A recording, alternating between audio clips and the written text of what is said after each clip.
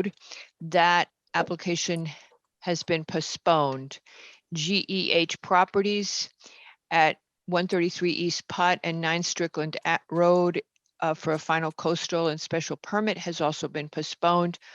And the Planning and Zoning Department has postponed a zoning text amendment for the accessory dwelling units. And that is it, I believe. Oh, can someone turn off their second computer? It just echoed. Okay, and with that, we will begin our public hearing.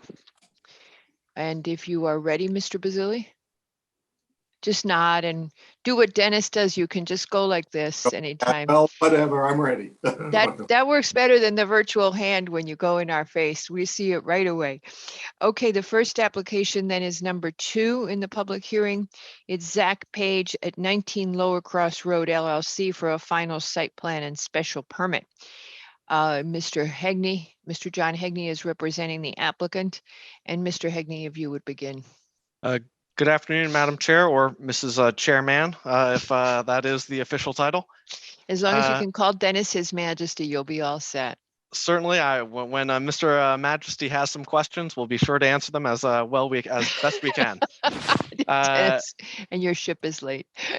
Okay, go ahead, Mr. We are looking for a special permit for an unpermitted or a previously constructed garage at 19 Lower Cross Road. This was last before the commission in 2010. When the house was added on to, that also required a special permit for volume. At that time, under PLPZ 2010, 199 and 200, the pool house that was approved with the house addition was never built. We did receive a certificate of occupancy for everything on the property minus the garage that we're seeking approval for this evening. Under building permit 10-315. I do feel a little responsible for some of the emails that we were bombarding. Mr. Yes. Lowe, back. Yeah, Mr. LaRoe, you have your hand up. Clarify, there's also structures that were not constructed that were approved under the prior site plan too. Could you list those? The pool and the pool house, I believe. The pool house was not completed. There is a pool on site. Okay. There is a subsequently constructed pergola, but everything else was done under the original proposal in 2010. So the email that you missed, Patrick, earlier today, and while we stopped you, Mr. Hegney, let me just ask you this question. It was a little confusing from what you sent today. Would you clarify? What did you build? This is the question. What did you build that is not what was approved? Only the garage? Only the garage. And the only thing that is differently built than what was approved? The only thing that is not consistent with the approval? It is mainly the garage, but all of the other items that we've done in order to bring this plan before you and the Wetlands Agency last night were to make sure that we're in compliance with the terms of the 2010 approval. I know the commission had talked a lot about that at the briefing. Yes. In terms of how do you enforce these things when they fall out of compliance? Mm-hmm. Obviously staff highlighted all of the major instances when you're allowed to bring these projects back into compliance, and asking for new permits is one of them. Our engineering plan has been built not just to meet the current drainage manual standards, but also to ensure compliance with the 2010 approval. In particular, if you see the outfalls for the drainage system on the east side of the building that go out towards the wetland, all of that is being reconstructed so that it is in compliance with what the town wanted to see in 2010. Furthermore, I would note that we did go to wetlands last night, but we also met with Director Sesto to address some of the concerns from the conservation staff. Our wetlands buffer planting plan doesn't just improve the wetland buffer for IWWA purposes. It also restores trees that had been removed between 2011 and 2022. All of that was done based on aerials that were reviewed by the conservation staff, again, to ensure compliance with the terms of the 2010 approval. So that is the types of activities that we had to go through in order to make sure that we merit approval this evening for this change to the property. I know Mr. Kuchar and the zoning enforcement staff did have some concerns about the grade plane and whether or not we could confirm that we're in compliance with the zoning regulations for the RA4 zone. We didn't originally think that it was going to be a big deal because regardless of how the lower level is treated, whether it's treated as a story and whether it's included in our FAR, we have a compliant project. Here, we do have a proposed grade plane, which will avoid counting the lower level or our basement level, including the new garage, as a story. That leaves us as a 2.5-story building. 2.5 stories are permitted in the zone. We don't change our highest ridge. We are shortening the building according to the grade plane, even though it's not increasing in height, practically speaking. And if we were to include the lower level or all 100% of it towards our permitted FAR, we'd still be outside the 10% maximum allowable. So Mr. Kuchar's staff would not have to worry about FAR worksheets on this project. As I mentioned, we did receive wetlands approval yesterday evening. We noted the comments from Public Works. We're happy to comply with those. We appreciate their support on this project. We also were able to get in confirmation that we are compliant with the green area on site, with over 90% of the site being green. And speaking with staff in the lead up to this hearing, both them and Aidan McCann, our surveyor, did say that when developing a site like this, it's good to have a lot of property. With that, I have nothing further. I'm happy to field any questions from the commission. Did you did receive a CO? That's correct, Mr. Lowe. We received a CO in August of 2011 under permit 10-3115 for the dwelling. So so this work presumably is outside, well, not presumably, is obviously outside of that certificate of occupancy and was done sometime between that time and now. So it has not expired, right? Well, it hasn't been permitted, I would say, Mr. Lowe. So the zoning approval for the majority of the property seems to be in order based on what I reviewed today from the applicant. But what the purpose of this application is, and still is the subject of the discussion, is the subterranean garage addition, which was not permitted and is not CO'd.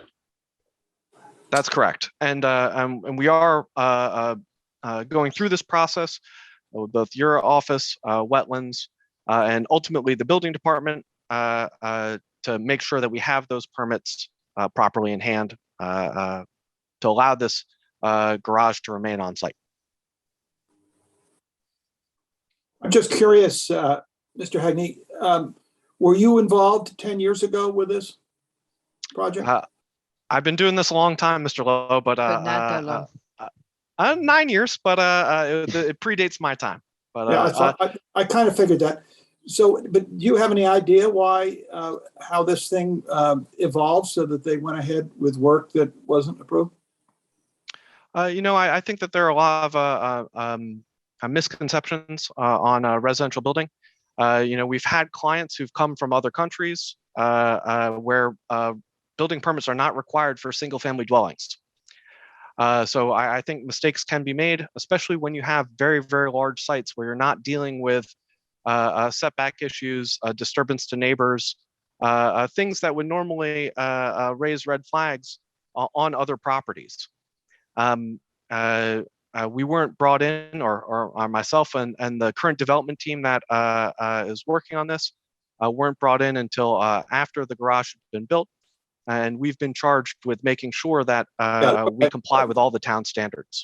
That's fine. They were not observing the when in Rome rule. Okay, got it. Anybody else have any questions? Mr. LaRoe, it's safe to assume that Mr. Kuchar hasn't reviewed the grade plan that was just submitted? Correct. And I would just say that I do believe that this building, no matter how the lower level is calculated, would comply with zoning. I do, my expertise in doing these always gets a little bit cloudy when it comes to these basement extensions that go out from underneath the upper floor, and whether that has to be counted once or not, and those type of things. And from what I see from the design, it doesn't have the 3 feet of friable fill. So I don't know exactly how the zoning enforcement officer adjusts the floor area calculations to capture that. But you know, I'm not, you know, I can't stand here right now and say, oh yeah, the calculations submitted this afternoon are copacetic. But I can say that, you know, given the size of the lot and the size of the building, compliance is not really an issue with the gross floor area.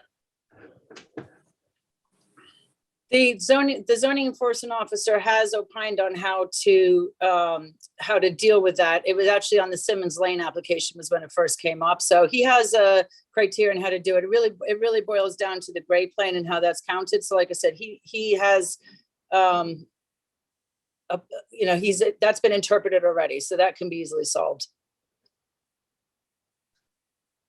Mr. Hegney, the wetlands approval last night and conservation that just came in talks about a landscape plan and changes to that.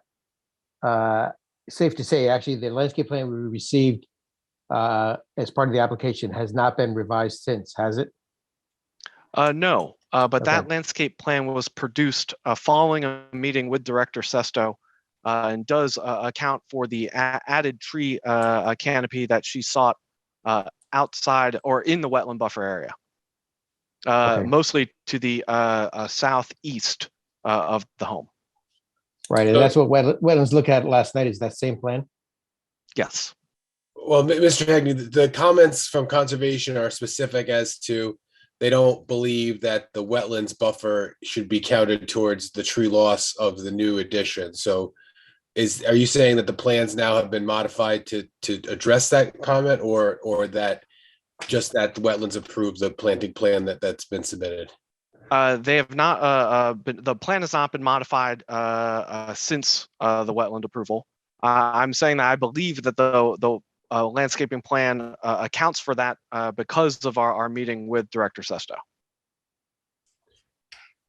Okay, it's only interesting because these comments are today's news, and they don't Sure. seem to incorporate that. So there's obviously a little bit of I don't know. There's just a little confusion, I think, in the messaging there. I'd be happy to confirm that with the conservation staff as part of zoning permit sign off. So that stands to say that if your client is asked to replace any trees that have been removed around the foundation of the house, that's acceptable. That's not an issue. I don't believe so. When we looked Well, at the object to closing this item at this time?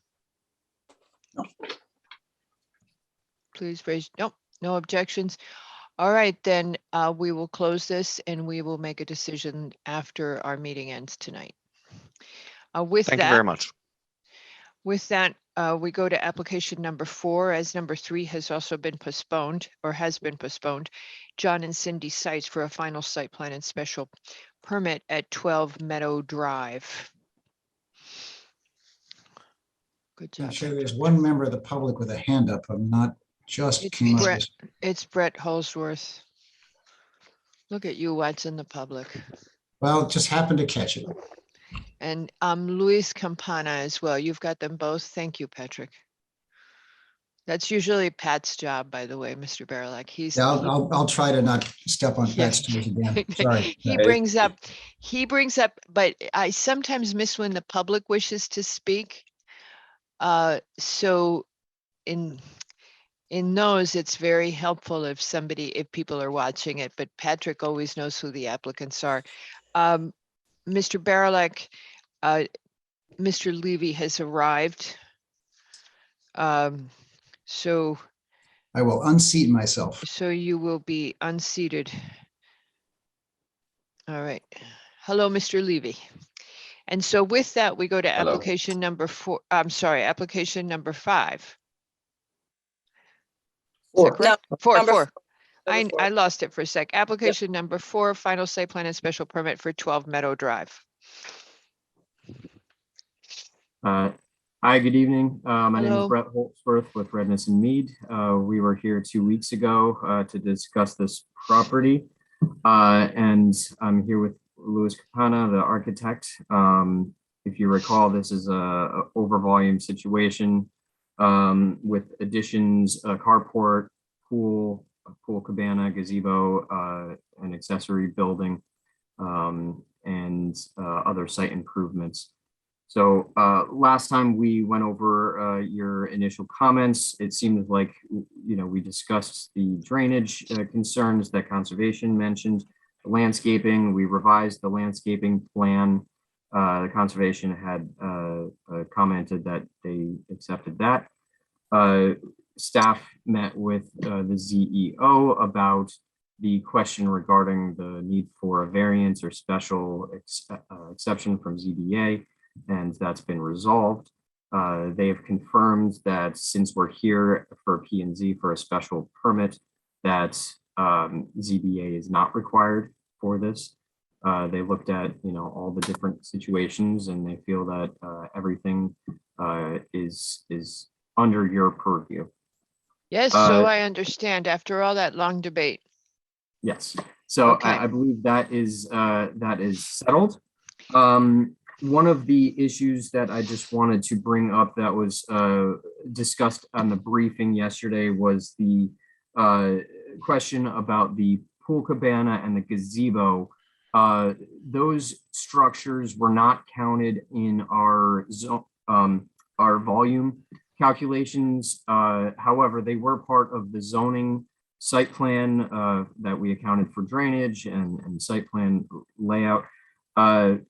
So those were initially thought to be future structures that, we wanted, so they weren't fully designed yet, but we had, kind of placeholders.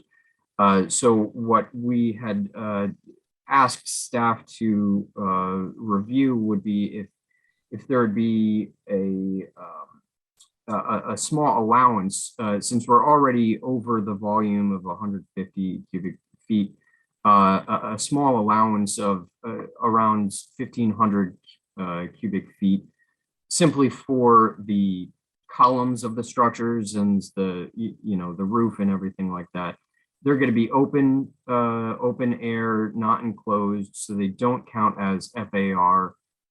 They would simply be the structures of those structures would be added volume. So we wanted to just say that ask that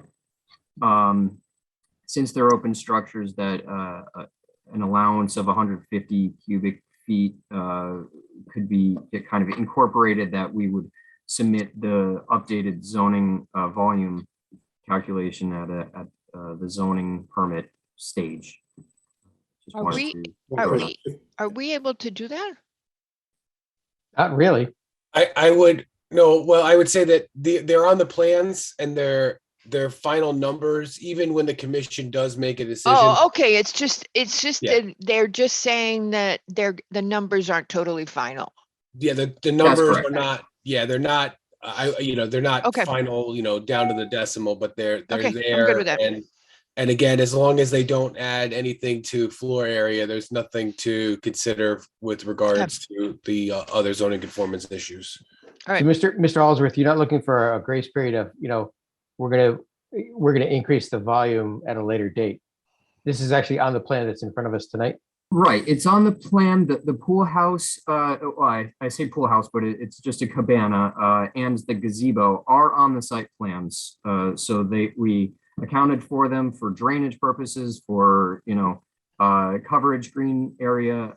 So it's just simply the volume. was not captured in the overall volume calculation. And when we have asked, obviously you're over the 150 and that's just a threshold, but we have asked historically that everyone give us the exact number at some point so that we can just keep track of it. But it's a threshold mark. So from that standpoint, it's Okay, All right. easy one. Right, Okay, and just in comparison, between, right now, we're at 179,000 cubic feet, and just adding simply 1,500, doesn't really give a big increase overall. Okay. Now, you keep, the one comment that I think you did well by conservation. They seem pleased. The only thing is, of course, they're asking for the getting the detail of the species, this prior to construction. I would say that they do it before zoning permit so that we can sign off to everything. Sure. Mr. Holdsworth, one other question. This issue that keeps getting raised about the water and the drainage, were you able to address that anymore? I didn't see a comment on it or don't remember one. We didn't respond directly to the conservation comment, but when I stand by my drainage design, we took all the added impervious coverage and then some, and brought it to the other watershed that has better soil, that does not have flooding concerns. And we took everything that is going into that direction and try to mitigate it as much as possible. We collected and piped the carport and the added driveway to go to infiltration systems and a rain garden in the southwest of the corner. And we're regrading the driveway heading towards Meadow Drive so that it goes into the property, and then so the water can dissipate over the lawn instead of sheet flowing directly through the gutter onto Meadow Drive's right of way. We also are allowing for roof leaders going in that direction to dissipate via simple roof disconnects based on the standard, the Greenwich manual.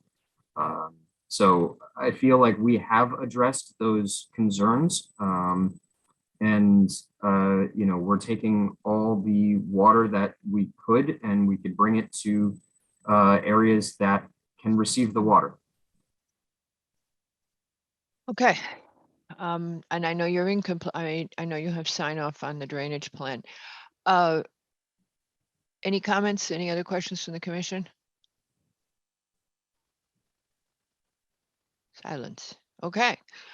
Do I have any comments from any members of the public?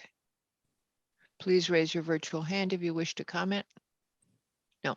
Okay, does anybody object to closing this application at this time? Nope. No objections? Great. Okay, thank you very much, Mr. Halsworth and Mr. Campana. All right, thank you very much. We go on to applications. We combined them the last time, so I'm suggesting that we keep the record combined. Mr. Hegney is back with us. It is for John and Cindy Sites at 12 Meadow Drive. The final site plan and special permit. I'm sorry, what's wrong with me? Dennis and Cynthia Ever for a final re-subdivision at 359 North Street, and also the final site plan and special permit for 2 additions at 359 North Street. And again, it's 359 North Street. I once again read the wrong application. Okay, with that, Mr. Hegney, if you would go ahead. Good afternoon, Madam Chair, members of the commission. John Hegney for the record.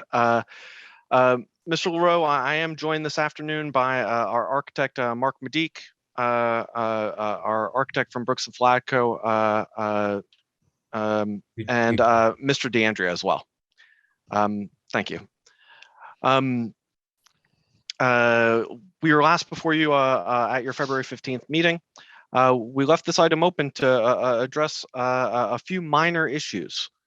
You asked us to provide a landscaping plan, which we have done so. you asked us to update our declaration of restrictions and review the neighbors' engineering comments with Public Works. Luckily, we're working with Wes Stout's office.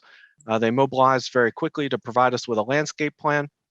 I want to note that a lot of work went into this. They provided a tree inventory to detail how every tree in decline was being replaced. They provide a landscaping management plan for lawn care and soil management. They located the proposed monuments along the open space boundary. And they provided a proposed planting plan for the open space.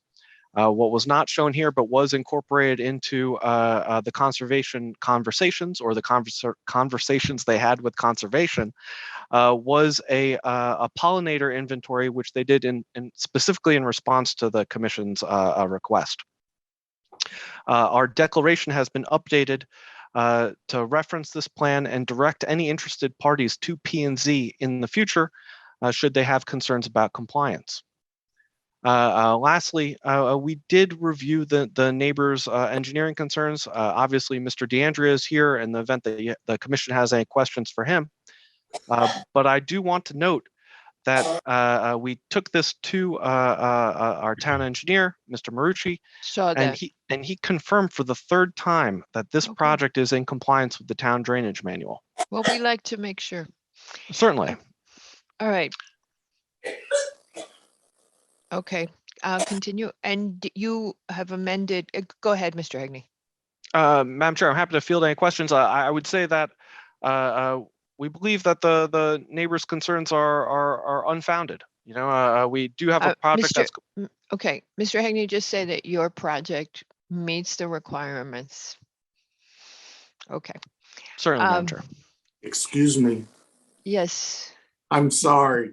I missed the last few minutes. Someone was choking here and I had to go. You can't let people choke when. No, just kidding.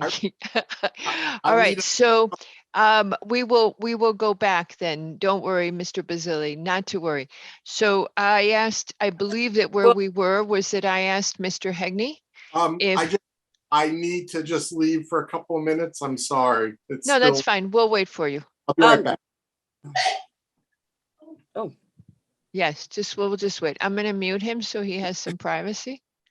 And this is obviously being recorded also, Madam Chair. So if we need it's to, okay. we can transcribe it after. I think what he missed was just the quick question about the drainage. So.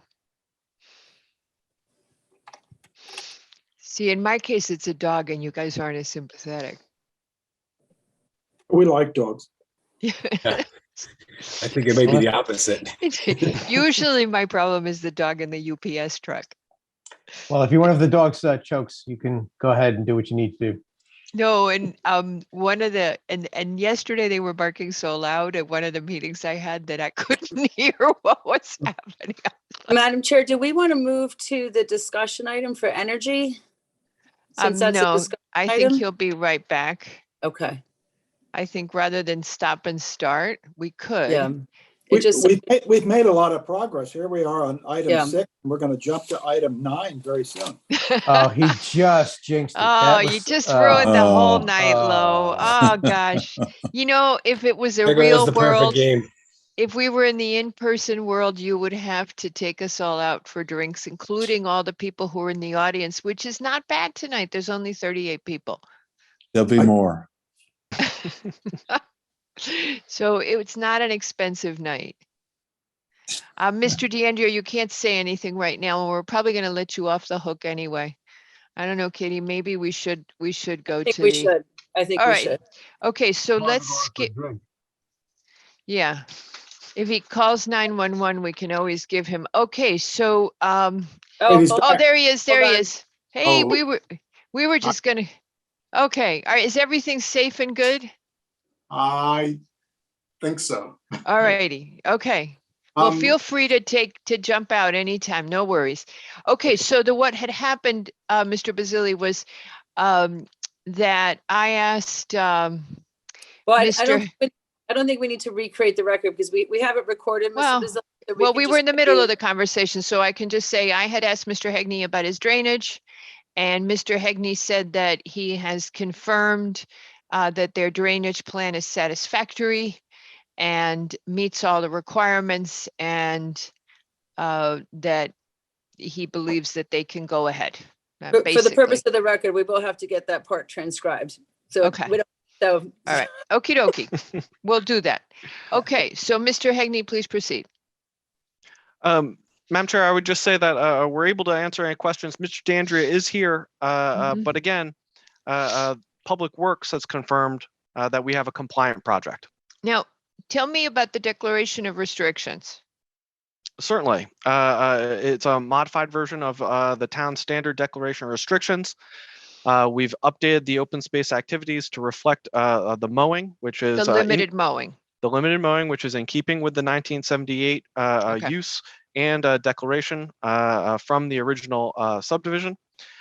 We've modified it to incorporate the landscaping requirements that the commission and conservation staff was interested in. That way, again, speaking to the enforcement conversation that the commission had at the briefing yesterday, in the event that anyone has any concerns, they'll be able to find the terms of the approval and the specific landscaping provisions in the P&Z files. And all of that is going to be formalized on the land records. Okay, and then, Mr. Hegney, I have the declaration open. I don't see the mowing as an alteration or a change to it. Can you direct me to where that is? All of the changes as part of a declaration of restrictions are made in paragraph 9. do you have If that, you Mr. look at So I have the sunken monuments, Good, because we needed that. the plantings, Wesley Stout, dated yada, yada, yada. Additional new plantings. The landscaping I notes in the believe plan it and is, title. I So believe it it- is subsection H or G, excuse me. It's not shown as a change because that was what we had originally submitted to the staff as part of this new re-subdivision application for the clarification. Okay. Mr. Macri, it's a That's- little bit confusing because the version that was in the record versus the version that was filed post decision are not the same. So the applicant started from that point and edited that version and not the one that was in the file. That's The correct. draft, the draft. Okay, Yeah. so that G is to be kind of considered new. It is new as of the filing of this application for the clarification. Right, okay. Okay. And you moved the wall in the open space, so you're not going to be grading in the open space anymore. And you did the tree inventory. And then, Mr. Hegney, when you file the declaration on the land records, would you be doing that with the, just how are you going to reference that to the old map? Well, the old map hasn't been filed. Is that correct, Mr. Hegney? That's correct, Madam Chair. We are waiting for your signature. We will hopefully receive that the minute that the commission confirms the language in the declaration. The declaration, in response to Director DeLuca's question, will reference the new map, referencing the adjusted open space boundary. All of that will be recorded together, assuming that we get the approval of that language this evening. The reason why the map hasn't been recorded is because we're waiting on this declaration of restrictions issue. Luckily, because we're dealing with a lot line revision, which is not technically a subdivision, we're not under any statutory timelines. We can record as soon as the commission approves. Well, you need the signature. Okay. We hope that your autograph is available after Well, this. that's what I'm referring to though, Mr. Hegney, because there's obviously an original map and that had a declaration associated with it. So I know They that, never filed it is what this says. So What it says is that hold on, I'm looking at the staff report and it says that, I just lost my place. It says that it was never filed. The the base map, the site map is not yet filed from application, the 2020 application, as the restrictions of the corresponding declaration of restriction need input. Is that correct, Mr. that- Hegney? That's correct, Madam Chair. And dealing with staff on this, and Ms. Pruitt in particular, she noted that the declaration that we submitted departed from what she normally expects to see on declarations of restrictions.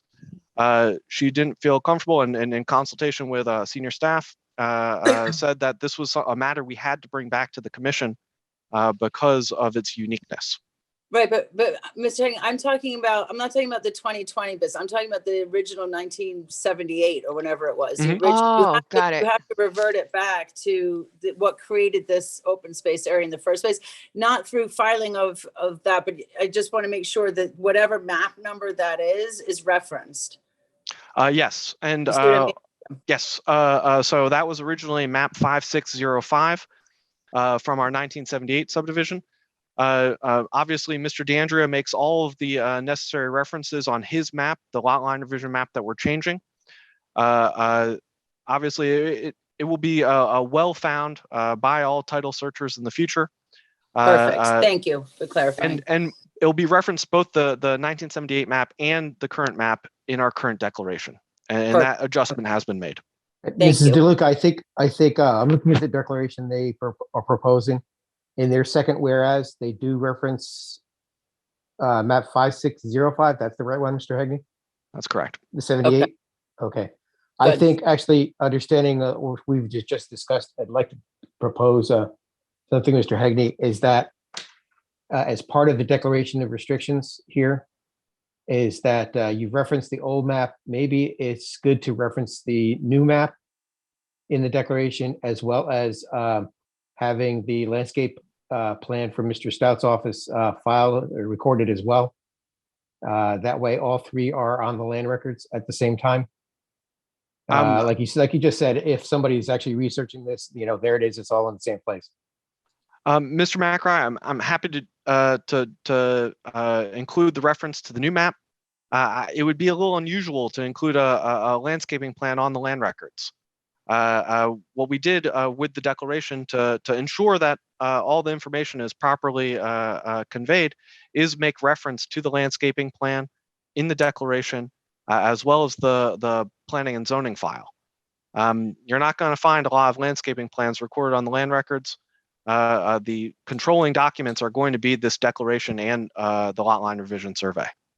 I would say we did have a situation, Mr. McRae, where we did that once and it was a mistake because landscaping changes, trees grow up, they're to be removed, there's crowding, whatever. So I think just the succession occurs, and as a result, the language of the declaration should be sufficient. Understanding that if that map's not filed, that making sure the declaration covers it. Yeah, I think the only thing I was bringing my point was, section H, part of the future management of the open space. The owner shall abide by a landscaping note shown on the plan entitled, so on and so forth. Right. And I thought that was that kind of issue to say, the declaration says do whatever's on the plan, but the plan is someplace else in another file in another department. Mr. McRae, you find that a lot of the real estate attorneys in town have expressed similar concerns on other land use filings. We're happy to attach the landscaping plan as an exhibit to the declaration. And then that's certainly something we could do. There you go. Okay. Mrs. DeLuca, would that be sufficient?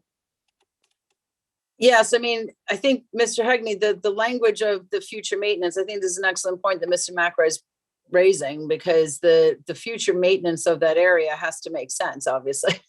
Absolutely. The plan's not a static document, so to speak. It is for right the second, but so we just need to make sure that language covers it.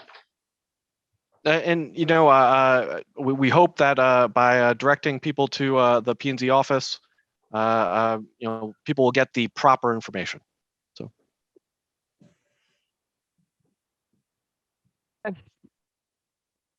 Any other questions from the commission? And the monuments we got. Okay. I think we've got You move the walls. And okay, and no other questions from the commission? Does anybody from the public wish to speak on this application? There's a hand up. Are you, Lumina Lidar, are you speaking about 359? Yes, we are. Hello. Great, Under okay, Lumina. great. You've had your hand up. I wasn't sure. Hold on just a second because the court reporter likes to be able to see people's faces.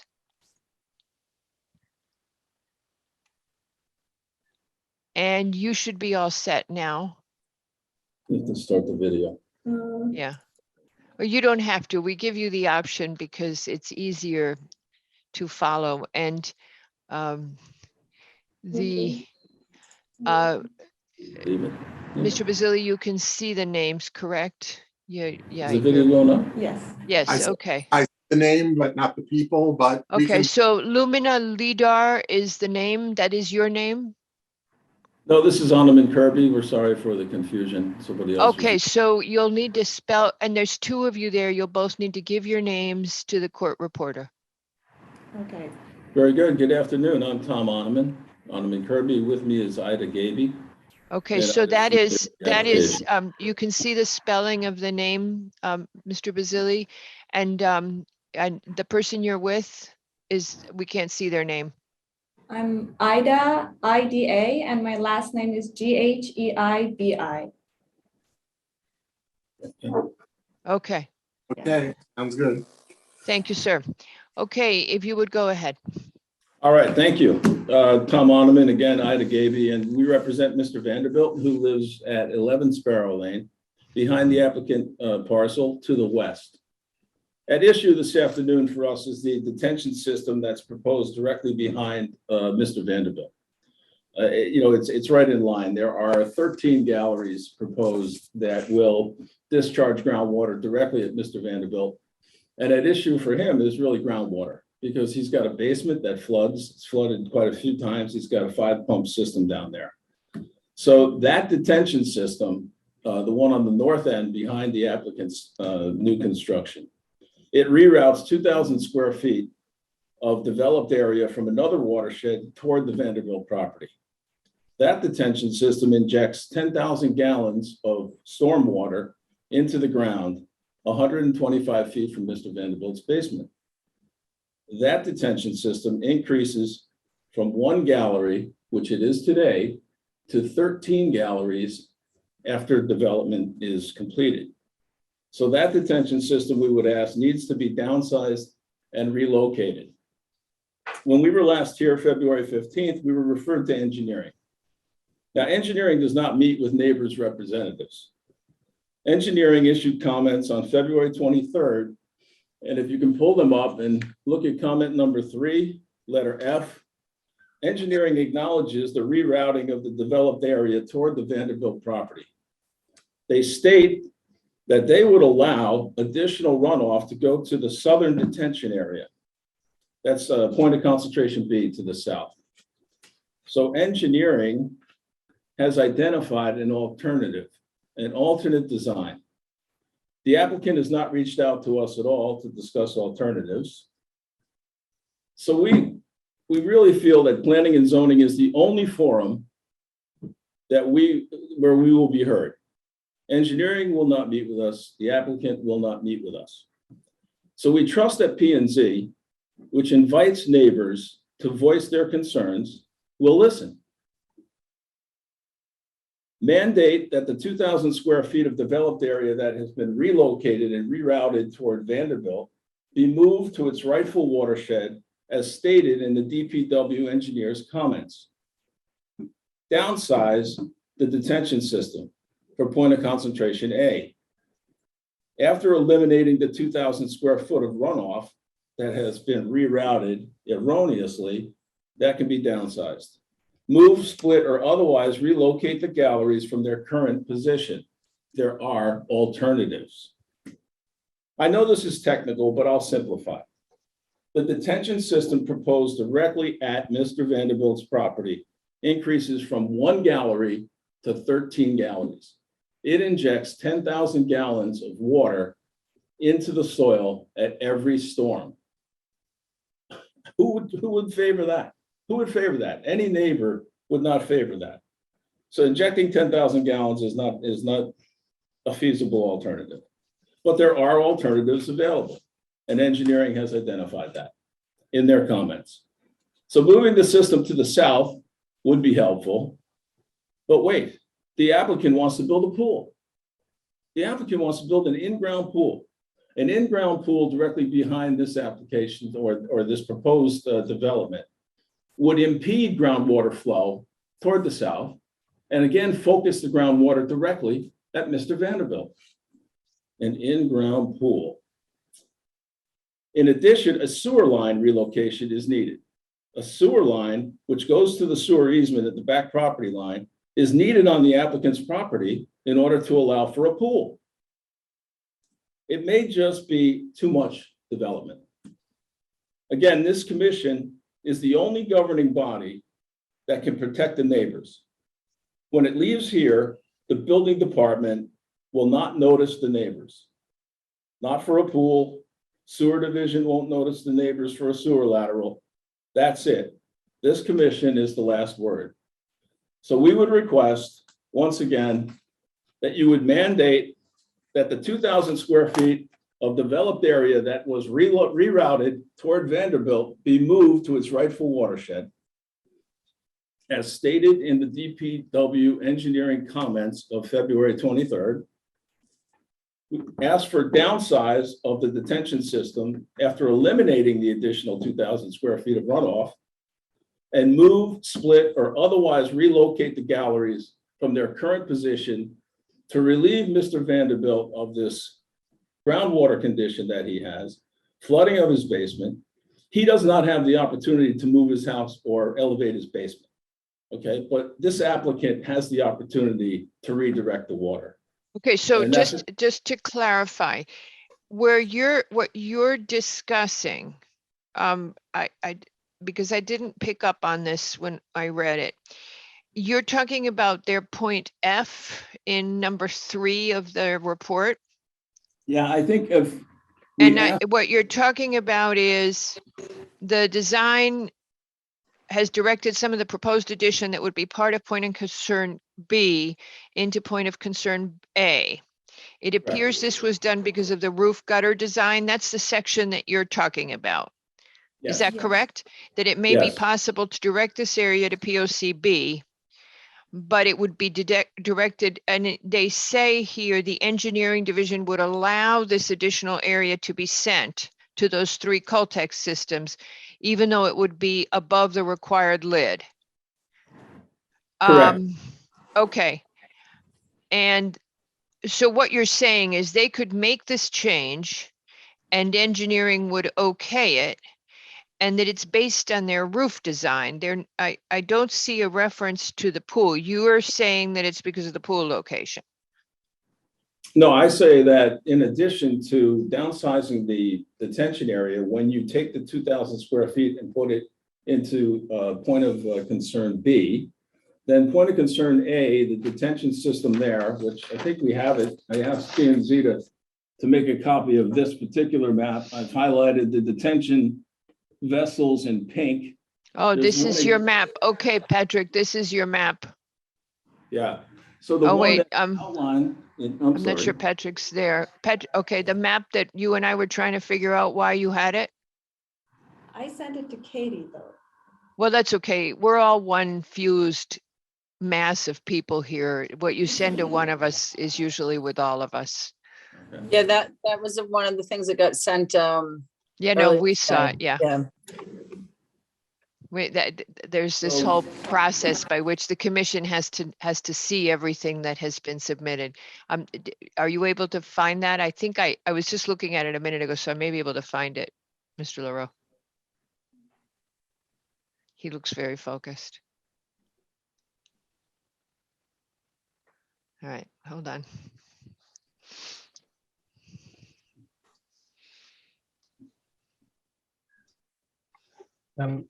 Madam Chairman, if I could just interject that I don't believe that neither John nor I have been contacted by Alderman's office to discuss this. I can't speak for DeAndrea, but I do believe that neither one of us had heard anything about this until today.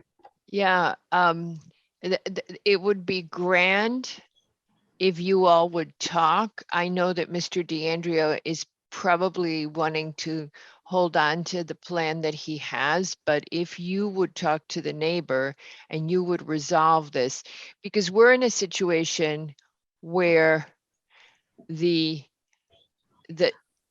have met the requirements. Someone is asking you to make a change so that the plan does not impact them. In the long run, that's a really good thing for the neighbors to get along.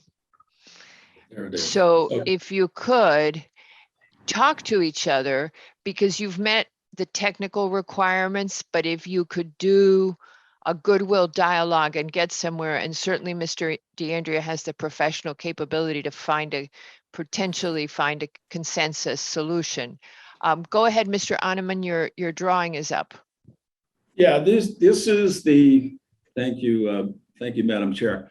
And before we get too far along, the drainage, the stormwater management report has not been totally approved. It has been kicked down the road to the building department. So changes are required by Mr. DeAndrea anyway. Well, So- this is the way it's always done, Mr. Animan. They've got it as a resubmit prior to building permit, and that is the way we do it. So from our point of view, we have an engineering sign off.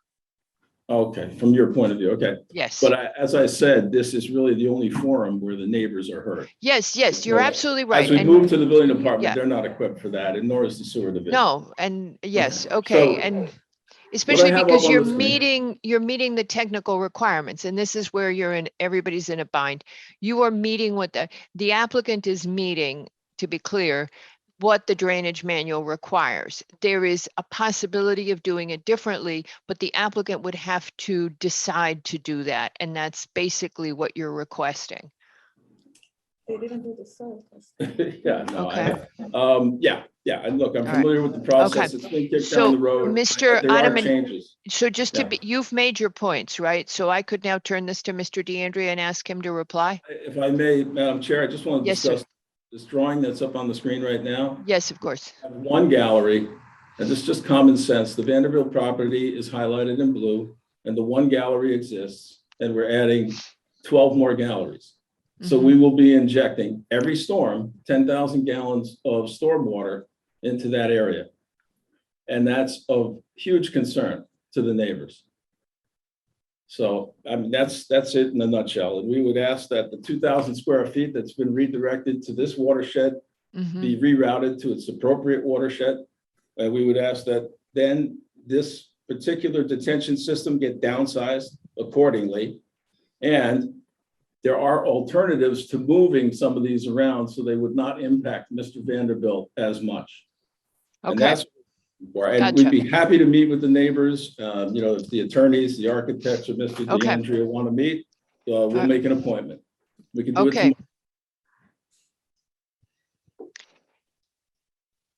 tomorrow. Mr. DeAndrea, would you kindly comment on what Mr. Animan has advised? Mr. DeAndrea, before you proceed on that, I have a question for you.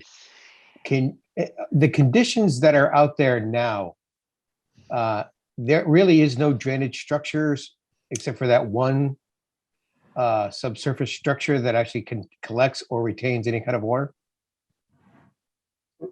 Mr. McElroy, that's correct. There's a small set of galleries. Mr. Animan classifies it as one gallery. I don't think he has the actual knowledge of what exactly is in the ground, but regardless, over in that northwest sector, we discovered some galleries. I don't know if they were ever documented or approved, so to speak. However, there is something there. I submitted to you or to the staff today just a copy of the GIS map for the area, indicating and highlighting the fact that there is a definite flow path toward the southeast corner, if you will, of the Vanderbilt property. It's very obvious. Mr. Animan and his staff have documented the fact that they've got 5 sump pumps in the basement. We appreciate the fact that that may be the case, but it's not something that we created nor that we can control. The important part of the design is that on the basis of Mr. Marucci's review, we have had the peer review. It has been determined that it is in fact in accordance with our town drainage manual and the parameters set forth in that regard. We are always willing to accommodate. Mr. Onoman made a point that we didn't contact him. The fact of the matter is we could have been contacted by him and we would be glad to do so. However, we have to take care of this very carefully because what Mr. Onoman is suggesting that we do is to reroute the drainage area from one side of the property to another, and that would have the potential for adversely impacting the neighbor to the south. And as you can see from the GIS map that we presented as orientation, the water that flows off of the Vanderbilt property continues farther south onto number 7 of Sparrow Lane. So to suggest somewhat cavalierly that we should direct it to somebody else to suffer the problem currently affecting number 11, I think is somewhat unfair. Now, how can we resolve a couple of things to satisfy everybody? Well, one of the things that would be possible is for DPW and us and Mr. Onoman's client to agree that we could increase the volume that we have in the ground and move it around so that we don't have to comply with all of the parameters, such as the separation between the galleries. I do want to point out that we have designed this so that the peak discharge to that northwest corner of our property is consistent and has been verified to be that, has been consistent with the discharge currently going in that direction. So we're not increasing the peaks and we're controlling that very carefully. So what I would like to say is that to the extent that Mr. Onoman is willing to meet with our office and Mr. Marucci, perhaps there is a way in which we can accommodate concerns of both parties. But we do not think it's appropriate to delay this application any longer. And I think that's something that the commission could accommodate all parties on. Mr. DeAndrea, I would welcome that because again, since you've met the technical requirements, if your client would have a goodwill discussion, I'm sure that the expertise that's on this application can come to a good solution all around that still complies with the drainage manual. And we would be very pleased to see you do that. We concur. Okay, As a so condition of approval, of course. so I wanted to ask, I think I remember, so Mr. Onoman, I'm going to turn to you one more time. Are you satisfied with that? Yeah, if I may, Madam Chair, I think that, a meeting would certainly go a long way. And peak flows are not the issue. It's all about the groundwater and that specific detention system that goes from 1 to 13 galleries. It's not about, it's just not about, handling this stuff. They are worsening the groundwater condition. I know he says that Mr. Vanderbilt's condition is a bad one and he's sorry, and I get that. And we all get that. But we don't need to worsen it by interjecting a bunch of groundwater toward him. Also, we did contact Mr. DeAndrea's office 10 minutes after we had sent you the letter last meeting. We sent it to Tony's office and he had it. So we put him on notice, 10 minutes after we noticed you, we sent it to his office. So Okay. the team was aware. The team All right. was aware. Well, this happens a lot. It always turns out that people didn't get the message once we get into the guts of something, but we've got an offer on the table and hopefully this will be resolved. Can I, Madam Chairman, can I add just one thing, please? This is Mr. Madik. Yes. Correct. And I just wanted to point out to Onoman's office that this whole application is actually a consequence of reducing the development of the overall project, meaning instead of 2 houses, probably large houses, which would then increase water flow potentially to the Vanderbilt property, that there's only 1 house with a somewhat slightly increased footprint. So I think that the net of the project overall is beneficial as compared to 2 different houses. So I think that might perhaps help your clients' appreciation of the project. Mr. Madik, people always just want it as better as they can get it. So that's probably Understood. what I he's just wanted to. Yeah, it's not Mr. just about Hegney, that. I mean, yeah, it's Mr. not just Hegney, about that. yeah, no, but people want to improve it. So Mr. Hegney, you wanted to say something. Madam Chair, I would just note that I think you've been noting the most important thing about our project here is that we're in compliance with the town's regulations and standards for a project of this type. Don't I ruin think it, Mr. Hegney. to ask us to Mr. to Hegney, do not ruin it. We're good. certainly, Madam Chair, I would just say, We're that good. this project merits approval. Goodwill does not do you any damage to work in good faith. And Mr. DeAndrea has done that. I've noted it several times that you're in compliance, and I've asked you for an act of good faith, and your engineer has agreed to it. So if you agree to it, that would be a good thing to do. I am not threatening to withhold or telling the commission that they have to wait or anything like that. We are asking you for a good faith conversation. I would just not want the commission to transfer any authority that they should be exercising themselves. Mr. Hegney, we are smarter than you think we are. Madam Chair, I Okay. do know that. Thank you. Now, Mr. DeAndrea, if you wouldn't mind, I'm going to switch topics just for a sec. There's something I can't remember. Could you just tell me the drainage pipes that are in the open space, they were always there, right? And they were always known to be there. Is that correct? I forgot what that discussion is. There's a comment somewhere that I was just reminded of. I just saw it in the DPW comments, and I had forgotten. We raised it the last time, and I don't remember what the answer was. Any pipes that are there now have been there, and they are not new, nor are we proposing any new pipes. Okay. That makes a difference. If that's what you're concerned about. Yeah, I can't remember where they raise it, but it's in the engineering comments, and I just don't remember where I saw that. I think it was in conservation. No, And I think, from the development plan, it looks like it picks up roof leaders, Mr. DeAndrea. Right. But we're maintaining the status quo on those aspects, but the issue here is toward the western side of the property. And we're not making any new proposals for encroachment into the open space. I just wanted to confirm that. Yeah.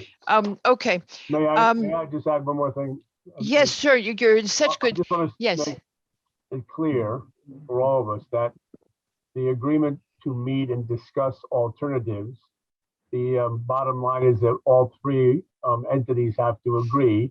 And there's also the idea to be concerned about is that we are not exacerbating a problem on any other property. Yes, I that- understood that point Okay. when Mr. Yeah. I forget. One of the points that was raised was you don't want to move the water so that it goes somewhere, it redirects to Correct. and impinges on another neighbor. But Mr. DeAndrea, I have every confidence that you and Mr. Oneman can work something out With that Mr. will work. Marucci, right. Right. I think In you'll that- be able to in figure that it out. forum, in that It's forum, so that we, It's not like you're amateurs. correct. Thank you. All right, so so we should, and I'm hoping that we can leave you to really work it out in good faith and try to reach consensus. Does anybody on the commission have any other questions or comments? No. Does anybody from the public wish to speak on this application? Anybody further? Okay, we will, if nobody objects, we will then close this application at this time. Please raise your hand if you object to the application being closed.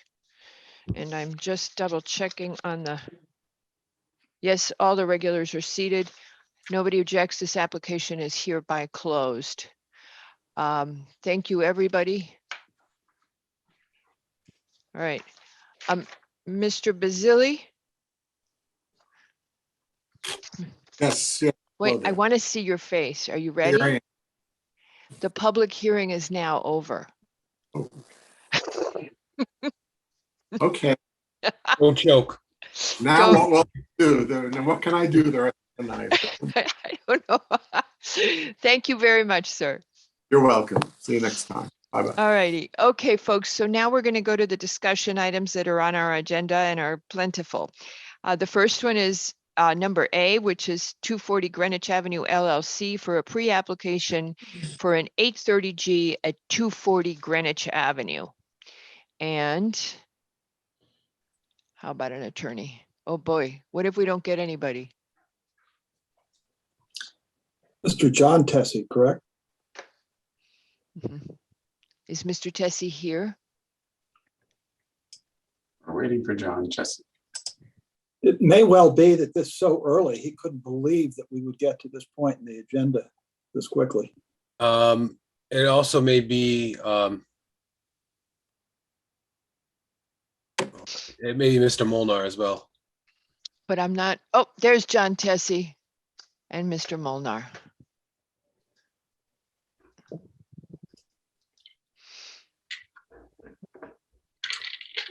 You've got Mr. Yeah, okay, we're all set. All righty, okay. Hi there. Apologize. I'm on an iPhone. But I'm here. All right, okay, good Mr. evening, madam. Tessie. You have 240 Greenwich Avenue.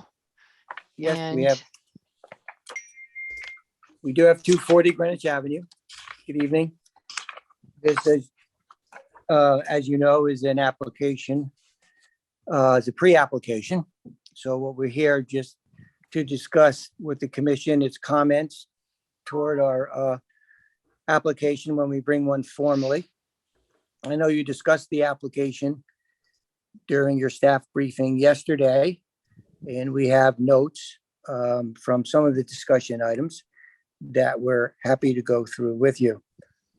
Insofar as the application documents themselves that were submitted, as you know, we've indicated that the application will ultimately be one under section 830G of the Connecticut state Finished. statutes. It will involve, at this particular time in our thinking, a single building, 6 stories of residential use, 2 stories, lower levels of parking. It will have a mix of 1-bedroom, 2-bedroom, and 3-bedroom units. I know that during your discussion yesterday, there were suggestions that we should increase the number of 2 and 3-bedroom units. And I'll certainly take that up with the principal, is Mr. John Ferrari, I believe you all know, because we've been before you on prior occasions regarding a couple of iterations of the new building that's being proposed in the parking lot area of 240 Greenwich Avenue. The overall concept here is to add this building to a site that contains essentially a bank and office building that also now has retail fronting on Greenwich Avenue. The proposed building will front it, if you will, and access on West Putnam Avenue. West Elm. West Elm. We've been before you so often on West Elm, on West Putnam, I say. So exactly, West Elm Street.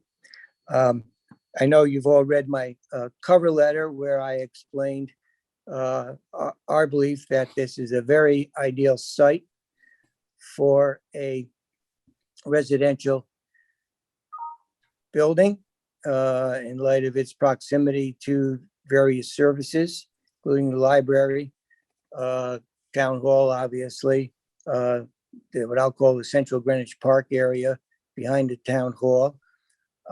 And also, of course, we have the public library and transportation in terms of public transportation of the railroad. And also we have bus service 2 blocks away. The concept overall here is one where we'll be able to serve the various types of residents, from single practitioners, single individuals, couples, and also families with our 2 and 3-bedroom units. And there will be a total of 18 affordable units under the state of Connecticut definition. 25% of those affordable units will be considered low-cost units, and the 75% would be moderate income units, as again described in the state statutes. We're aware that there are a number of other A30G applications in your queue. We're aware later on this evening, I believe you'll be talking about a project to the north here. And we understand that there's some concern of the commission members as to the number of units being proposed overall for Central Greenwich.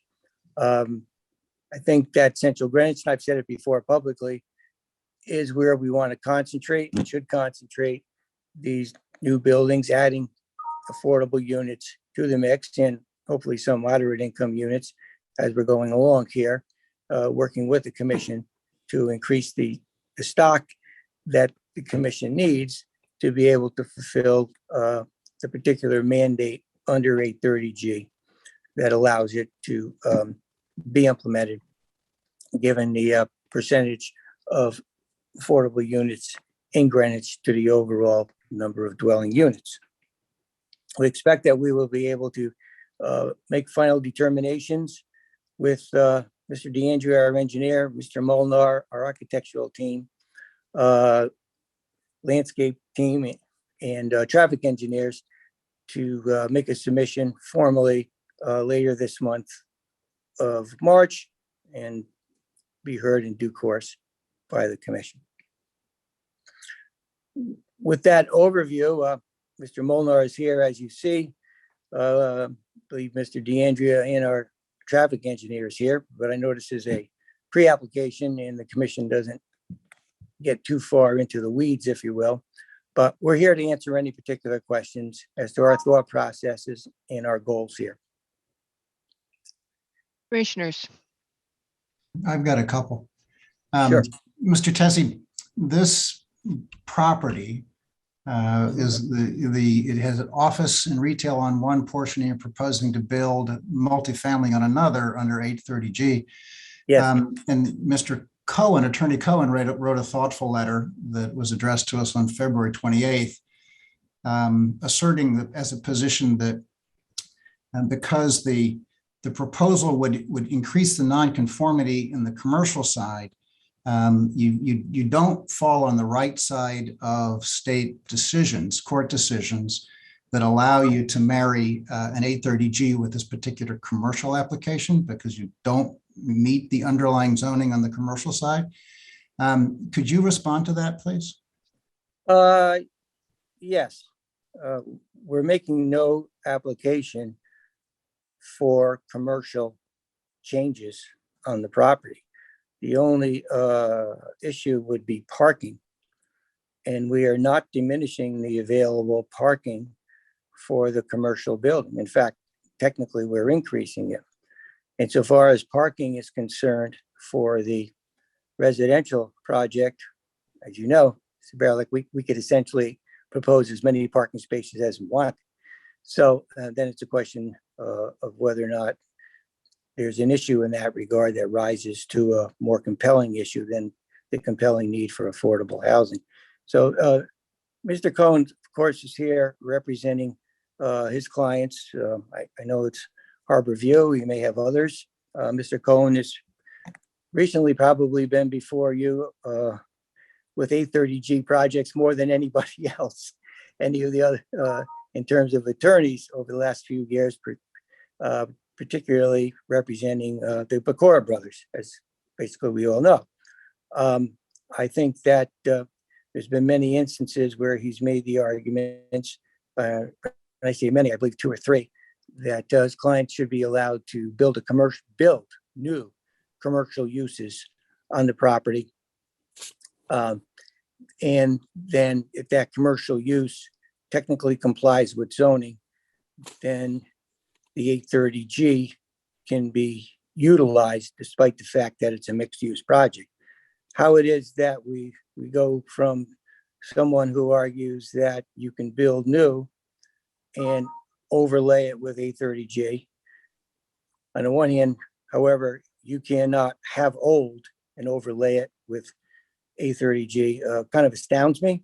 I haven't had a chance to review his full legal argument, but I am very confident that his position would not be sustained by the courts. In fact, it flies in the face of a number of cases when you get to the bottom line of the compelling need for affordable housing in those communities where they're short on the percentage of units to the overall units. So you may need to be more specific with that. You're saying it would override, what cases is this that you think that are more compelling? Because we did go through this a couple of times.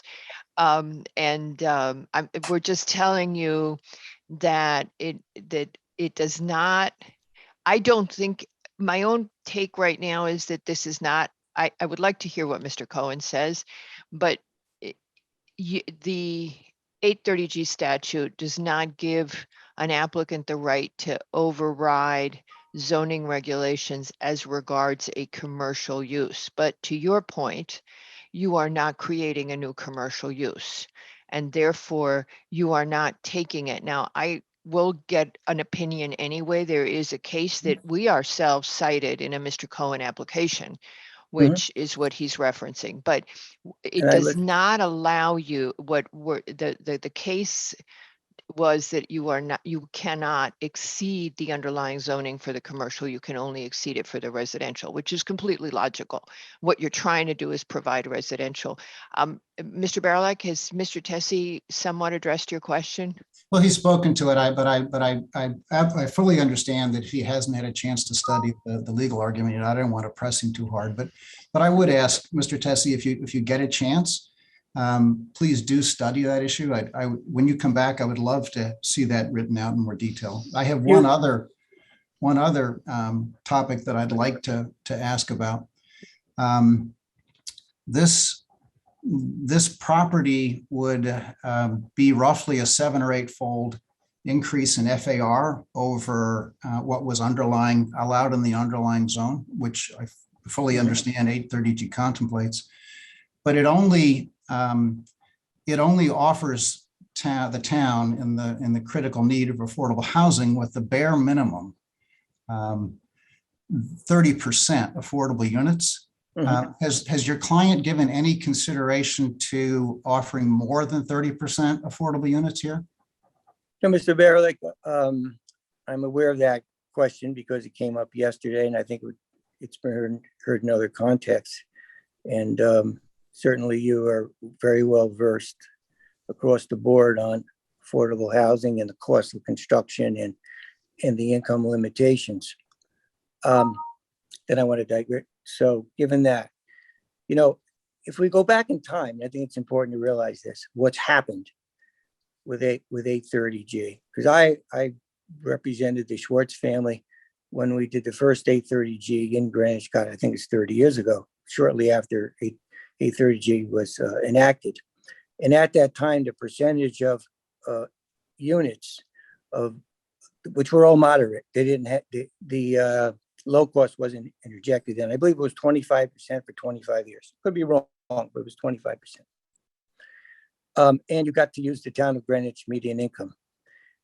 And you take it was the town of Greenwich, I think, and I forget the legislatures who lobbied with other, I'll call Gold Coast towns, to increase the percentage of affordable units and also introduce the low cost units. Why did they do that? They did it because they believed that would make it less attractive for developers to seek out 830G. But it actually wound up doing this. It caused them to build larger projects to subsidize the greater number of affordable units or low cost units. And it's a balance. And of course, we all know that, I think everybody knows, construction costs have steeply risen, to say the least, over the last few years. So what would simply happen is, if you were to say, we'd like you to see, Mr. Ferrari, two more units, 3 more units, what you're going to find is that that's fine, but I'm going to have to add more commercial units, meaning market value units, to subsidize that greater number of affordable units. That's what would happen. So you're kind of like defeating the purpose. You're just going to cause people to propose larger projects. You know, when we got into this, that's why I'm saying we got to go back in history at this particular project. Mr. Ferrari wanted to build a more modest building, and he felt 20 units. And he tried to work with Mr. Cohen and Mr. Clone's clients. And what really happened at the end of the day, you know, they fought us every step of the way when we were before the commission. They told us they were going to fight us every step of the way, and they are going to fight us every step of the way. Now, you know, and basically, you know, did not want to talk to us, did not want to come up, modulate, and we actually showed some alternates because Mr. Ferrari thought he wants to be a good neighbor. He works with the neighbors, just as he worked on West Putnam Avenue with neighbors. But they basically said, nope, you know, go to Hades. Look, we're not going to go there. We're not going to go to heaven, but it looks like we're going to go to New Britain on this, if that's what it takes. He is going to develop that until the final court says he cannot. I think this balance here under 830G as it exists today is probably about as good as you're going to get. But at the end Mr. of the Chesney. day, if you ask more units, I'm telling you, developers on an affordable side are simply going to propose a larger project, defeating the argument, you know, that we're trying to temper these. Mr. Chesney, I'd like to interrupt you here. You just said the I'm done. balance. Can you explain? Talk to me about the balance, because I don't see balance here. I see 60 units. I see 18 that are affordable and 42 at market rate. I see a 7-story building in a historic district. I really don't see how the balance works. I see, I think it really explain the upside of this project to me, because I'm really kind of failing to see it. Okay, well, I can explain. When we say the upside, it's a matter of perspective on what's upside. Question how much one believes in increasing the affordable stock, the affordable unit stock in the town of Greenwich. It's locationally, I think there's plenty of, I use the word balance. We have a 6-story building. 7 stories. Mister, I think you really have to take a look. I'm not talking about our building. I'm making a point. We have a 6-story building to our west, and then across the street to our north, we have another 6-story residential building. So in terms of balance in that particular area, we do see those buildings of that particular height.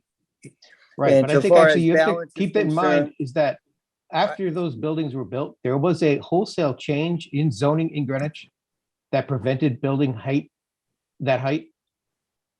We had discussed this a couple of months back with something. It was a really nice chart that council, another projects council had provided us that really kind of showed that point. So, you know, the people back then said this is a bad idea. So we've never done it again. So again, where is the balance here? I'm not seeing how this balances out and provides for us, you know, affordable housing. It gives us 8 units, but 8 units to what detriment? that's a good question. To what detriment? Because everything else is aesthetics. Okay, I have some other questions. Or whether the building's 8 stories or whether the buildings are 4 stories. Is life going to come to an end? Do you think the town of Greenwich 50 years from now is going to look like it looks now? It didn't look like this 50 years ago. It didn't look like this 100 years ago. You know, we were in a very small window of life itself, whether it's in the town of Greenwich or whether it's in the United States or whether it's in the world. Right. Mr. Chesney, why 830G? Progress is always going to be a matter of perspective. Right. Why 830G today and not the 6110, which we saw before? What was the change? There were essentially 3 major changes. One was when we did a pre-app. Mr. Cohen brought up some technical zone. Had a discussion about those. No, go ahead. Sorry. You're cutting in and out. You just cut out for a second. Oh, I'm sorry. Okay, so yes, you've changed, we're curious because we originally trying had to a answer- 6110. Yeah, Can you hear me now? yes, we can hear you. Okay, as I said, there were three things that basically happened. One was we had the pre-application before the commission. Mr. Cohn raised technical zoning issues, which he's certainly free to do, and solicited the zoning enforcement officer to agree with his position. There was a whole debate whether he really agreed to it or not. It had to do with how one determines floor area when you have a piece of property that is overlaid with two zones. I described the issues with his logic, which to me, I understand from a historical perspective where we've seen that, but in this particular case, the CGBR zone and the CGB zone do not really lend themselves to be blended the way he was suggesting. And we can get into that more, I probably will during the formal hearing. But I had asked that we have meetings, and I brought it up to planning staff on this subject. You can get Town of Greenwich, Town Council involved, but we have to have definitiveness here. And we don't want to find out, that the commission's going to side with that particular argument. And as we were discussing it along the way, I did try to have a meeting, didn't happen. Time went on and we had discussions internally, Mr. Ferrari and myself, and we just didn't have I'll call a warm and fuzzy feeling that we were going to get the deference that we needed to move forward under conventional zoning 6110 specifically. Number one. Number two is, as I stated earlier, and as you've seen with Mr. Cohn's letter, the opponents to the application at Harborview were going to take a very strong negative position against this application and told us in a meeting that they were not going to compromise and they were going to fight anything we tried to do in terms of a residential project on this site, whatever side. So you know what? When you take a look at those 2 points, you take away, then the third point is simply you get to, okay, what puts you in the best position? Well, in terms of winning a court case. So before you go there, Mr. 630G. No, I'm just giving you the three reasons. I'm not going anywhere. I'm just answering the question. Okay. So you didn't get a warm and fuzzy feeling about the 830G or the 6110. So that's one of your exactly, ideas is you're teeing up a project in a sense that you're teeing it up in such a way for impending litigation. What was the second point again? The second point, the first point was technically we didn't think we were going to have, we didn't think the commission was going to go along. We were concerned about the commission not going along with our application and ceding to Mr. Cohn's type of position, which, and you make the decision because it was an interpretation issue. And I pointed out from the litigation, we expected to be in litigation with Harborview, and knowing that's going to take time and effort. And so that was the second point, as I said. So you look at those 2 points, you weigh conventional appeals versus 830G appeals. And as you know, the burden shifts. So if we had a negative decision on 86110, and we felt we're going to lose a couple of years before we find that out. And then we have to start over again on 830G. So you look at it, you balance it all out, and you make a rational business decision. And that was the rational business decision. So Mr. Tessie, and I hope Mr. Yes. Ferrari is listening as well.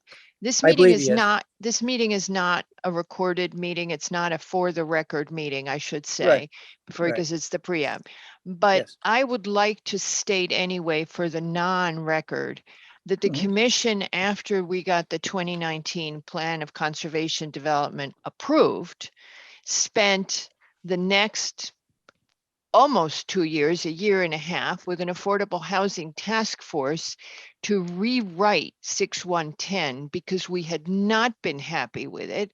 We had not been happy with the outcome of the previous regulation, and that both you and Mr. Ferrari and several other attorneys and developers participated in that process We to did. develop a new Yes. regulation for 6110 that you all could Mhm. agree to and for which we had consensus around the entire room.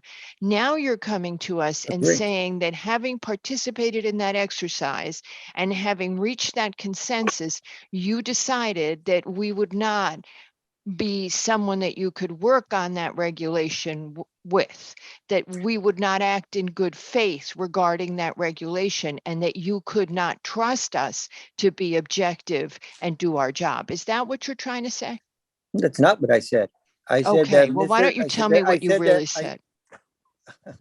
What I said is, Mr. Cohn, representing his client, he's a very good attorney, made arguments as to conventional zoning issues that would, if his position were taken, and it's not an extreme position.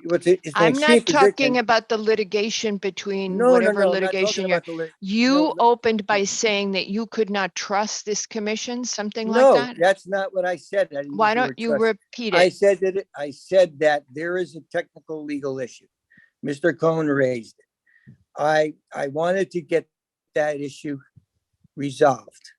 I felt that his issue had some degree of merit, and that it had nothing to do with, it had nothing, literally nothing to do with 6110. It had to do with the technical Okay, issue of how you let's determine start floor over area. again. We So, asked you why Yes. you had chosen, somebody asked you why you made this decision that Yes. 6110 was Right. not something you could do. And the first thing you said was make a comment about the commission's decision-making and how you had decided that you could not rely on that decision-making.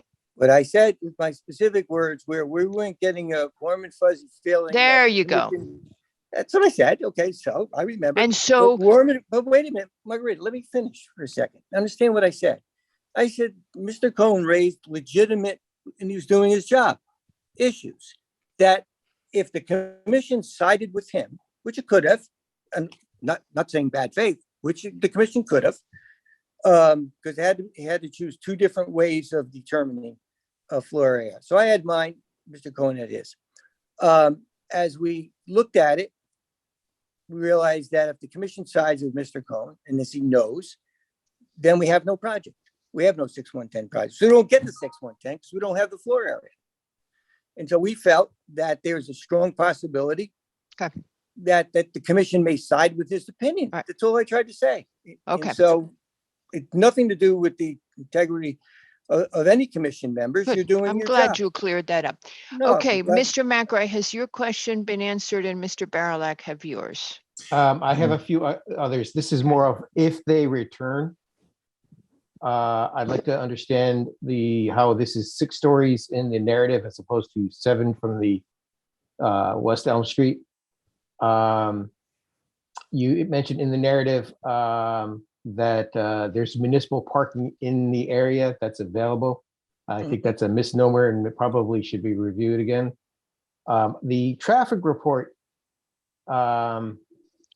indicates a very minimal increase to site traffic generation, and also talks about estimates on trip generation that really they're not actual. So I think actually if you come back and do a traffic study, I really like to know how going from a few dozen parking spaces to 60 units is a very minimal site traffic generation. I'm aware that Let's was see. brought up yesterday. Right. And I think it's the issue, you also in your narrative talk about how this is a wonderful thing because it's close to this and it's close to that. And Yeah. I'm just wondering, if it's close to this and close to that, do you need a garage with parking? Maybe these people are just going to walk to this close to this and close to that. Or is the garage a necessity for this type of building? Also, if you do come back, I think Mr. DeAndrea should look at minimizing the proposed asphalt area. We have a ingress and access driveway to 2 levels of parking lot. Then I have an ATM drive-through and then a bypass lane. Is there a better way of doing this to actually make it a little bit more concise and consolidated so I don't have all of this asphalt all over the place? We're just getting in and out of the building. We can certainly look at that. I can point out the site is essentially, all asphalt at this time. But we'll certainly look into that. Thank you. And Mr. Tessie? Yes, sir. I'm sorry, Mr. McRae, had you concluded? At the moment, yes. Thank you. Yeah, no, Mr. Tessie, we've been alerted to substantial concerns with regard to public health and safety occasioned by the imposition of so many units at this location, with the attendant anticipated increase in vehicular traffic and the threat to pedestrian safety in the area. Might you care to comment on these concerns? In terms of the concerns themselves, I think that they're really pointing toward this project, 60 units, 60 residential units on this particular site at this particular location are comparative to what exists today and at Harborview and also across the street. I don't know how you really, it's kind of like, when did you stop beating your wife kind of argument in a way here. The truth of the matter is, I don't see where these are health issues. I don't see where they're safety issues. If one's going to say, well, because you're adding one more unit, you're adding one more car, you're adding 2 more cars, 4 more cars. So therefore, there's an increase of, quote, risk, health, safety, because you're adding a unit. I mean, what's the magic of 20, 30, 40? I think the point is, I understand why people are raising these issues because they don't want the project there. But so far as answering those questions. Well, excuse me, do you not feel as though these concerns are legitimate? I respect everybody's opinion. I'm saying that it's all about degree, okay, and perspective. That's all I'm saying. So if people have a perspective and a concern, I respect that. But you said they don't want, you just said, but the reason they're raising these concerns is because they don't want the project. Well, I think they don't want that project there because they're concerned about the size. And I said, I respect that those reasons have to do with safety concerns. I respect that. It all has to do with size. I assume if it's look, in this particular instance, the people that are raising the issue, if we propose a 2-unit building, they've already 2-unit buildings. They want no building on the site at all. I would think some would raise the issues in that context. That's all I'm trying to say. There are people who don't want to see building there, so they can have their reasons, and I'm going to respect. I'm going to respect. Well, I'm not sure whether what purpose it serves to address a 2-unit building when what is being proposed is a 60-unit building, and that is what people are raising concerns about. I don't know where to line. All I'm saying is is it 2? Is it 4? Is it 8? Is it 20? Is 20 okay? This group was objecting to 20 units. So I know 20 from this particular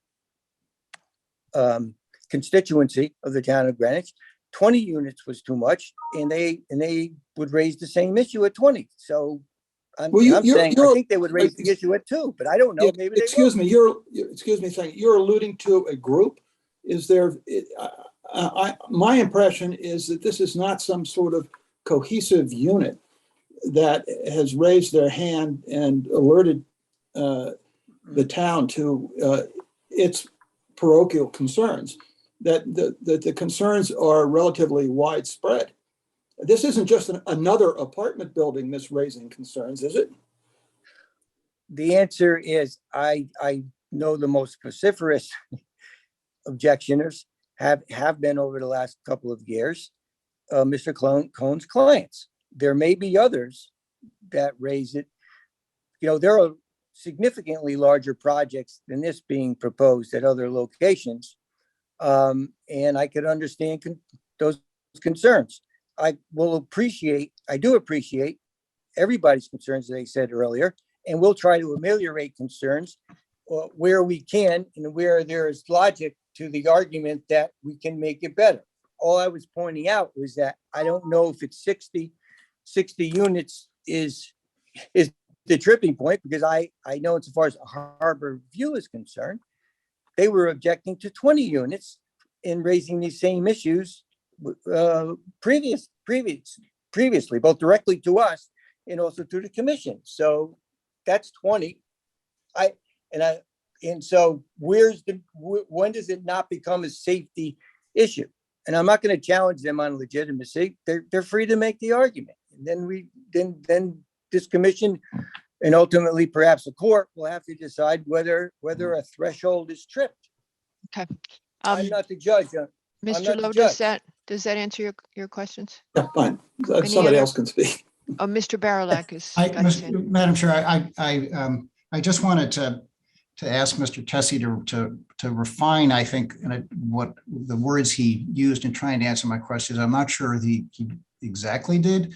And let me try it this way. Mr. Tessie, do you believe that the commission has the power to approve the application for an application for a physical structure exactly like what you've presented, but with one modification, which would be to increase from 30% to some higher number, the percentage of that structure, not a bigger structure, that structure, which the applicant must build? Can the commission render a decision and do that? Yes. Can we approve Obviously, this it physical can't. application with a Do I believe- modification? Yes. No. Well, the answer is you can do whatever. You can deny it. You can approve it. You, as you know, we all know the commission approves applications all the time and will interpose quote modifications or conditions. Certainly can. Do I think an 830G court is going to sustain that? I don't believe. I believe it will be found to be a decision of the commission to thwart the project. So let's talk about that for a second.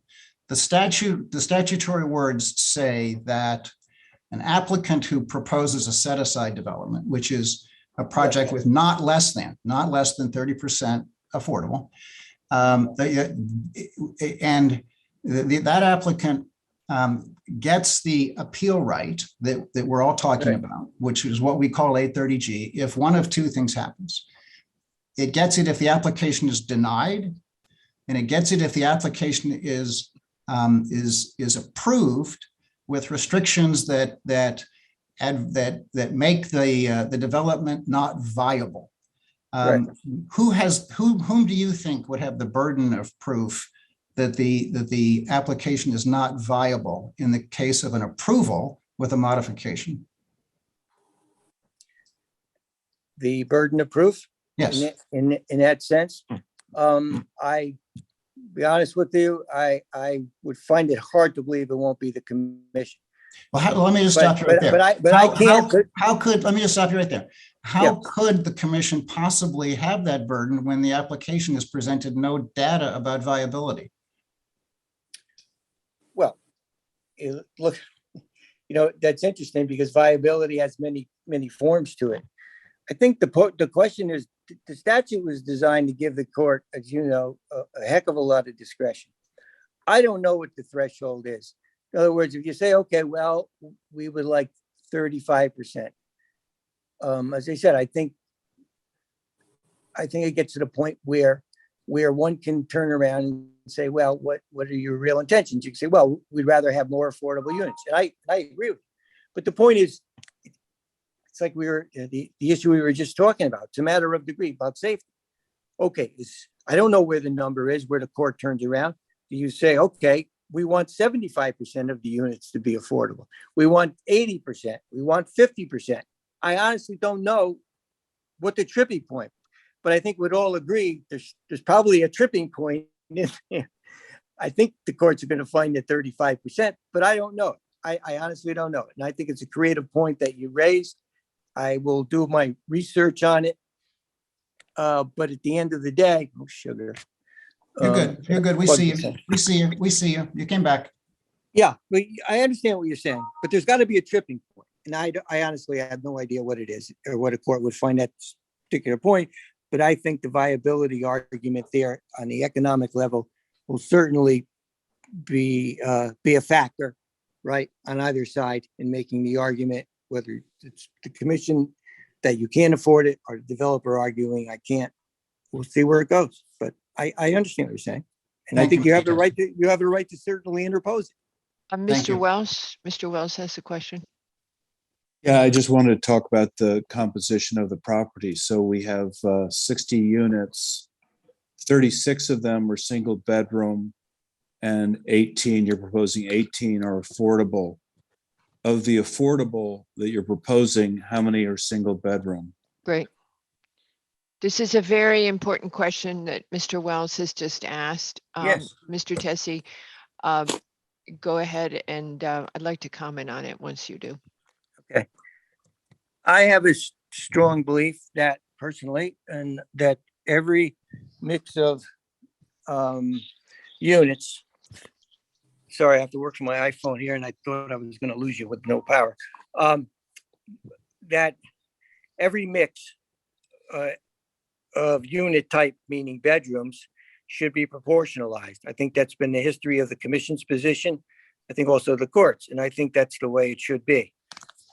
So we're not looking to say, okay, the 18 units are going to be all one bedrooms. Absolutely not. We're going to go along with the proportional argument that the commission likes to see, and I believe the courts like to see.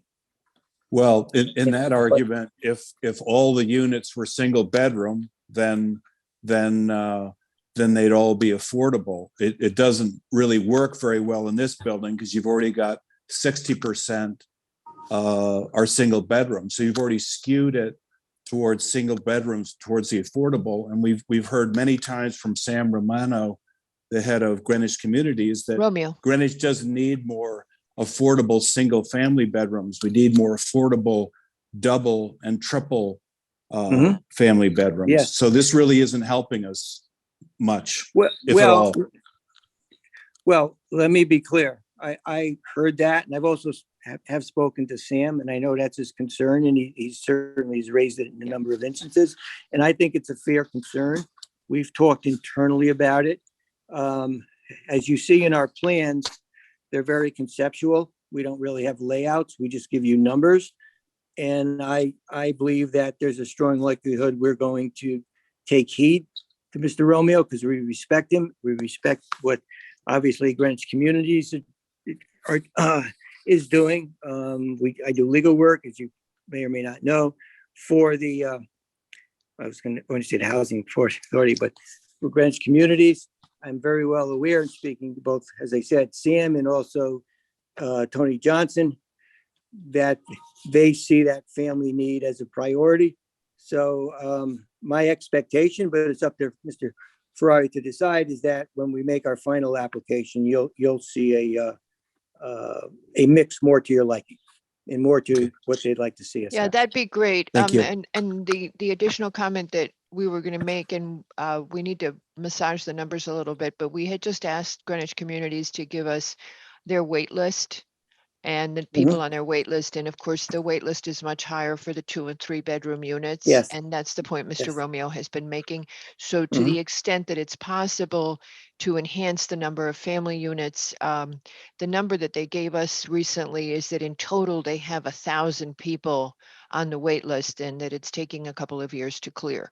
So, but the biggest challenge that they have is for the family units, that's where the big weight is, and those just aren't available. And the 830Gs that are being built tend to have a lot of single bedrooms.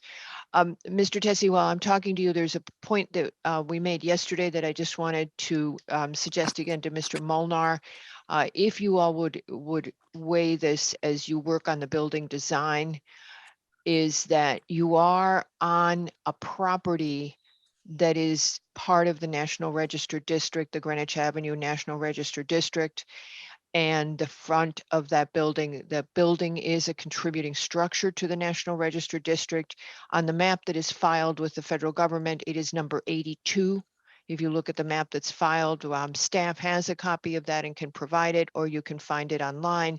But one of the things that you should be aware of as you move forward is that 830G does not trump the Environmental Act, the State Environmental Act. And we've mentioned this to other applications that are engaged in historic district.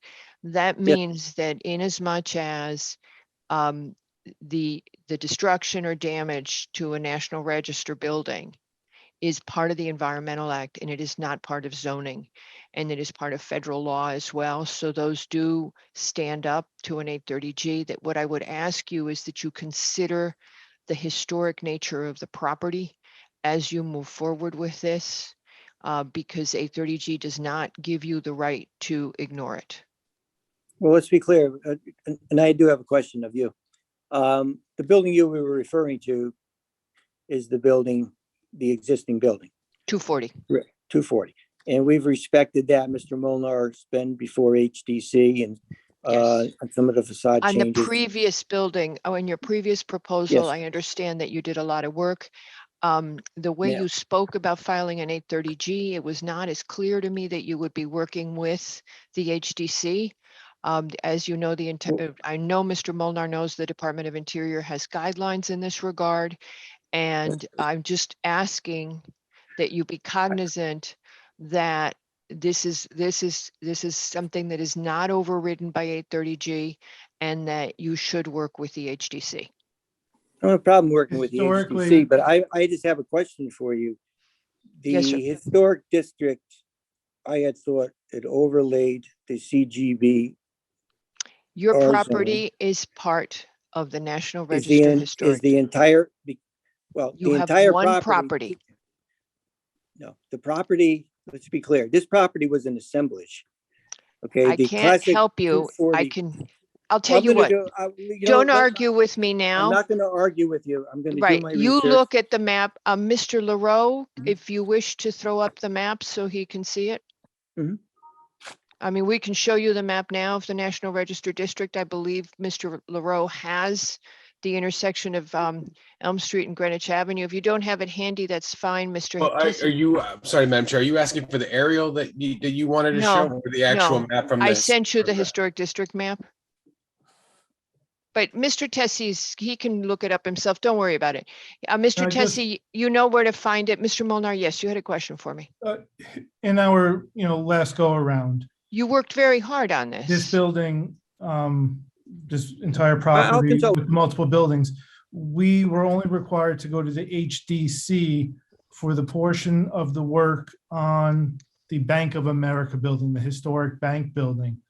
But any of the work where the housing building is proposed was historically, wrong word, but reviewed by the ARC. It was not a historic, was never I viewed know. that way. But I know that that's what happened the last time. As a result of the development applications that we have had, I have been doing a lot of research in this area, and I found the map as it was filed, and I see that the entire property is in the National Register District.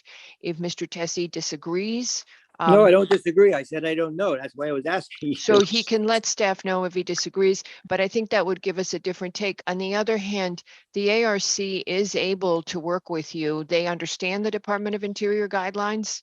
No, I'm not challenging, I'm just letting you know historically how. Yeah, this yeah, I know property how it dealt went with. the last time. This is a new but it- way to look I at wa- it. It was a much smaller building the last time as well. There was not I wasn't, I think you can, with the work that you do, it's a question of if this is going to be the size of the building, how much can you get it to fit in with the scale and character as much as you can with the I will architectural do my character. research and Okay, so I think you will. Now that was just, and again, I thank you very much for being willing on the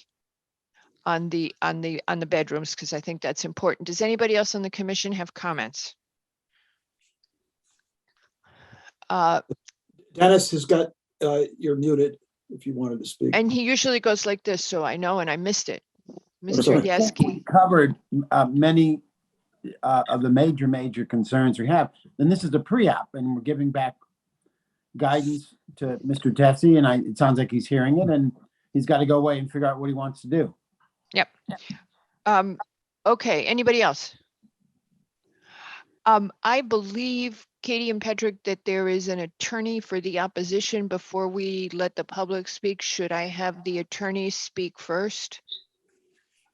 And yes, I think it's probably a Okay. good idea. And then All if you right. want to set up a timer or however you want to do that. Do we time the attorneys? I thought. No, yeah.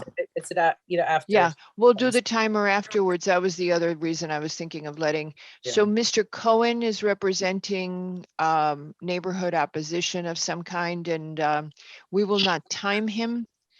And then we will, folks that are listening and already have your hands up, we will call on you, and we will have a 2-minute limit when we get to it, just so you all know.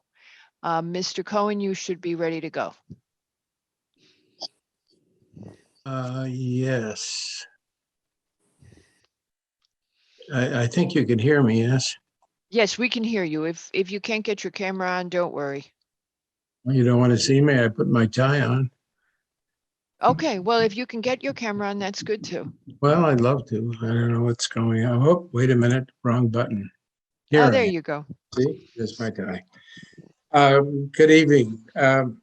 Bruce Cohen, representing the Greenwich Harborview Association, a condominium association representing the residents of the building next door at 40 West Elm Street. And I know that the commission's very aware of neighborhood opposition. You'll hear opposition. You've probably received opposition in written form. The neighbors have a lot of very legitimate concern, not least among them being the elimination of a important stand of old plantings that exist between the two properties. And that's not what I'm going to be talking about. And I'm going to try to keep it brief based upon the fact that A, this is a pre-application, and B, I really think I should limit my comments to a couple of threshold issues. The first one, you've already been discussing it some length as a result of Mr. Barilak's inquiry on the issue of the 8-30G applicability. And as you are well aware, based upon a case that was brought to my attention by the commission not long ago, a case known as 65 Marsh Hill Road, that held that mixed-use condominium, mixed-use developments did not qualify as set-aside developments. The commission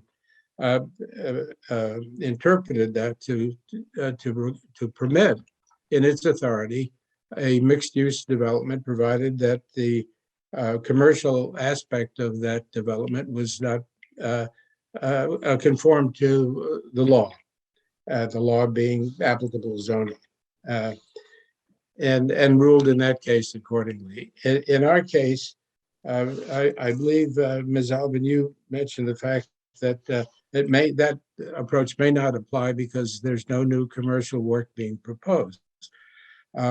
That's true, but there are a couple of reasons that I think that concept does apply in this case. In the first case, point is that, as you know, there's a great lack of parking for the 60 new units. There are right now serving over 35,000 feet of commercial space, 52 parking spaces. That's grossly underparked. That's going to be increased together with the 60 new apartments to something like 68 units. But that's based on two things happening. First of all, that there now be, for the first time, a sharing of the parking between commercial and the residential. That's a challenge all by itself, but to me, it lessens the availability of the commercial parking to the commercial users. Secondly, right now, there exists a number of at-grade adjacent parking spaces available to the commercial buildings, which will be placed underground in the new building. You will see when you look at the site plan, as I'm sure you have, that the number of at-grade spaces has been diminished and put under the building. In my mind, both of those issues all by themselves arising from the lack of parking create a nonconformity in parking where none exists for the commercial side. In addition, as the commission may be aware, there is an infill project taking place right now that is specifically referred to in the applicant's pre-application materials, noting that as a result of the decrease in office space by virtue of converting it to retail space, there is now a reduction in the need for parking of 14 spaces. Well, that's not true, because that's all taking place in a building that exceeds 15,000 square feet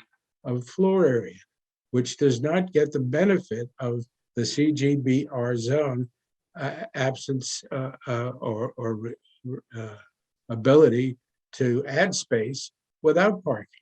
So to the extent that that infill is going on, there is right now, I'm not sure the state of its construction.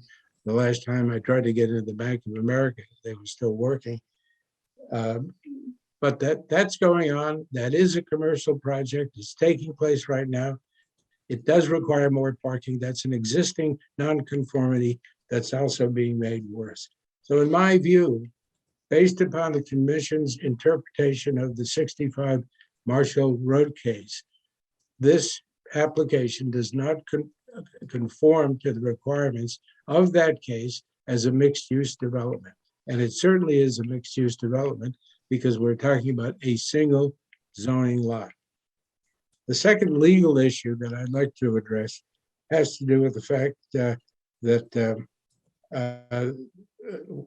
commission may or may not be aware of the fact that the western portion of the land, which is the subject of this pre-application, and on which the new apartment building is to be constructed, is actually a unit of the Harbor View condominium, known as unit number 73A. That condominium document to which it is bound requires that there be no resident use at that site. In other words, only non-residential development is permitted on that property. Mr. Tessie has rejected that claim, says that really doesn't apply. I think it does apply. I think the language is clear, but because of the uncertainty of the applicant, and I guess Mr. Tessie,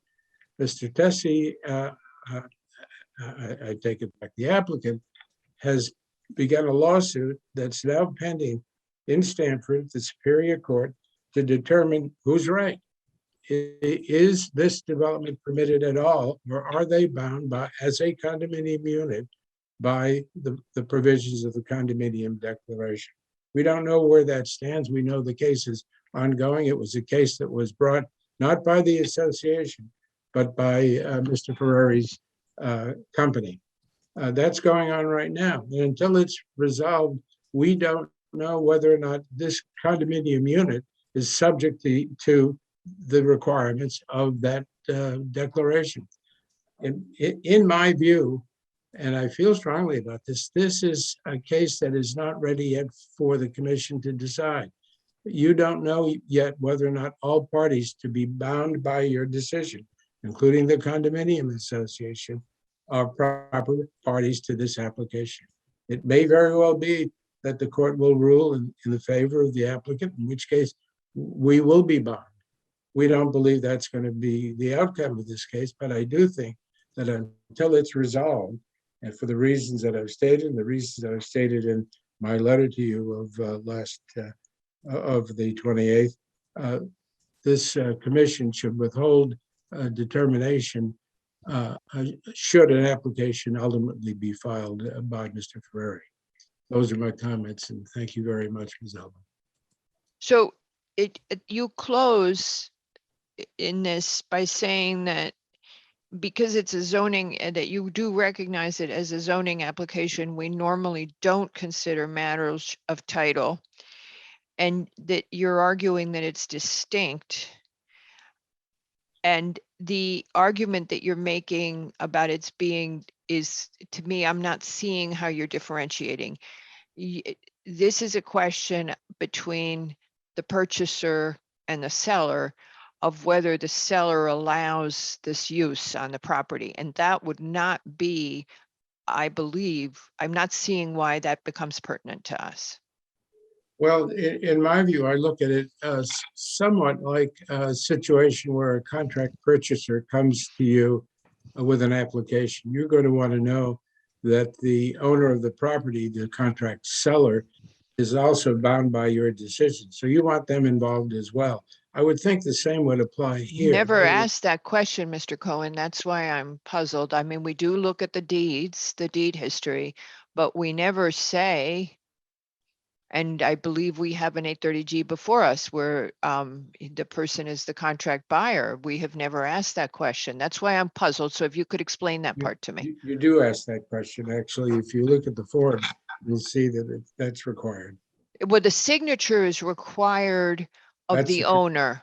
And that's a you're consent. saying that the It's consent of analogous to the that. owner, but once the property has been transferred, 73A has been transferred to its new owner, the new owner gives consent. The previous owner does not appear. That's what I'm puzzled by. If you would Yeah. just explain it to me. It's true, but my point is really that this is a part of a whole. Condominium units are part of a whole. The land is owned in common by everyone in that, all unit owners. So it seems to me that they must Okay. give consent or they don't have to But give. that would be a cooperative where the land is owned in common by all the unit owners. From my real estate knowledge, That's a a condo. condominium, you buy the bricks and mortar, or in this case, the asphalt. But in a condominium, you actually buy your unit, and only the question only the common areas are held in common in a condominium. And in a cooperative, you hold shares in the corporation that owns the entire property. Mr. Wells, you're good at this, aren't you? That sounds absolutely right, as we I'm did actually mortgage pretty good at lending. it too, Ms. Altman, and one of the common areas is Okay, the but land. I happen to believe Mr. Wells because he's on my side of the table here. Go ahead, Mr. Cohen, I if you would remember a explain time it where to you me. used to believe me. No, that was in a different never lifetime. No, my mama told me, don't listen to those, don't listen to those lawyers. No, go ahead, Mr. Cohen, if you would explain it to me. I wanted to remark a little bit about New Breton versus Hades, but I'm not going to go there. No, go ahead. I mean, uh, I want to understand how you're saying it's relevant to the commission. It's important for us to grasp that. Following up on what you said, which is who owns the common areas? The common areas are owned in common. The land is a common area. The land under which the bricks and mortar appear is common. Okay. Okay. That's the beginning and end of my point. And so But you're I do saying the think use wouldn't be, okay. there's enough of I an have issue to, that okay, I've got to poke a little bit on that. Okay. Now there's another thing that I need to ask you, and I'm going to make the commission and everybody groan, but I'm struggling with. You're talking about this increasing a non-conformity in the commercial. But increasing a non-conformity as to parking. How do you see our front and rear building line where there is no parking requirement for this building? How do you see that intermixing? the regulation provides not only that the building must be between the front and rear building line, but it also must be no larger than 15,000 square feet. This exceeds that. This exceeds that, but we're talking about the commercial. I've got to go back and look at. Commercial exceeds it too. The commercial does too. So part of you're saying that therefore, since the building is more than the total square footage, the parking would apply.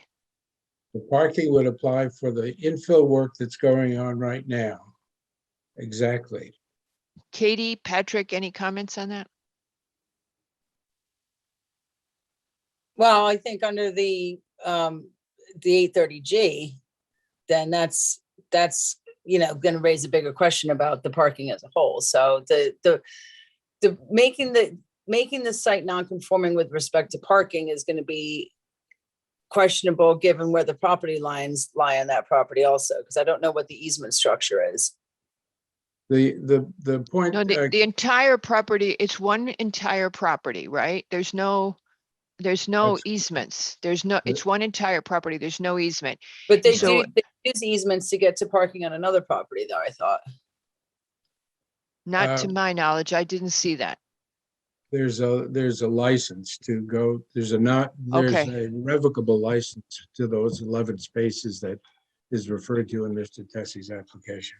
Okay, But I missed that. But Katie, the point on the 8-30G is, let's assume the commission decides that no parking at all is required for the new building. That's the issue, is really whether or not a commercial portion is being made more non-conforming under the provisions of that Judge Berger's decision about mixed use developments not Right. conforming. And so that's the point I'm making on that issue. Right. So what Mr. Cohen is saying, the parking becomes more non-conforming for the commercial use. But then the applicant, I'm just thinking out loud here, the applicant could then say, okay, so there's no parking for the residential and it's all belongs to the commercial. But see, that kind of, it starts back to the original point that Mr. Tessie was raising about the other application and how the FAR is counted, because if it's over the 15,000, then the parking demand is X, but if it's not, then it's Y. So it kind of all stems back to that original point that Mr. Tessie was raising. Say that again. So there's a question about how the FAR is counted. Yes. And that's relevant with respect to what Mr. Cohen's raising, due to the regulations that say that parking is required for office use over 15,000. So if it's determined that the building size is over that and therefore the parking demand is X, whatever that number is, then that's going to play into Mr. Cohen's argument that the building would be becoming more non-conforming with respect to parking if it's taken up by the 830 by another residential building. Well, the way I look at it, and I may be wrong about this, is could the applicant do what they wanted to do with the commercial side without putting a shovel in the ground, building no residential at all? Yes. Could- It's pre-existing. Well, but Except they'd have to find parking for an additional 2,345 square feet, which is what they're building within the old bank building. That's the nonconformity or part of the nonconformity. The other part is what they're doing to the existing bank parking. But to your point, Ms. Abbott, or I think it was your point that they could address their problem by providing no parking at all for the residential. I suppose that's true. You'd have to consider that, I guess, as to whether. I mean, we have had an application that practically had no parking for an 830G. Now, we found that one problematic, obviously, but we have had one. And given the existing parking and traffic situation in the immediate Greenwich Avenue vicinity and what's coming online in the area, I doubt very much the commission would end up that way. But even if it did, still talking about that additional infill area for which they're providing no parking. So there's a nonconformity going on right now. Okay. Gotcha. Thank you. All right, thank you very much. Anybody from the commission have any questions for Mr. Cohen? I just briefly, Mr. Cohen, the area that you were talking about, the 73A in your briefing, that was not shown on a map anywhere, is it? It is shown on a map. There is. If a you, map if you of- have an opportunity, if you can supply that to staff, it'd be interesting just to see that. Sure. Thank you. Easily done, yeah.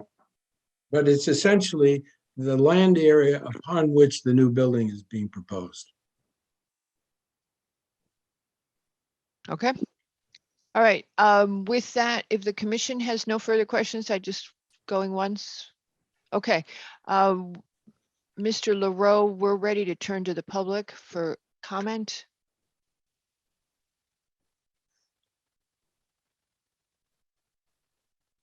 There he is. All right.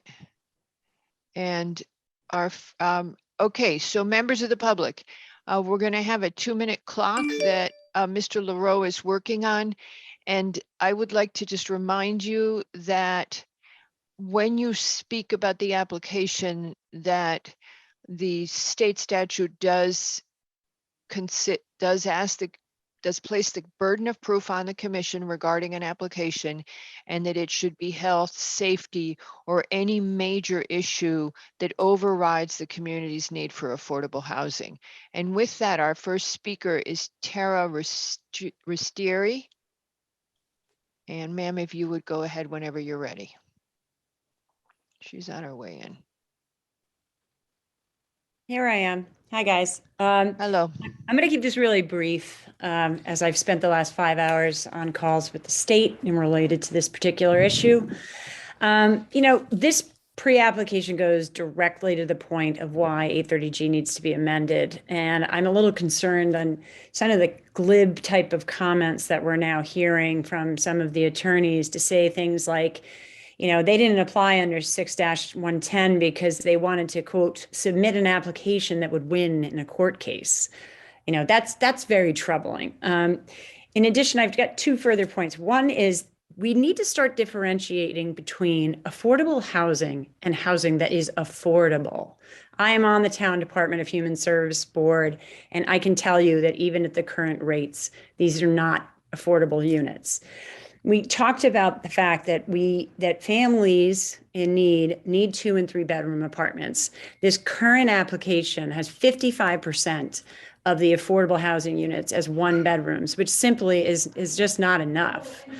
And my last question would actually be, have we evaluated the health and safety implications of the result of changing and digging into underground into the infrastructure and our sewer system, and how that is going to affect the health and safety of those within the community? That would be it. Yes, ma'am. That always happens. Go ahead, use your time, and then I'll answer. No, I'm actually done. I'm gonna Yes. let the capable attorneys who are already addressing many of these issues speak further. Yes, everybody has to make sure that you dig safely, that all those things, that the sewer lines are protected, all that process does occur. Who Now, pays for that? Does the developer, is it a combination? the developer pays an application fee that is supposed to cover the paperwork and inspections. Not the Katie, actual do you want to, construction. Katie, do you want to add to that? Yeah, I mean, we have our standard processes that we follow with our applications and notice requirements. So it in terms of who pays for the application when it comes in? No. Like, let's say that, obviously they have to tap into her and increase the water and sewer and everything else. Who pays for that? Is that the taxpayer that pays for it, or is it a shared? Oh, no, that's the applicant pays for that. Okay. And if there are improvements that would be needed as part of a project, that would be the burden of the applicant also. Great. Thank you. Appreciate that clarification. And I should note that's with any type of application. That's not specific to the affordable housing applications. Oh, yeah. No, I knew that. That was a general question, but I appreciate that. Thank you. Okay. Thank you. We had another speaker. Is there anyone else who wishes to speak on this application at this time? There we go. Now, there's a name that keeps, all right, it keeps sliding around. The next person is John Hitz. And if you would go ahead.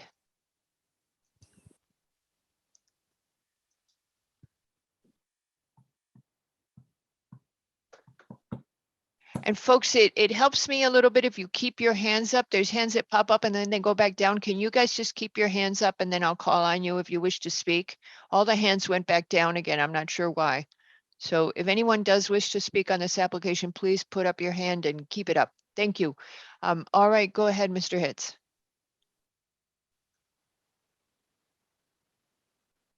Okay. Did he not make it in?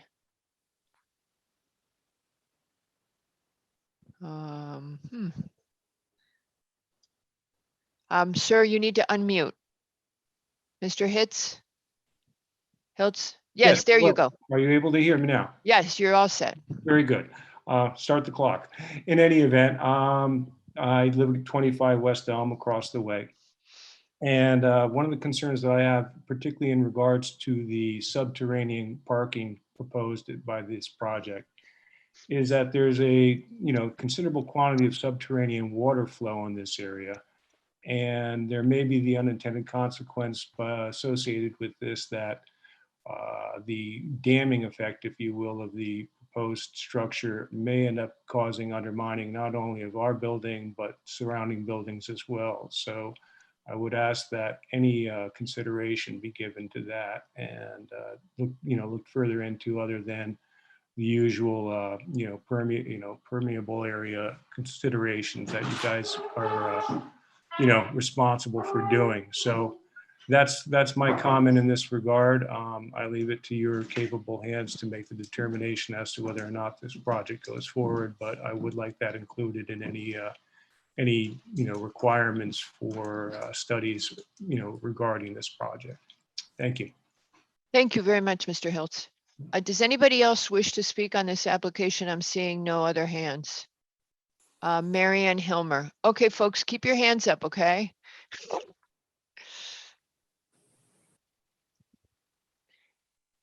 The next speaker is Marianne Hilmer. Ma'am, you need to unmute.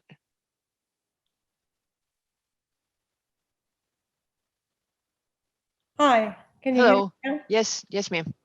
I'm also a resident at 25 West Elm Street, and I wanted to thank you, Chair, and the Secretary for bringing up the historical significance. I was so upset when I saw the rendering and the mechanical drawings for 240 Greenwich Avenue.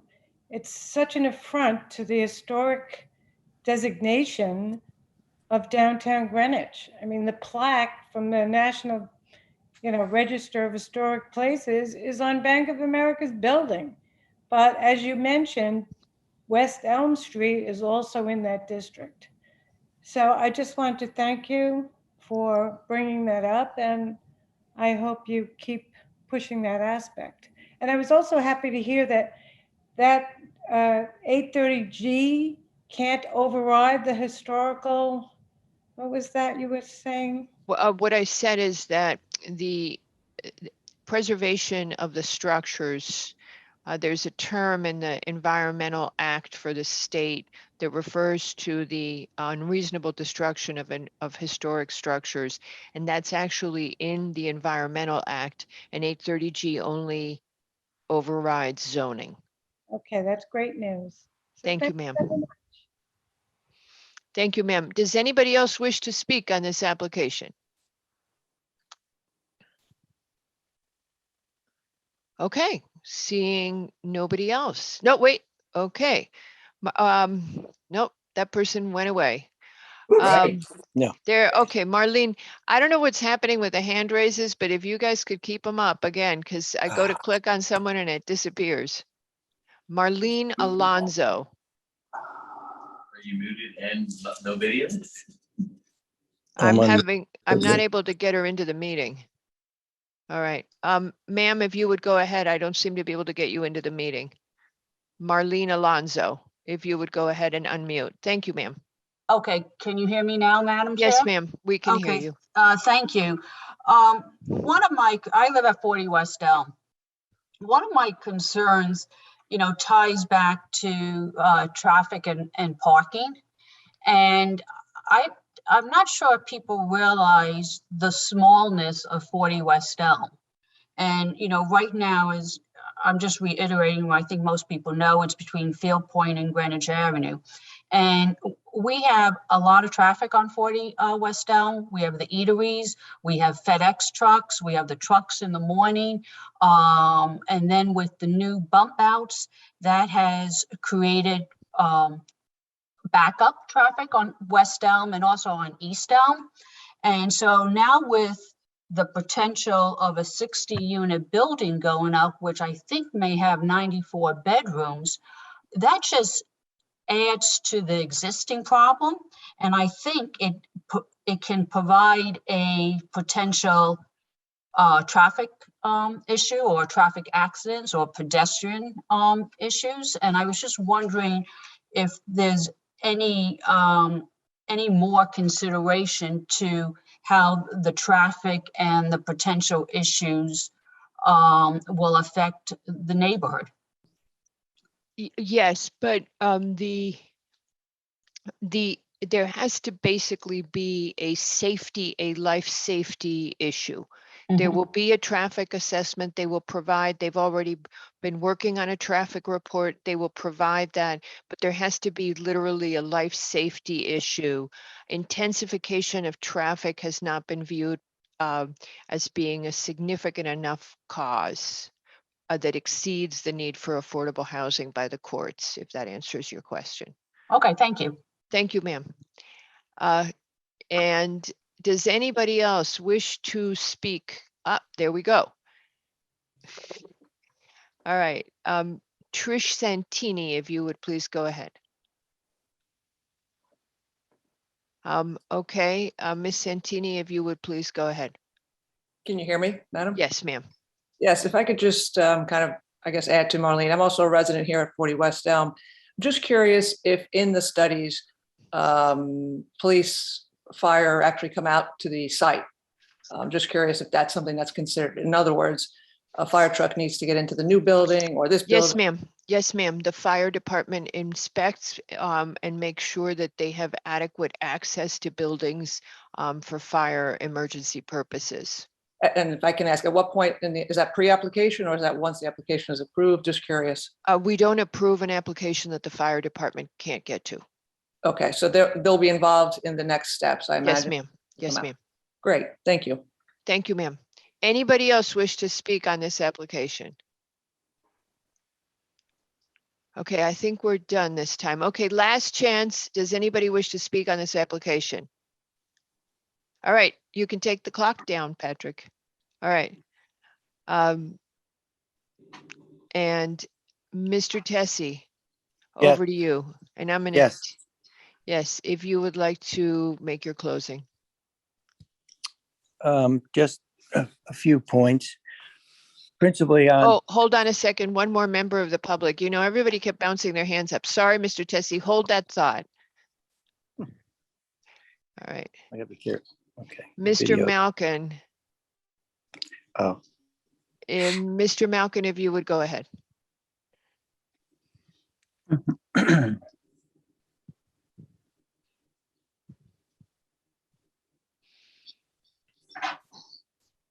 Can I be heard? Yes, sir. Please go ahead, Mr. Malkin. Okay. I just would like to reemphasize one of the points that Mr. Cohn raised. This is a single property. The issue that relates to the parking is that under any normal circumstances would require 200 and some odd parking spaces instead of 68. That the danger, which I think is a real danger, is traffic turning in and out of the garage for this property on a street that has 3 restaurants that are getting truck deliveries all day long, that had double parking for people who are going in to mix Oyster House and Odalise. And I think that's more than just a parking problem. That is a real danger. The other thing is that the condominium agreement is clear that this property on which the application wants to build a residential building does not permit residential development. This is not a question of a purchaser and a seller. This is a question of an existing obligation that this purchaser took subject to and that has not been modified since 1970 something when it was instituted, and has not been developed since that time, and continues to be restricted against residential development. So that I urge the commission to defer any further hearing on this whole application until the litigation, which is commenced by the developer because of their concern as to whether they have the right to build anything here, has been resolved by the court where the case is pending. Thank you very much. Thank you very much, Mr. Malkin. And he made it within time. Thank you, sir. Okay, I think we're really done now, Mr. Tessie. Okay, can you hear me? So I'm not really sure. Yes, we can hear you. We can't see you. I don't know why it says my video stopped. I thought you stopped it. So, No, no, I don't know. no. And I can't restart it for you. You, That's all right. I'm I not much can to ask see you to anyway. start. Oh, Actually, oh, wait a minute, maybe I did it. I don't know. Yeah, we spent a lot of time on it. Apparently, okay, I'm not appearing, but I would just like to address 2 points. One, and I appreciate the constructive comments that a number of the area residents made, and we've certainly taken notes. With regard to Mr. Cohen's constant harping on a nonconformity on zoning, let's understand this. What is being constructed and just about finished on the existing building has been approved by the zoning commission. We have a zoning permit for that work and a building permit for that work, and we'll be getting COs. So somehow the idea that the commission has an ongoing right to revisit prior approvals is absolutely false. What we're proposing is a project that totally unrelated to the existing project, in the sense that we are not making any changes and we are not reducing parking. In fact, we're increasing parking on the site. The discretions that the commission have regarding parking are embedded in the regulations, but we're not going to be making an application under the regulations in any event. I mean, one provision of the regulations gives you the authority to allow no additional parking for a mixed-use project. So the case law, I think, works to our advantage, not our disadvantage in this particular issue of the commercial use and the A30G residential use on the property. So we're highly confident we're right in that position, and we will, I'm sure, further debate it along the way as we go to the formal aspects of our application process.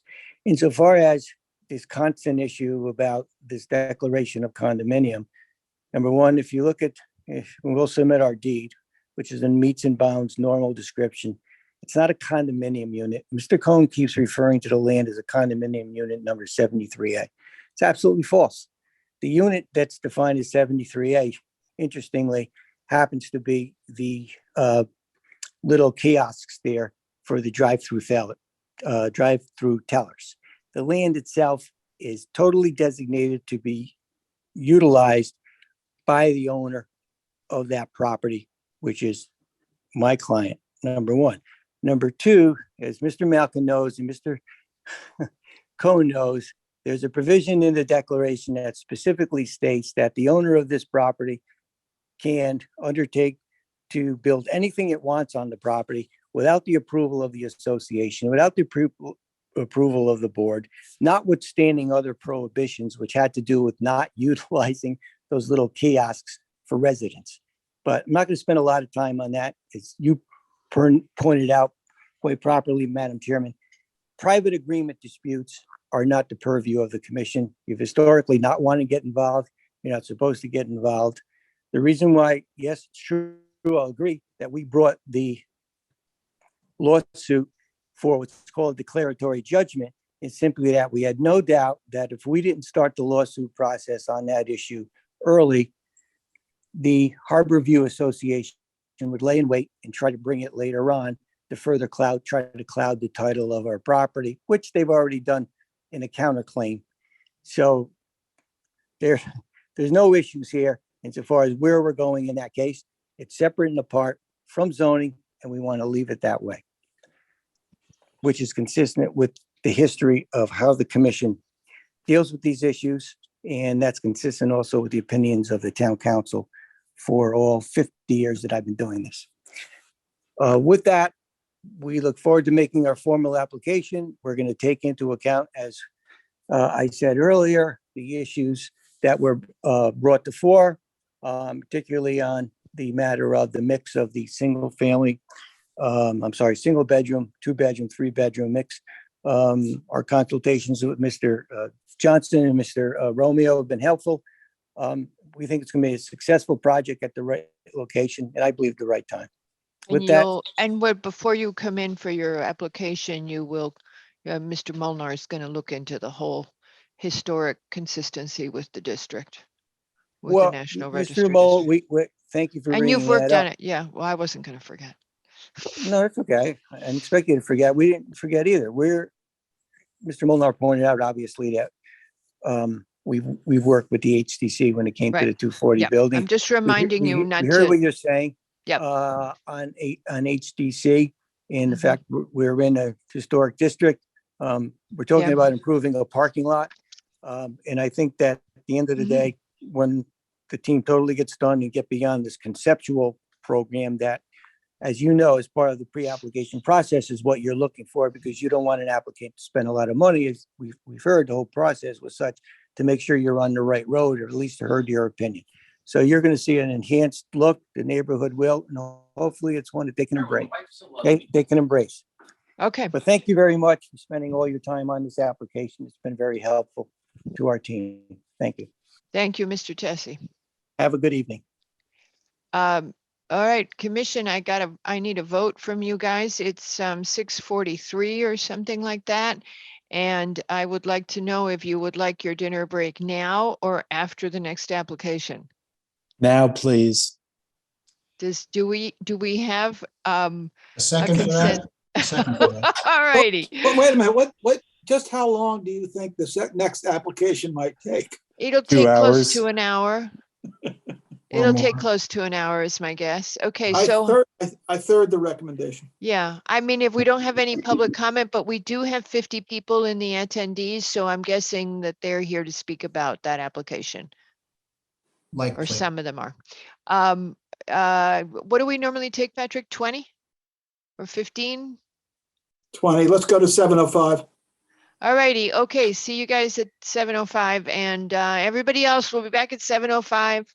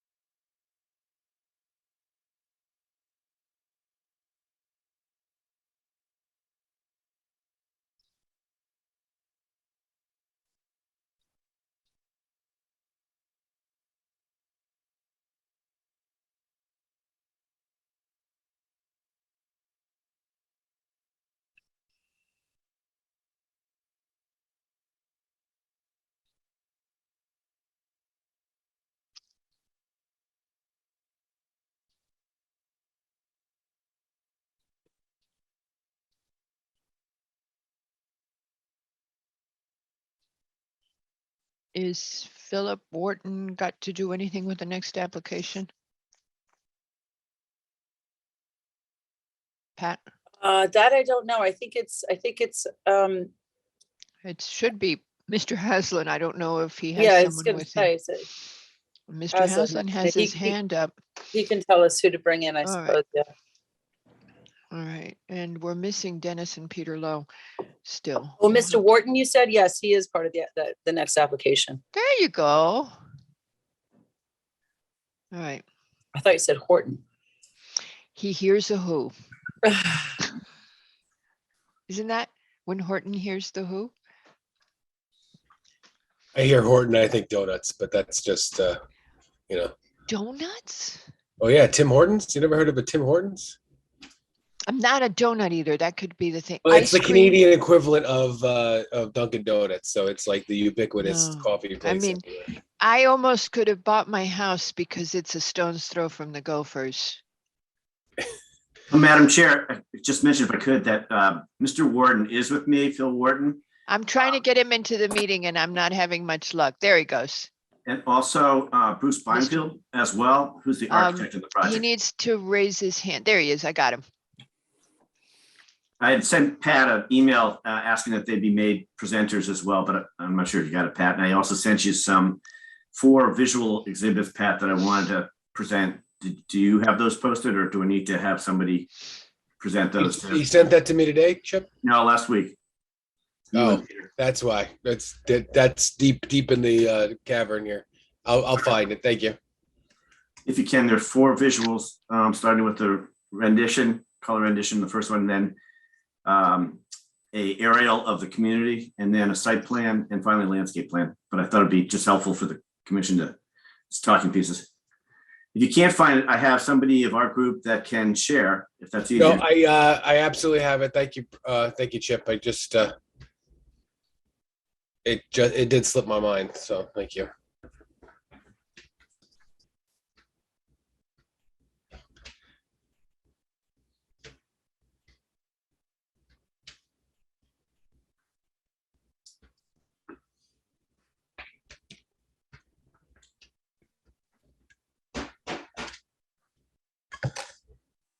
All righty. Oh, we have a commission. Okay. And our next item is also a discussion item. It's B. In the discussion items, it's Benedict Court Development Company LLC for a pre-application review at several addresses at Benedict Court and on Benedict Place. And if you would proceed, Mr. Haslam. Thank you, Madam Chair. Good evening, and members of the commission. I have with me tonight Phil Wharton from Twining Properties in New York City and Cambridge, Massachusetts. He is joined with Joe Tranfo, who you know, a local resident who is the Benedict Court Development Company, as a partner in developing this property. Twining has extensive experience in doing multifamily housing, and they brought on as well Beinfield Architecture, and Beinfield also has a great experience in developing high-end multifamily buildings. So that's the team with me tonight to respond to any questions that you have, but we look forward to getting your comments as well. This is, as you know, a request or a proposal for a 110-unit residential only building, of which 30% would be affordable, as that term is defined by the state statute 8-30G. It is proposed that we have a mixed 1, 2, and 3 bedroom units, but our 2 and 3 bedroom units will be 70% of the building. We also will have 190 parking spaces and 2 levels of below grade parking, which will service the building. And it is not in a historic registry district, and it is basically located very close to some very large buildings, including office buildings that you know of, US Tobacco and Chesborough Ponds, and is behind St. Mary's Church on Greenwich Avenue. We think that this really fits in very well with your plan of conservation and development plan, which is to try to find infill development in areas of Greenwich, particularly central Greenwich, which are underutilized by their current uses. this particular case, you've got 11 buildings on 12 properties that would be consolidated. Most of them are used either for retail or office. Part of them, there's 5 units of residential housing, which actually only has 7 bedrooms, not the 9 as previously indicated, because 15 Benedict is no longer used at all for residential purposes. So we think this really fits in very well with what you intended and what the state statute intends to try to create affordable housing in the town of Greenwich. And with that in mind, I'd like to turn it over to Phil for a few minutes to talk about what Twining saw by way of this project and what they envision fitting in with Greenwich and the needs of Greenwich for affordable housing. Phil, could you come on board? If you could, there you are. Does that work? Okay. Yep.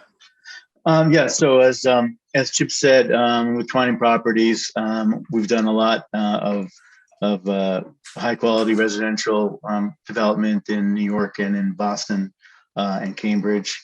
And I have background with other companies doing sort of institutional quality multifamily housing. And we think this is a great location for the project that we're proposing, close, very walkable to the downtown, but not bringing congestion to the downtown, but very walkable. As far as the target market, we think it will be a great place for people who want to stay in town, but don't want to own a house. So we want to have a lot of conveniences. They'll be able to walk to lots of places. And they'll also have would be delivering a lot of amenities as part of the building, and high ceilings, granite tabletops, high-end appliances. And we also think, despite the fact that it's highly walkable, we do think for the foreseeable future, people will still own cars in Fairfield County. And we actually think some of the residents may want 2 parking spaces. So we are going to the expense of building an underground garage, 2 levels of underground garage to accommodate 190 cars. I wish that weren't the case. I wish that there was less parking. It's very expensive. We're not doing it because we want to. We do it because we think the market will demand that, and perhaps that will change over time. But for now, we think better to deliver the parking that we think we need as of habits today. That's really the main sort of the overview. As far as the affordable piece, I've been listening to some of the discussion. The way we look at it, it's 70% market rate, 30% affordable.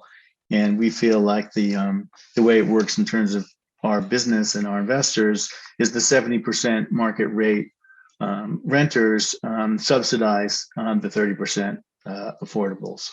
And rents are high enough in downtown Greenwich, we think they will be, to support 30%. In my experience, I've done a lot of multifamily development, and 20% is quite common. 30% is actually more than you usually see. We think that given the market, 70-30 can work.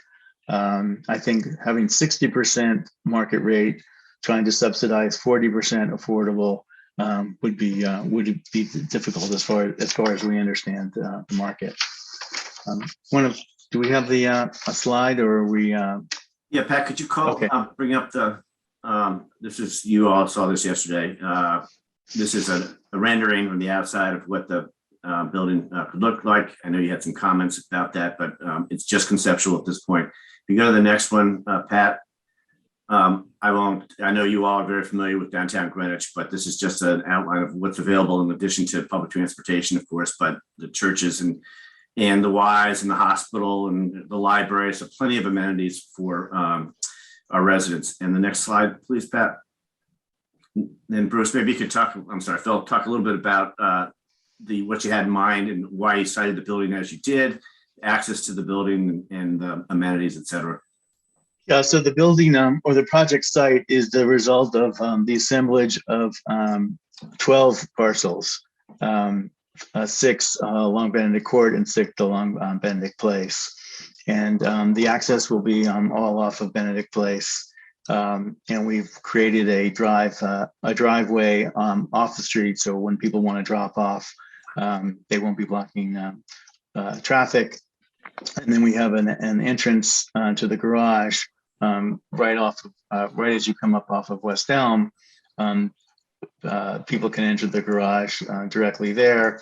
And as I said, there'll be 2 levels of garage for the 190 cars. And then there'll be 6 floors at grade and above, 5 floors of residential with 20 apartments per floor. And then the ground floor is 10 apartments, and then amenities. I think there's another slide that shows a large amenity space, which we haven't finalized yet, or nowhere near finalizing. But what you see often in the market are private dining space, maybe a library, perhaps co-working space, a wine cellar. There are various amenities, and we want to make sure that we have the room for that, because I think that people will have high expectations. And as I mentioned, we're asking for premium rents. And so having those amenities is important. So we'll be doing that mostly on the ground floor. We'll also have a roof deck. So what you see in the landscape plan, the left rectangle of green is a roof deck that will look out over the sound. And then on the right-hand side is a outdoor courtyard or park that will have other amenities, maybe bocce or areas for picnicking and so forth. But we're actually reducing the amount of impervious surface because right now it's a lot of surface parking. The impervious surface area is going from about 16,000 down to 13,000. And a question came up, trying to anticipate some questions, but a question came up about use of the park and will it be open to the public? That's certainly something that we'll look into. There may be some security or liability questions, but we'll look into it and see if that's something that we can do. Thanks, Phil. As I said, the architecture is right now very conceptual, but I was hoping you would hear Bruce for a few minutes just talk about some of the ideas he has and thoughts as to how to respect the streetscape, the neighboring buildings, et cetera. Bruce?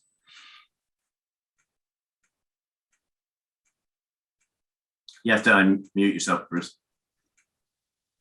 Bruce? Mr. Beinfield, you're muted.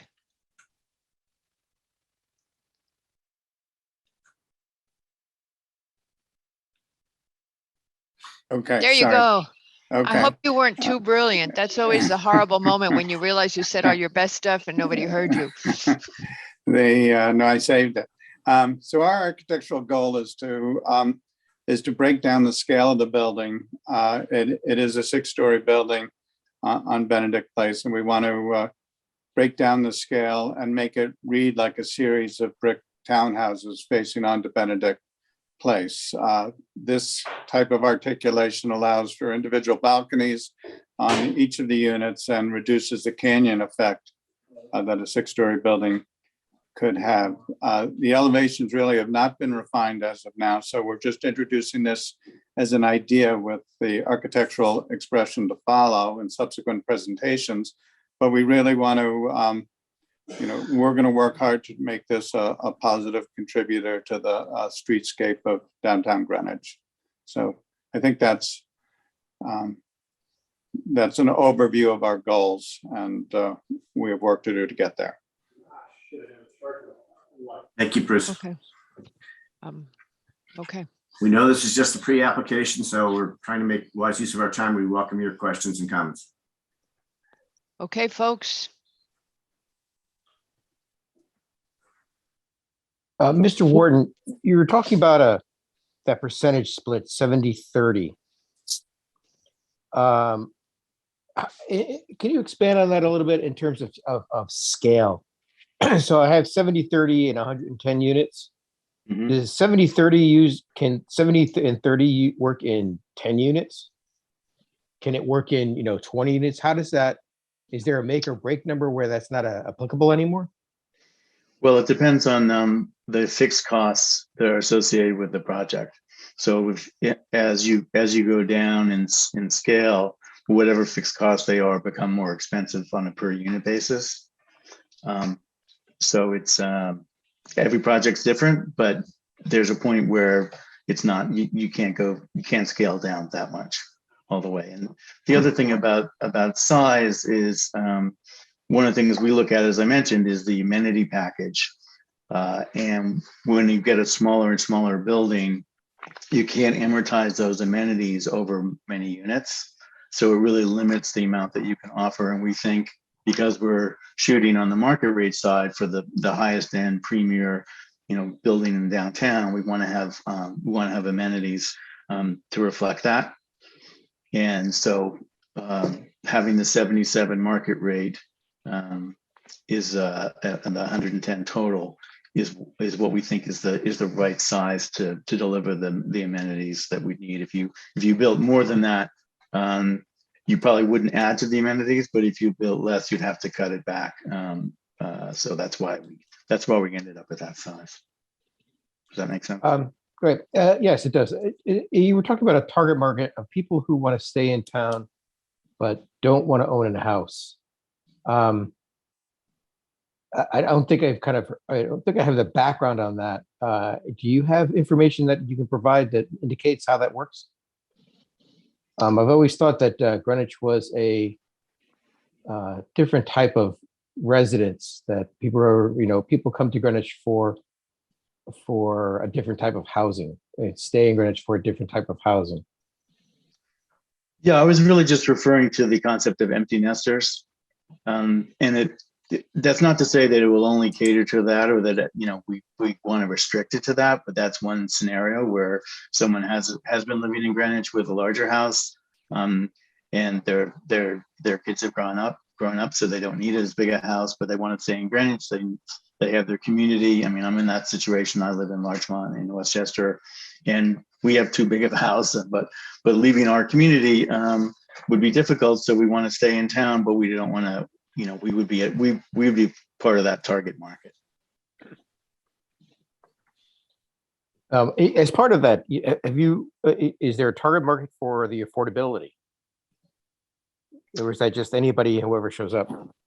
Well, there's a qualification process, but no, I don't think. At least I haven't done an affordable project in Connecticut. I know that in New York the process is heavily regulated, and they make a big point of not favoring one group or individual over another with the lottery system. So we wouldn't be targeting specific people or a specific profile. Yes, we'd be submitting obviously a compliance plan to the commission when we come in for our site plan special permit application, and that lays out the marking, as you know, and the income limits and eligibilities, et cetera. We also heard from the state. I've worked with Crystal Berry from the town and talking with Mike Santoro from the state about what kinds of people you can possibly give priority to. And so we'd be looking at what we're allowed to do and how that would best serve the community if we were to set priorities for certain classes of people. But we're getting a little bit ahead of ourselves on that for tonight's discussion. Okay. Anybody else? Mr. Wells? Yeah, I had a couple, two separate questions. And maybe it's early stages, but you mentioned 70% market, 30 affordable, 70% 2 to 3 bedroom, 31 bedroom. Could you break down the 2 and 3 bedroom, 1 bedroom into what percentage of those are affordable and what percentage are not? We would have to distribute those across the board. I'm sorry, Phil, go ahead. No, I was just going to say it would be the same allocation for the affordables. So it's pro rata. It's pro rata. Yes. Okay, that's great. That's great. That's very helpful. Then, secondly, as you know, energy costs in Connecticut are very high. are you taking any steps to reduce, utility bills for basically for everyone, but particularly for the affordable? Are you considering things like, LEED designations, passive house, net zero carbon, which would help to reduce the energy costs for your tenants? Yes, we'll be looking at all that. Energy efficiency, sustainability, the materials that we use, but also efficient use of the utilities for sure. Right, Bruce, thank you. do you want to elaborate No, go on ahead that, if Bruce? there's more. The only, what's happening actually in the industry is none of the supply companies want to be left behind on the march towards a sustainable future, so that the industry is evolving fairly quickly, so that there are extremely high energy heating and cooling systems that are available now that were not available 5 years ago, and the amount of insulation that's in a building is far better now, and the glass and glazing, which is where most of the heat leaks out of a building, has gotten much better. So the idea of double or even triple glazing the windows is something that we would look into with that in mind. That's terrific. Thank you. Mr. Yeski. I have a couple questions. I think one would be, Chip, I don't know whether it's you or Joe. And then I have definitely one for Mr. Wharton. I know his company. The first one, this is a project that comes as a result of a prior project, and there was a lot of work put into it. And when you talk 830G, you've been hitting some of them, but we haven't really talked about one of the major issues, and I'm not sure you can answer it, but sewer capacity is a huge issue and something relevant, very relevant to 830G, as you know. There was a fair amount of work done on a similar size project several years ago, and I was wondering, how far did you get in the town in terms of talking to sewers? Because it's the same site. I don't remember how different the buildings look similar. There's a little more open space here.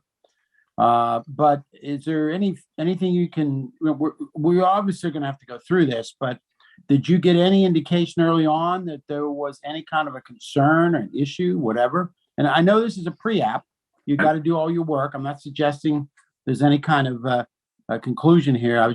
This is a project that is being built on a site that Mr. Tranfo spent a lot of time on. So I was just wondering if there's any feedback in that arena. Well, Joe might have more information from way back when he started first went in front of you 4 years ago. But I can tell you that I met with Commissioner of Public Works, Amy Siebert, several weeks ago, who indicated that there's ample capacity at Grass Island, as we are. And basically that from pretty much where we're located in Benedict down to Grass Island, they know of no issues whatsoever with the sewer line. Horseneck, of course, is a horse of a different color, no pun intended, but this one, no. And Joe, maybe you can chime in if you had prior conversations as well with sewer. If you're there. You there? I know he's there, but in any event, we're of the belief that there really are no issues, but obviously we're going to have to do more investigation and make sure we satisfy sewer. And it's a little unfair asking you the question, but I wanted to prop it up there along with the fire department, and I'm sure you looked at that. On a second set of questions for Mr. Wharton, your company, and it looks like from your background, you have a lot of experience building in urban environments. And this is not urban, but the site you're on, you're going to cover. And we've seen other projects that have had problems in construction. I was just wondering, is there anything about this site that makes it unique in terms of construction? Are you going to have to close down streets like you do in the city, for example? Is there anything about the site based on your experience that you're concerned about at this point? I know it's a relevant question. It's not about the approval, but if there's a construction problem on here, we're down the road, if something happens, we're gonna have to deal with it. Yeah, it's a good question. It is a little early. I mean, we'll eventually have a logistics plan to make sure we can do what we need, and if we have to shut down streets, we have to. But it is easier to build in a somewhat less dense environment here than the buildings that I built in New York City. So it won't require that amount of closure. And the logistics plan should be simpler, but we'll make sure we anticipate as best we can how to work through the site. Okay, thank you. And we have done smaller scale projects as well as the high rise. We built three buildings in Cambridge, Massachusetts, which are smaller scale, and we're working on some right now. Yeah. So I spent a year up in Cambridge and MIT, and I remember the name, and I just looked you guys up, and it was the same company. So I know you guys have a lot of experience building in crowded areas. I was just curious whether you see something, but I think you're saying no, it's the opposite. It actually might be easier here. I don't see anything that concerns me. I mean, obviously we'll have to check through everything and make sure we have it well organized, but no, I don't see any issues here. I have a third question, and maybe it's Chip. Chip, you mentioned there's no historical. My memory, the first time through this, there was some historical. Well, let me restate that. There's two types of historical. There's one that, is name plated, and then there's one people think of as historical. This was an old hotel or something, and there was some leftover buildings. I don't know whether they're historical or they just are referred to as historical. Wasn't there like a garage or something right behind Tiffany's over there somewhere? Is that any way, shape, or form historical? I don't believe that any of these buildings are contributing to any designation of historic district in the National Registry. So no to that answer. It may be that one or more buildings has a Connecticut plaque on it. I'm not aware of that. Joe might be more aware of that. I think the garage you may be referring to is behind the Tunick family buildings on Greenwich Avenue, but I may be mistaken there. I'm sorry, Joe can't get on. But to my knowledge, no, there's nothing that's certainly designated as historic for registry purposes. Mr. Yeski, your memory serves you correctly. The building behind the Tiffany building has an HO on it. But that's not part of But this. it's not on this property that we're talking about, but it abuts it. All right. So it's not. It's going to remain. It's going to be there. It's going to stay. Okay. Right. That's not part of it. It's not on the applicant's property. Got it. Okay. Thank you. I wanted to expand the 8:30 discussion. It's just not. I mean, sewers are a big part of it. We've already talked through a bunch of these other issues. Although, Thank you. just remembering that application though, the alleyway, I guess you would call it, that goes between Tiffany and Terra Restaurant, that goes out into the town parking lot or out onto your client's property? So alleyway, I don't know where it ends up. I mean, I'll have to look at the site plan. I'm not sure, Katie, off the top of my head. Okay, I don't want to speak. That probably became much more relevant with the previous proposal from this applicant, because that was going to be a different use on that parcel. So I think it comes out onto the town property into the parking. And Joe's had discussions with representatives of St. Mary's as well about what we're proposing, and they've gone very well. So there's no surprise there. Obviously, we'd like to have access to Greenwich Avenue if we can from the projects. That'd be direct access would be great. But in the parking lot, I don't think it's called Lewis. The parking lot that's a town parking lot next to the tobacco building. That doesn't get touched this time around, right? That remains a town parking lot, right? correct. There's no aspect of a shared public-private partnership here like Joe was proposing 4 years ago.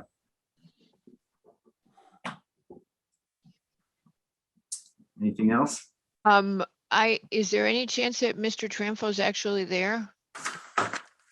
I know he's listening, but he must be having trouble getting on for some reason. Mr. Tramfo, can you unmute? You're the only person I really want to talk to. I'm hurt. That sounds ominous. I know. I guess you can't unmute. Okay, well, when you come back, we'll ask him the questions. I'll ask it now since he's listening. It's the same question we asked of an earlier applicant. We spent all this time writing the 6110 regulation. We thought it accommodated. Here's the question for us.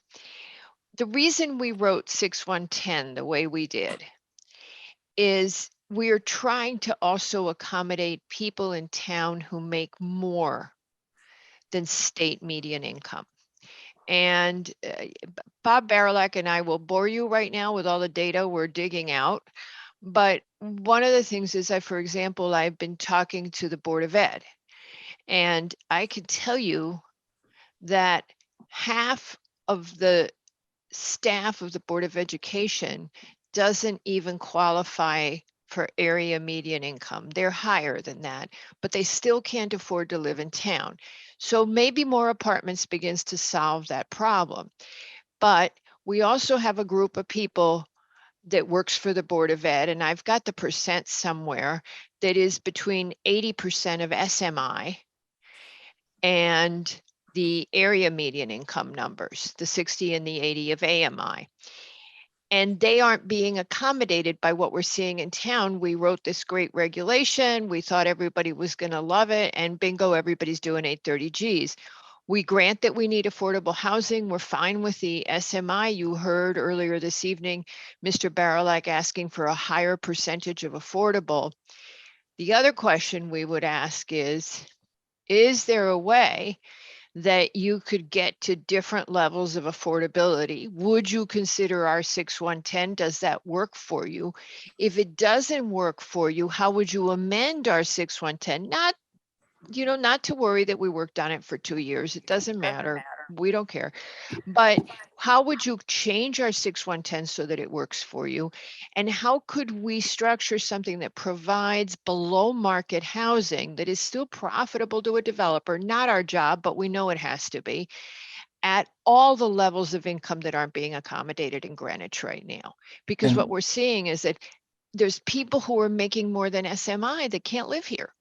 And we'd like to see that. And you could maybe make a smaller building. We'd love that a lot. Mr. Tramfo already knows that we weren't real happy when it was 7 stories the first time. Go ahead, Mr. Barilak. And just to add on to that, Mr. Haslam, Mr. Wharton, I suspect Mr. Haslam has been following this dialogue carefully in town, but perhaps Mr. Wharton hasn't. The town of Greenwich is in the process, and very, very soon will complete the creation of a housing trust fund. From conversations I've had with a number of levels of government, there seems to be a strong interest in government in putting money in to support the development of affordable housing. The way that the 830G law works, there's 2 ways that a developer can come in. One is as a, quote, set-aside development, which is what your application does, which constrains the developer to income limits for those 30% based on state median income, which is, as I'm sure you know, 50% lower than area median income.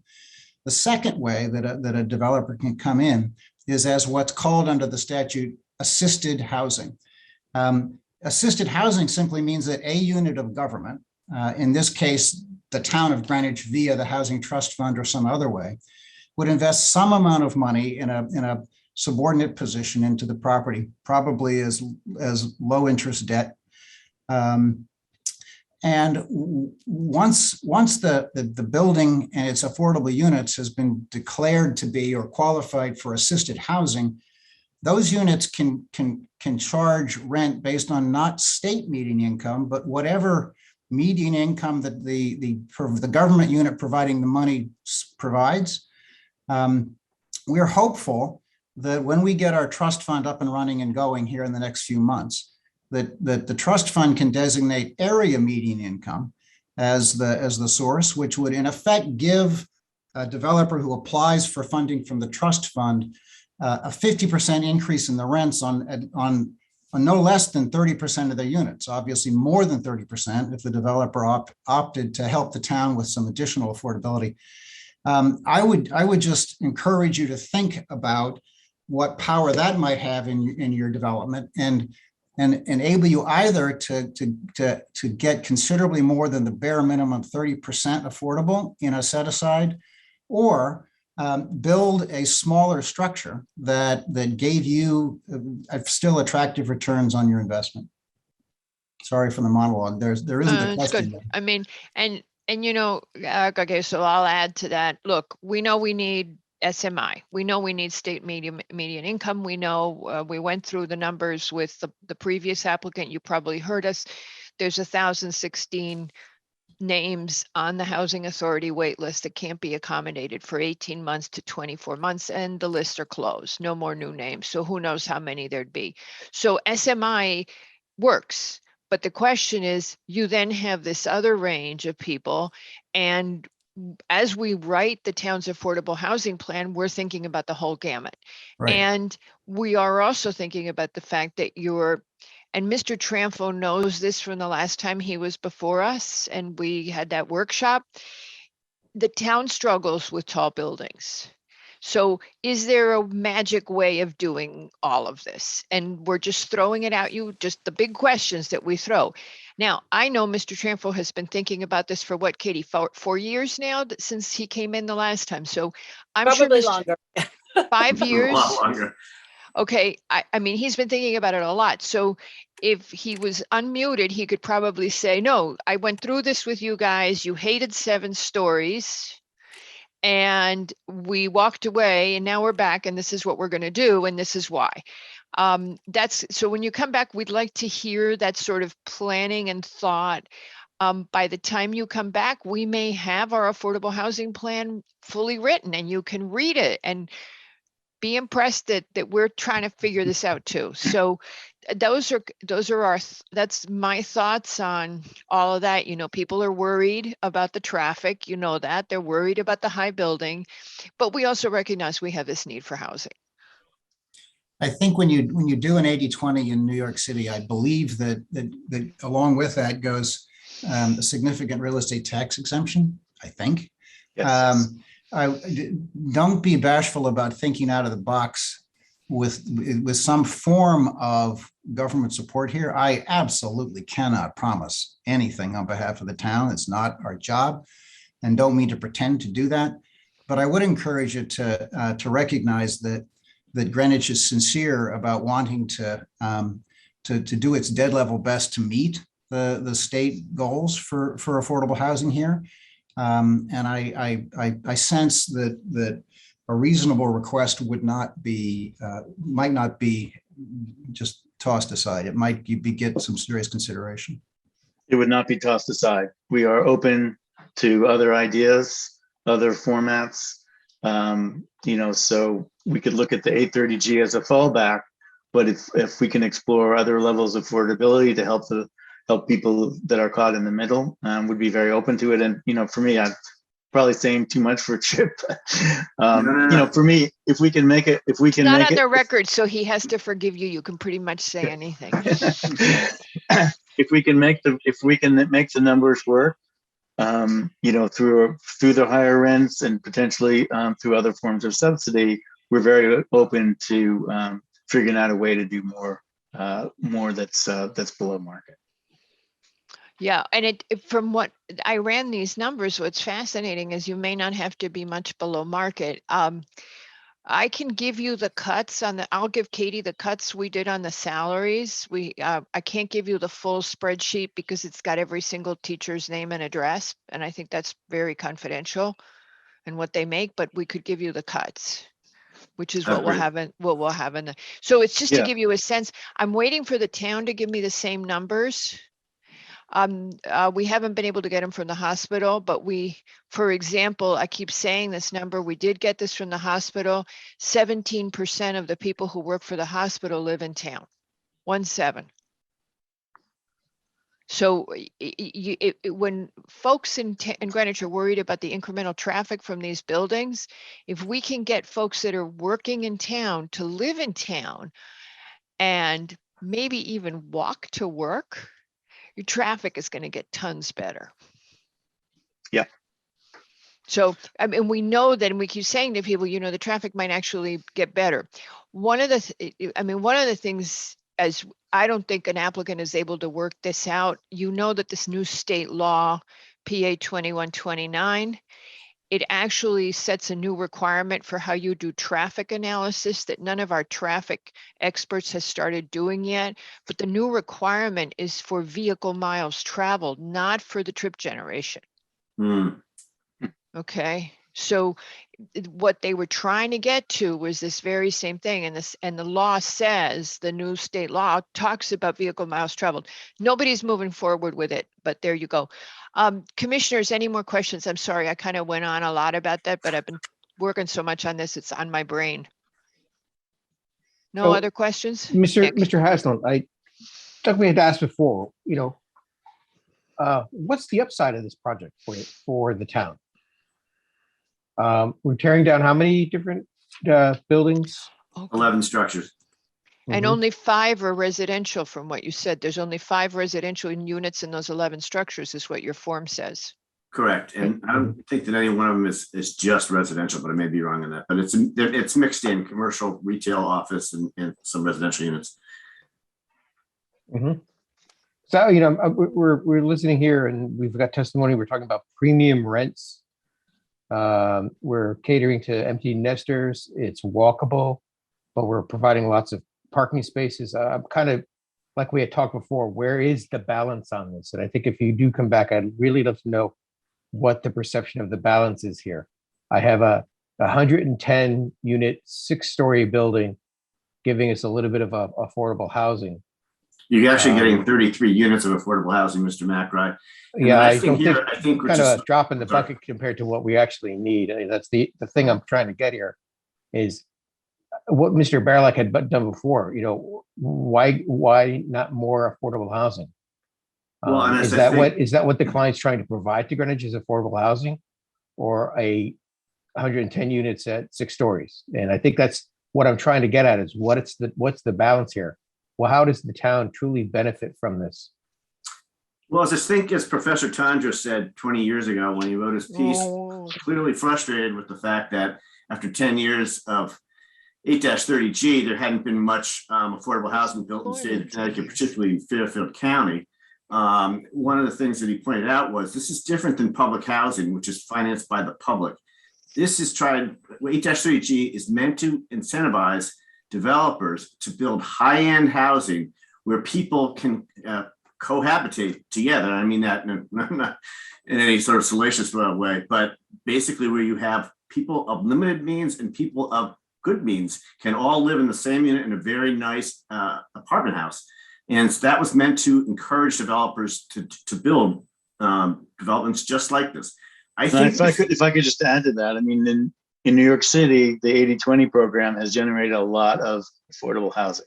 It's generated that's true, but the real thing we want you to continue to consider is what Ms. Alvin and Mr.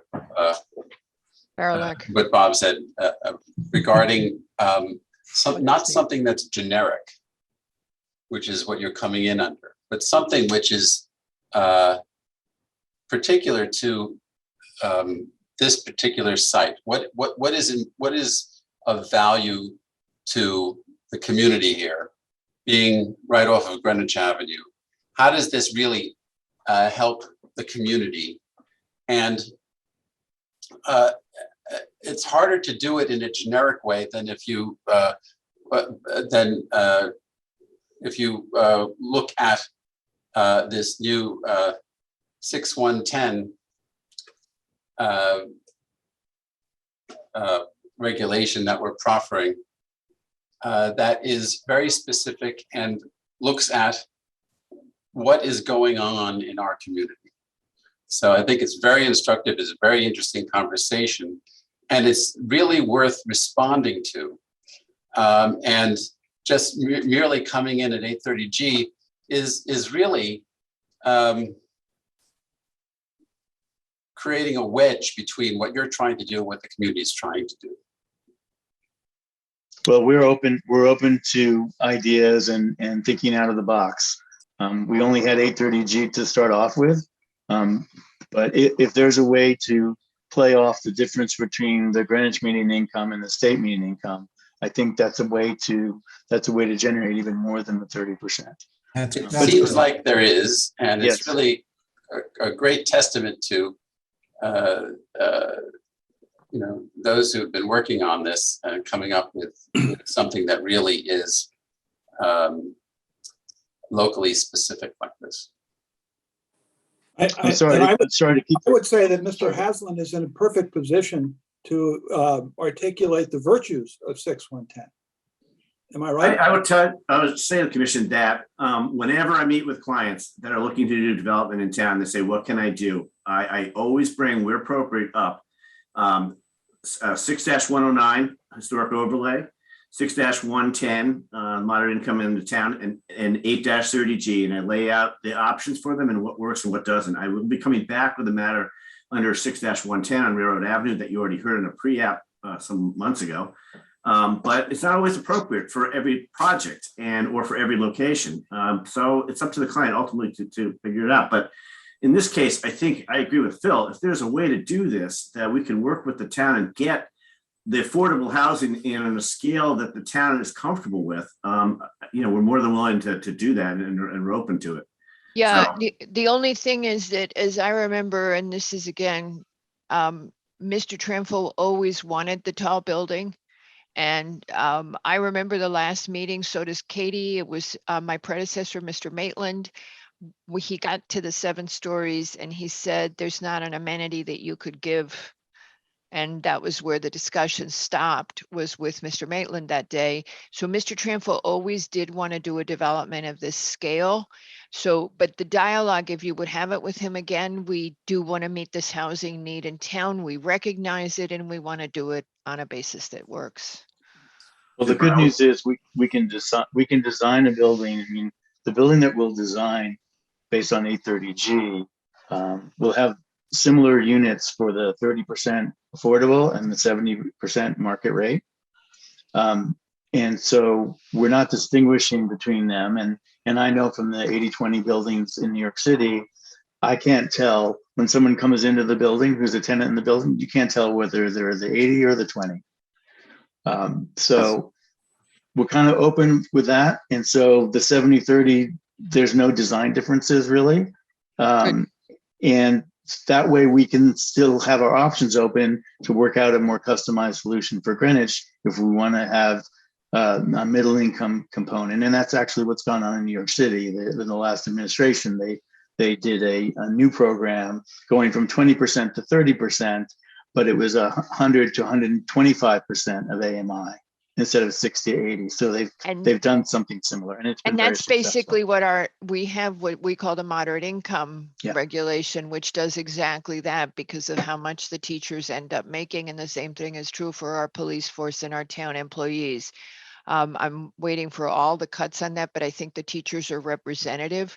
And so you have a town that people can't, even who are not at an affordability level, cannot afford to live in. So how do you do that? And we've gotten, I don't know if you guys were listening, but Greenwich actually helped have this be an SMI only statute.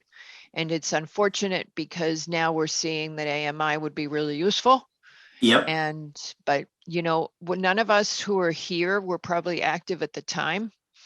So we don't have to feel really bad about that.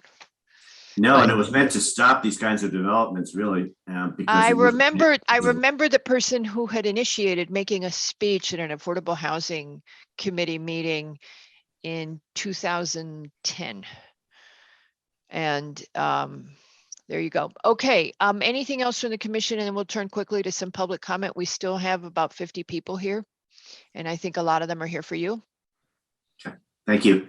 All right, okay, Mr. LaRoe, clock stuff, just in case, I don't know.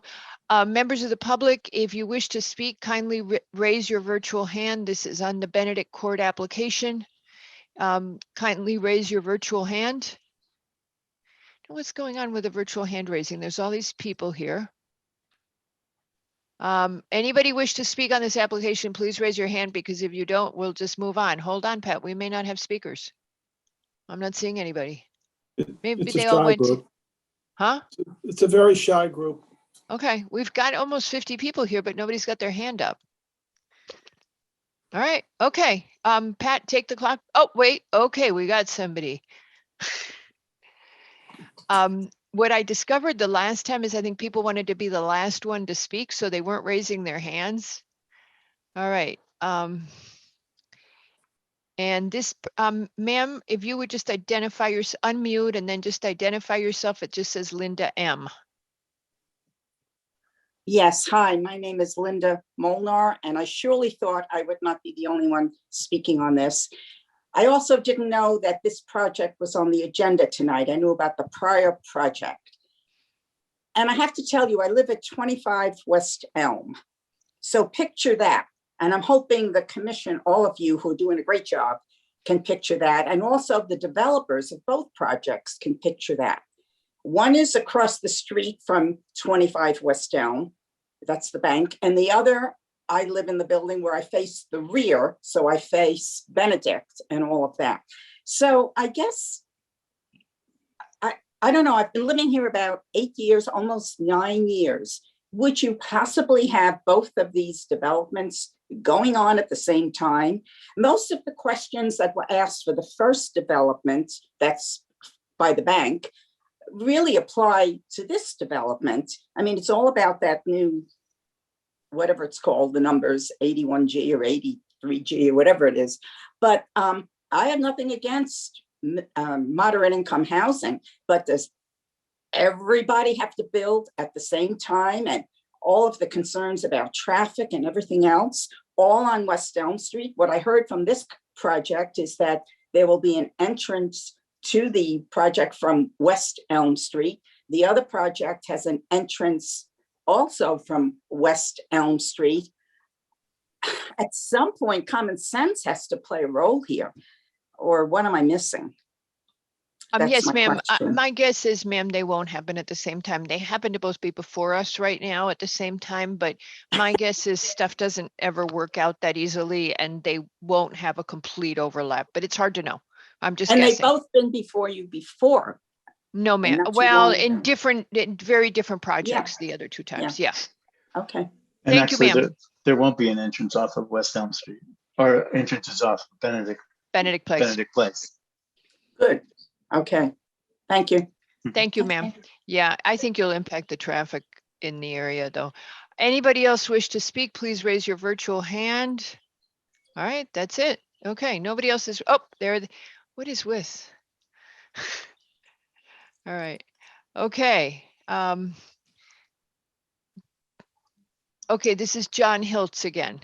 And I think he's at 40 West Elm. Hello, Mr. Hiltz again. No, I'm still at 25, you know. Oh, 25, okay. Maybe if, I hit the lottery, 40 will be in my future. Okay.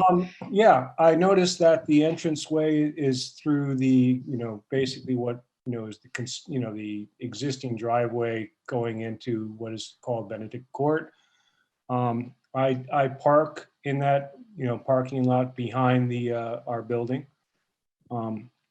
I'd like to point out that when exiting Benedict Court at any time, morning, noon, or night, traffic entering that, Benedict, from West Elm or coming down Benedict from other parts travels at a high rate of speed. The parking places that are adjacent to the Benedict Court block the view of anybody coming down, and the layout of the street is such that when you are coming out, you actually have to pull out a little bit to make sure that anybody taking a right turn onto Benedict isn't coming around and accelerating up the hill, which they do with great frequency.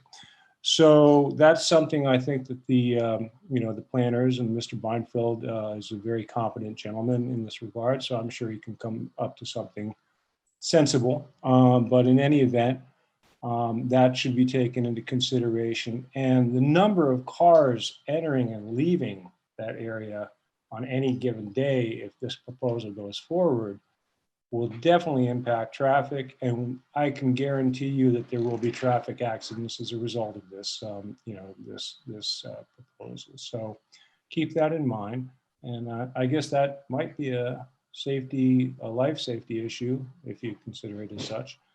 But that being said, your comment earlier regarding the simultaneous nature of these two proposals, Both are proposing subterranean garages, which means that there will be considerable blasting and or excavation at any given time. Those can be detrimental to my building, for vibration purposes. So these, all need to be factored into your decision-making, and the applicants need to make these, need to recognize these potential adverse impacts and need to address them in any application before your commission. Thank you very much for your time. Okay. Anybody else from the public wish to speak on this application? Not seeing any hands. I'm gonna, Pat, I think you can take down the clock. And the last time I ended up timing Mr. Malkin from my phone because we had already given up. Okay, so I think people just wanted to hear what you were saying, and they'll be back because there still are folks that I know are neighbors here.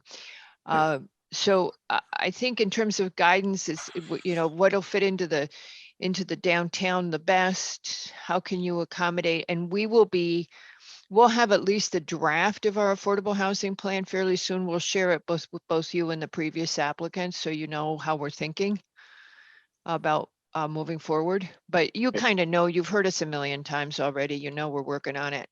No, I've followed it, as you know, very closely.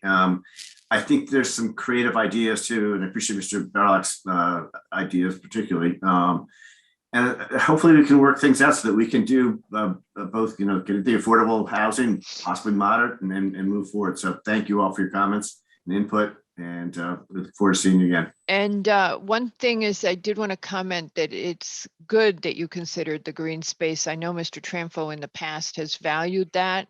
Yes. And that is appreciated that you're making the rooftop amenity. I'm sure there'll be some concern about noise from the rooftop, but on the because there always is, it is something we hear. But it is good that you're considering green space. It bothers us a great deal that there is no access to outdoor space in affordable housing applications. I'm well aware of that, and I also would just like to say that I think that in part, these applications are spurring some community willingness to actually fund the trust fund, which I didn't see necessarily happening. Your lips to God's ears, my friend. Yep. I have one check that I'm not allowed to deposit. I don't, and that's all I've had for 4 months. So, I mean, Mr. Tranfo can't give any money to benefit his own project. It's in the ordinance. So just so you know, but Mr. Haslam will take your money. So, but the trust, the final bit of the trust is going to the RTM in March. So hopefully we'll finally get it done. Okay, well, thank you all for making the time, and we'll see you when we see you. Thank you. Really appreciate this kind of early feedback. It's very helpful. Thank you. Okay, thanks. All right, I'm going to take Mr. Tranfo out of the meeting, even though he didn't talk. I think there's demerits for when you come into a meeting and then don't talk, isn't there? Only if you're asked to talk. Yeah, well, he was. I know. I think there's demerits. Okay, Mr. Bristol is representing the chickens. Well, I'm representing the proposed The chickens were probably not happy with your representation. Okay, our next item is a discussion item, Wildacre Rotisserie Greenwich LLC for a pre-application review for a retail food establishment that wants to become a restaurant at 147 East Putnam Avenue. And Mr. Bristol, if you would go ahead. Good evening, everyone. That's correct. The property that we're talking about today is 147 East Putnam Avenue. It's on the southeast corner of Strickland and East Putnam Avenue in the LBR2 zone. I'm sure everyone's familiar with the property. It has a small one-story building, about 1,500 square feet. I think it used to be a gas station way back when. We represent a tenant, someone who signed a lease and is proposing, as stated, a rotisserie chicken retail food store at the site. To go back in time, the previous use, as you know, was a Starbucks coffee shop, also retail food, and that was established by way of the settlement of a zoning appeal in 2005. Subject to a number of conditions. If you look at the site, it has 7 parking spaces, 1 ADA. So what was the conditions that were imposed as part of the settlement, in part were one, that employees park on spaces across the street at the shopping center across the street. There are 3 parking spaces that are subject to an easement that is available for use by this property. And that was memorialized. That was to memorialize the license that was given to Starbucks to use those 3 parking spaces across the street for employee parking is what the stipulation provided. And 2 other just pertinent conditions that were part of the stipulation settlement. Second one was $25,000 bond that was posted for improvements related to the Strickland line of public parking spaces there to make them short-term, I believe, which I understand was done, unposted.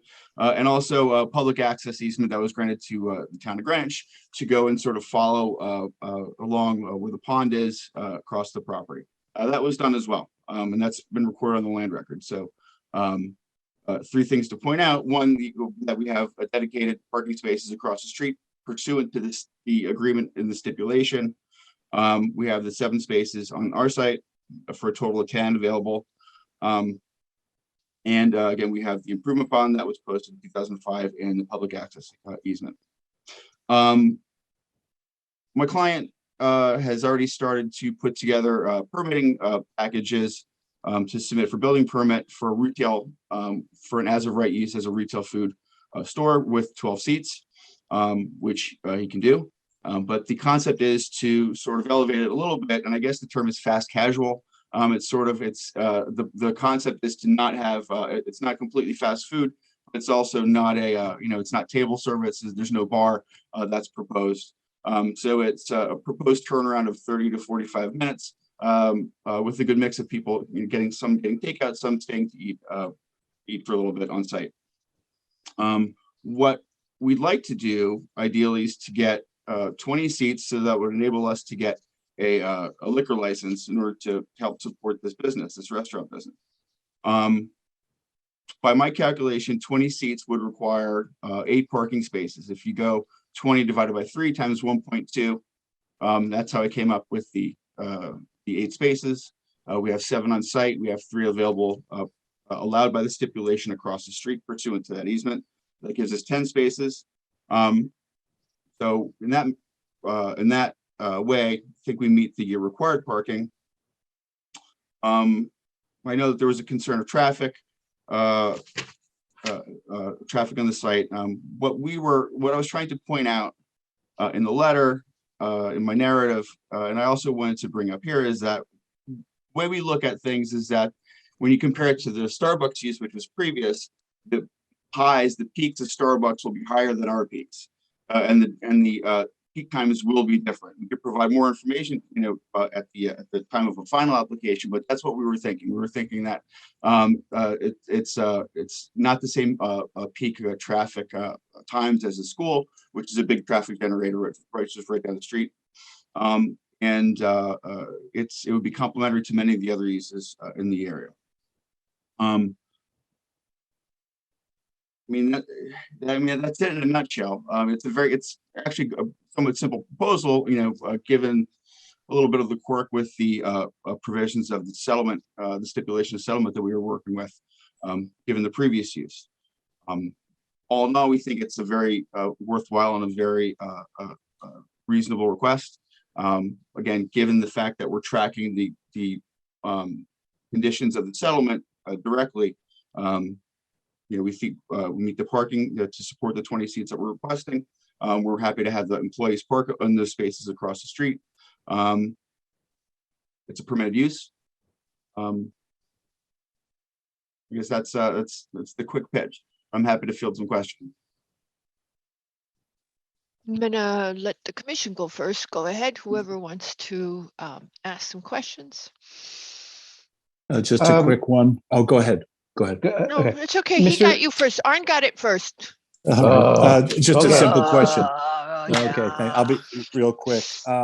20 seats. So how many employees would you have? You know, you mentioned 3 parking places across the street for employees. So how many employees? I'd have to find out. Actually, my client's on the line. If he wants to raise his hand and provide the information, he can do that. I don't know off the top of my head, actually. Okay, thanks. He didn't raise his, oh, there it is. Ben Pote? Pote, yep. Pote?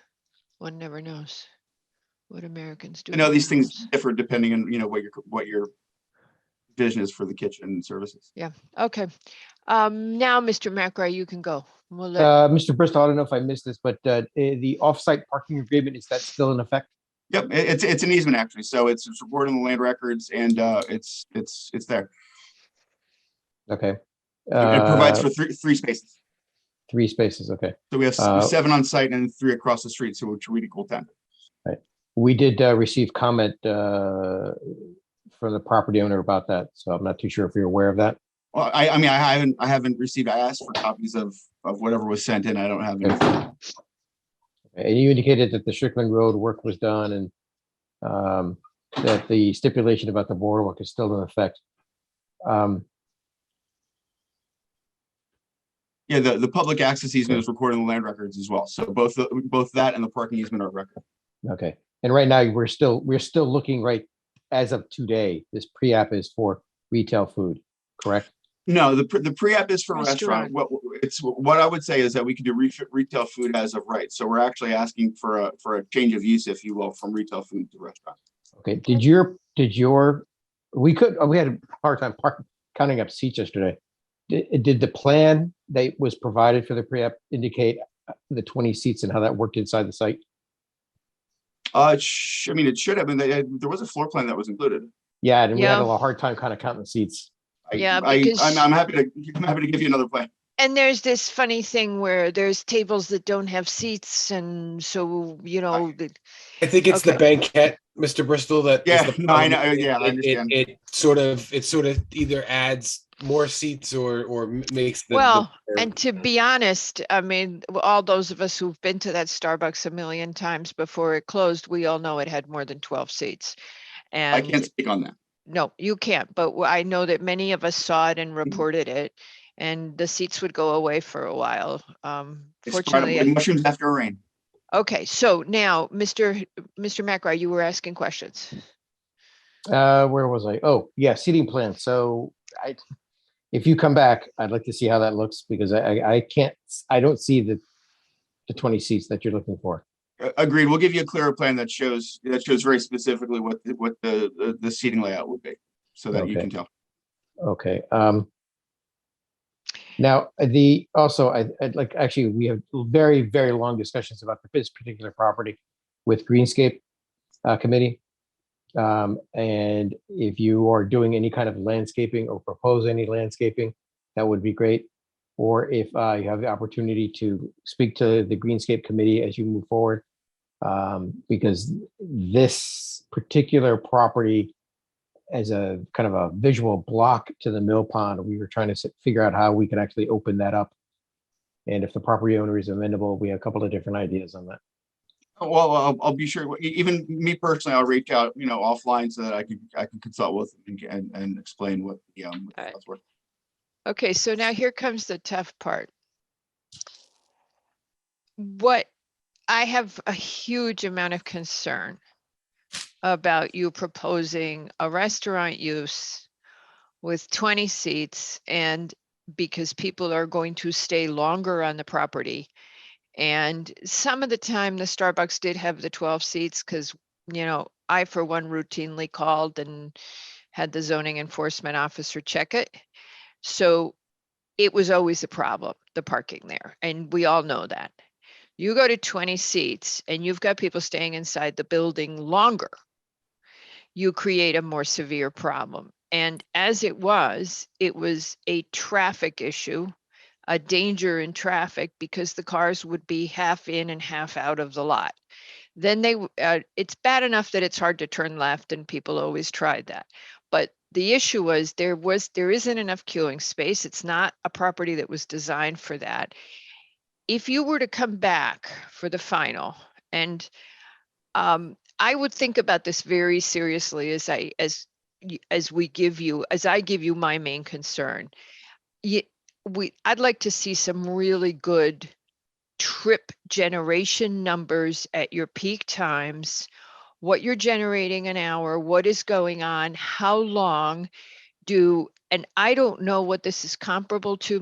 Maybe Mr. Pote has a good feeling for how long do people come in, how long do they stay, when do they leave, do they come in groups of 3? What is your turnaround time going to be? You are going to get some walk-in traffic. I think in the neighborhood, there's a chance you'll get some walk-in traffic. I do see people walking to the pizza place and to Green and Tonic, and to Pastificio, all those places get traffic, get foot traffic in Cos Cob. But the big question is, what are you generating in vehicle traffic? I think that's. I'm sorry. I was just. And I'm I sorry. would say to you that I think you're going to have to convince us that this is not going to be a monster problem because of where it is in Cos Cob, and that you're not going to really create an accidents and backups. Because there's just a lot doesn't accommodate. So that would be my first and greatest concern before you do anything else. Yes, there's a bunch of other things, but I would seriously encourage you right now, from my perspective only, to consider opening as retail, running it as retail, and coming back in once you've got some time under your belts and you know how the traffic is. That's an idea, and I think that's what we anticipated being a sensitive topic, something that we'd have to address. And a couple just as we talk, and I don't have any answers, obviously, that we're thinking forward.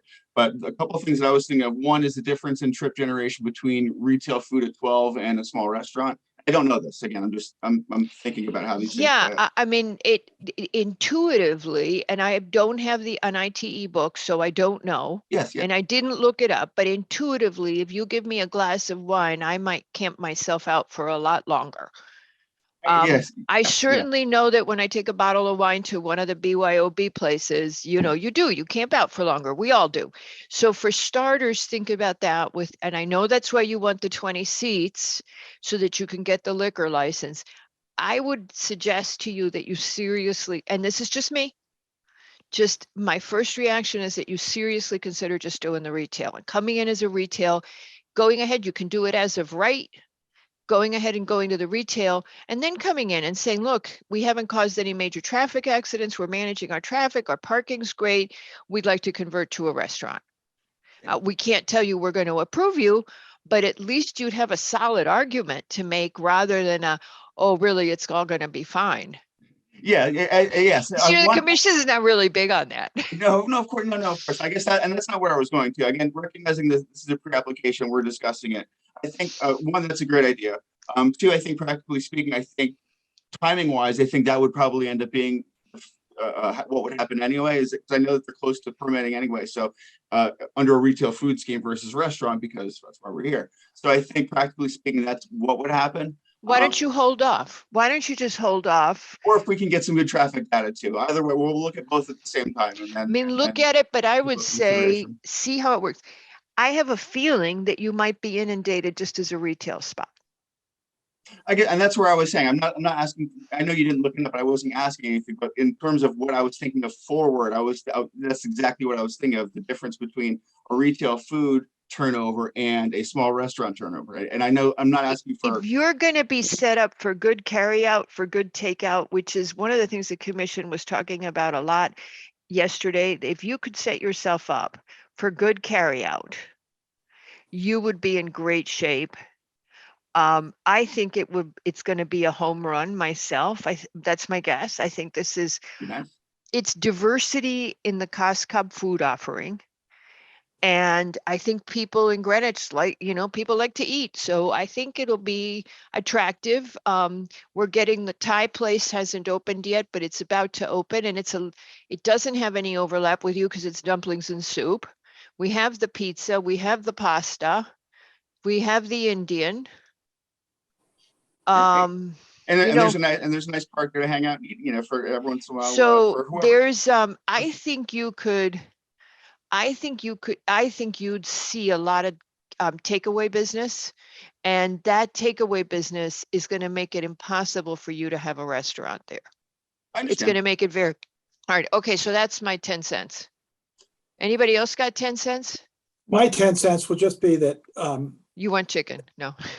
no, I think unfortunately, I think the reality of the restaurant business is such that liquor is really a driving revenue component and profit component. So I'd love to be wildly enthusiastic and support you there, but I sort of think, my guess is the people have done the math on this and think, we really need the other. But I don't disagree with this, the starting with the small steps again. And I give you the other thing. If this is I call my neighborhood, okay, so full disclosure, Mr. Bristol, this is where I live. Okay, I call this toddler town. Since the pandemic, we have gone so much younger. If folks are going to go out to eat in our neighborhood, I think they would go for date night. I think you are hitting the sweet spot for the carry out, for the takeaway. And that's, if you're doing rotisserie chicken, I think that's going to be the sweet spot. But I don't know. I'm only doing zoning. I'm just saying my take is, and Mr. Lowe's willing to give me the baby steps, even though he thinks he wants you to have wine. So I would really. No, I didn't say that. Don't put I'm getting punchy. I think I need that right now. I'm starting to get punchy. Mr. Yeski, you look lost in thought. I wanted to know what you thought. No, we talked about it yesterday. They've never had liquor at this spot. It's always been a huge problem. I went. Basically, what happens is you might technically get in on the parking regulation, but people park on Strickland. We have a letter across the street. People are parking. It's one of those cases where maybe technically you qualify, but realistically, you're flagrantly in violation of common sense. I think beefing up the takeout in some way, shape, something creative on that building would make their economics very attractive. More than, I never understood how Starbucks stayed in business. How many cups of coffees would you have to sell? On the other hand, rotisserie chicken in this place, if you had a takeout operation, and I was struggling yesterday with queue up, maybe something that be a special part of the building that people could just run up and get. What I understand is we don't prohibit drive-through. We just have a problem that we need the queue up. So the suggestion that our town planner said is, well, why don't you have a couple people totally devoted to takeout, and they could deliver orders, which is another option. We didn't mention that, right? You didn't mention that side of it. Either way, we're helping them with the economics, short of giving them the liquor, which I absolutely agree is going to radically change the parking. And it's already a bad situation, really bad. And you're going to make it many, many times worse. So I guess we let love me to ask see you this. this thing come in, but liquor is too far. I love your suggestion of start retail. We've done that before, and then move to the liquor if it works. But like you, I think it's going to be a big success without liquor. Yeah, that's what I just said. Also, your parking. A little uncomfortable with your rounding, we keep getting that you would need 9 spaces. Is that because you're rounding up? Yeah, because you can't have 0.4. No, but I mean, parking. if you literally do the math, I mean, 20 divided by 3 times 1.2 is 8. I mean, It's if you wanna do your 8.4. math different, It's that's fine. 8.4. I don't think that's the issue. But we're always getting people arguing that they're overparked, underparked. Come on, I would love anybody to stand and say that the parking at this site has been adequate. I understand. I guess. Well, we're dealing with required parking though. So I mean, to the extent that we're dealing with a requirement, and we don't have a lot of spaces to deal with. I mean, having a rounding one way or the other is material, but we do have 10 spaces total. You have to worry about I don't understand anything you just said. Oh. No, seriously, the parking here is woefully inadequate. Period. And you haven't given us a number. You haven't given us a number on the employees. So we don't know whether the parking's adequate or not. We definitely have information to provide at the final. Yep. Okay. Okay, I just want to build on one point that Mr. Yeski made, and that's, delivery. So you have a young family, they have a couple kids at home. They both come home from work. They're not going to be driving by to pick up dinner. They would love to call you We're and not have doing you Zoom. deliver dinner to them. So I'd really push the delivery side. Thanks. Well, and that's the other thing. So one of the things that you didn't take into account on the parking is, of course, you haven't told us whether or not you would need delivery vehicles. So just think about all that. Just think about it all. You know where I'm coming out. I only got one semi-opposing idea. Give it some thought and we'll send you on your way. Before you do that, let me ask if there's any public comment on the rotisserie chicken. Do I have any comment on that application? It is Wild Acre. Mr. Biddle, yes, we saw your letter. I should have remembered that. I have a copy of the letter. Katie, can you send Mr. Biddle's letter? We all got it yesterday. You must have it in your file. It's just as you would expect. It's a concern about the overflow parking. I understand. Mr. Biddle, if you would go ahead. Hello. And you need to unmute. There you go. You're perfect. Go ahead. Okay, so my name's Willing Biddle. Our company owns the shopping center across the street, which runs from CVS to Domino's. And I'm very pro-business. I've got nothing against anybody trying to open a new business. I think that's great. I just wanted to report what the history has been with us and the Starbucks there. I believe the applicant is referring to an easement, must be in a different property because there's no easement on our property for parking. I think it must be the shopping center over by where the fish store is to the north, I'm guessing. Yes, that's where the parking is, by the Abilis building. Okay. So what we have experienced when Starbucks is operating there is, as you know, there's no parallel parking along his side of the road. There's only parking along our side. And what would happen all the time is people would park in our parking lot, either walk through the lobby by CVS or walk down the alleyway between Domino's and the fish store, run across the traffic on Route 1 to go to that Starbucks, back and forth. There was just never enough parking at all. And we've owned that property for about 10 years. For a while, we tried to have people move. We told people to, stop it, but it just became overwhelming and a nightmare. So it's impossible to enforce it. And there was just never enough parking for Starbucks, as you guys have realized. And I think that you're going to find with this kind of business, with a heavy takeout business, you're going to have a greater demand for parking than Starbucks did. So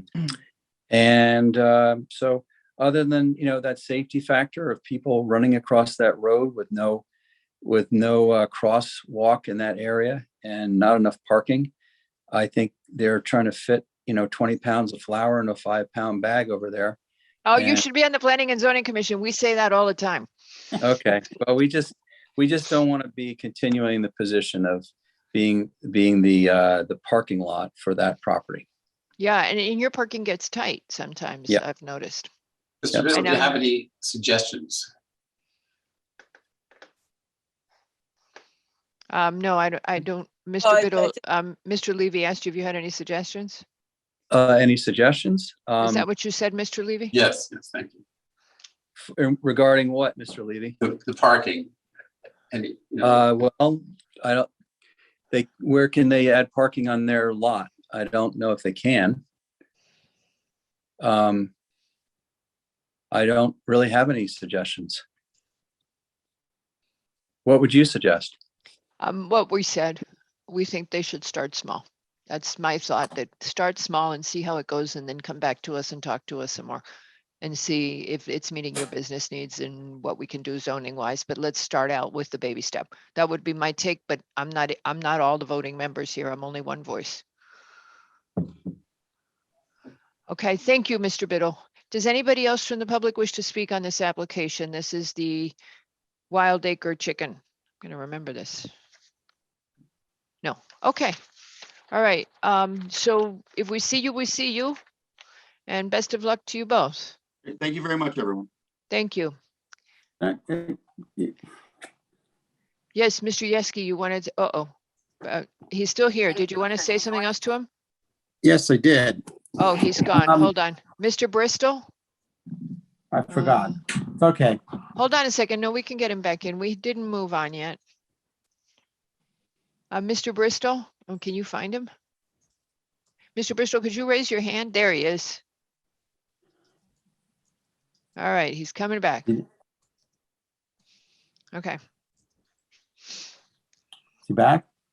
Yeah, there he is. He's coming in. He's unmuting now, but he can hear you. Mr. Bristol, I was just curious. There we go. Is this the same, and there's a reason for the question. This company isn't just chicken. I thought this company like specialized in all kinds of meats. Maybe it's the same name of a restaurant I'm familiar with in the Midwest. Is this? It's not a chain. It's not a chain or a franchise, not to my knowledge. I mean, no. I think it's a mail order that you order online, but you can order all kinds of meat. Just not. You're not talking about Omaha Steaks, right? No, I'm not talking about. We order them too, but I don't know whether this is the same entity. That's my knowledge. I mean, I can ask the client offline. I mean, or I don't know. I didn't think it was. Well, the reason is, it may be serving a lot more than just chicken. And I remember it being exotic stuff too. So maybe it's just the same name. I'm not sure. I'll find out, but I mean, I don't have any knowledge of anything. No crazy game meats proposed. Okay. Okay. Thank you. Sorry. And thank you for coming back. It's interesting. Thank you for coming back. Yeah, you see, we can bounce you in and out of the room. Yeah, there you go. Mr. Hegney has his. Oh, that's the next application. Okay, thank you. All right, Mr. Hegney. I thought he was interested in the chickens. Or ostrich.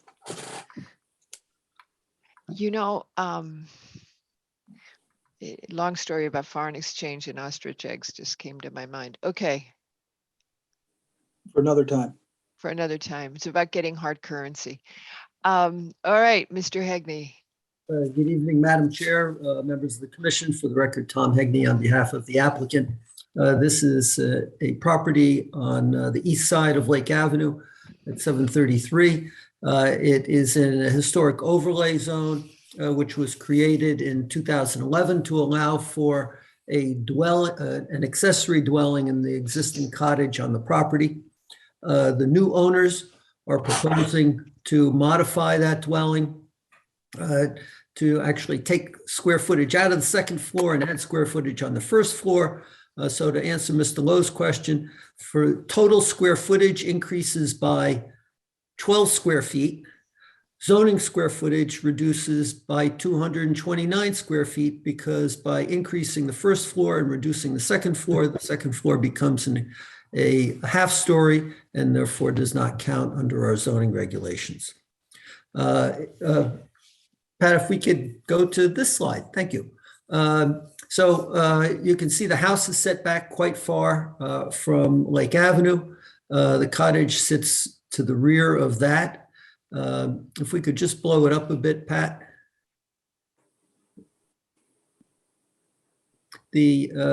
We're proposing the addition on the rear or the east side of the building, and also proposing a pool that's 18 feet wide and 40 feet long. We have been to the Historic District Commission twice. We went there in December. They thought that the project was worth pursuing. So we went back to them at the February meeting where they issued a certificate of appropriateness, and we did include the letter as part of this material dated February 25th from Stephen Bishop as chairman of the Historic District Commission. The addition, as I said, faces out to the rear or the east side of the property, so it is not visible from the street. I have a few photographs that begin as slide 5. Pat?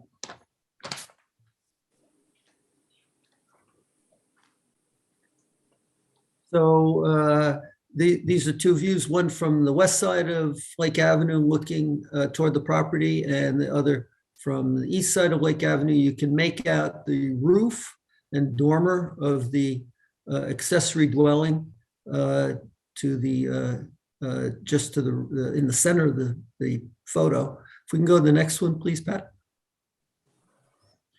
And here, this is a photo from the lawn in front of the house. Also, you can see the accessory cottage to the right of the main house.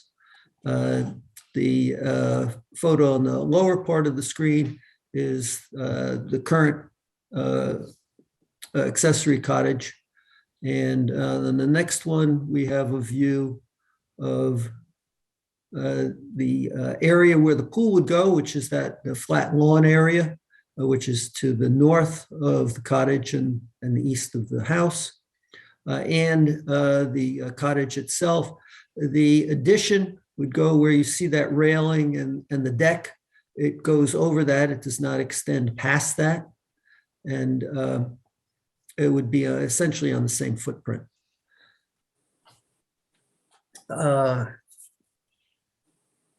We have one of the questions that came up yesterday was, can you have a pool in a HO zone?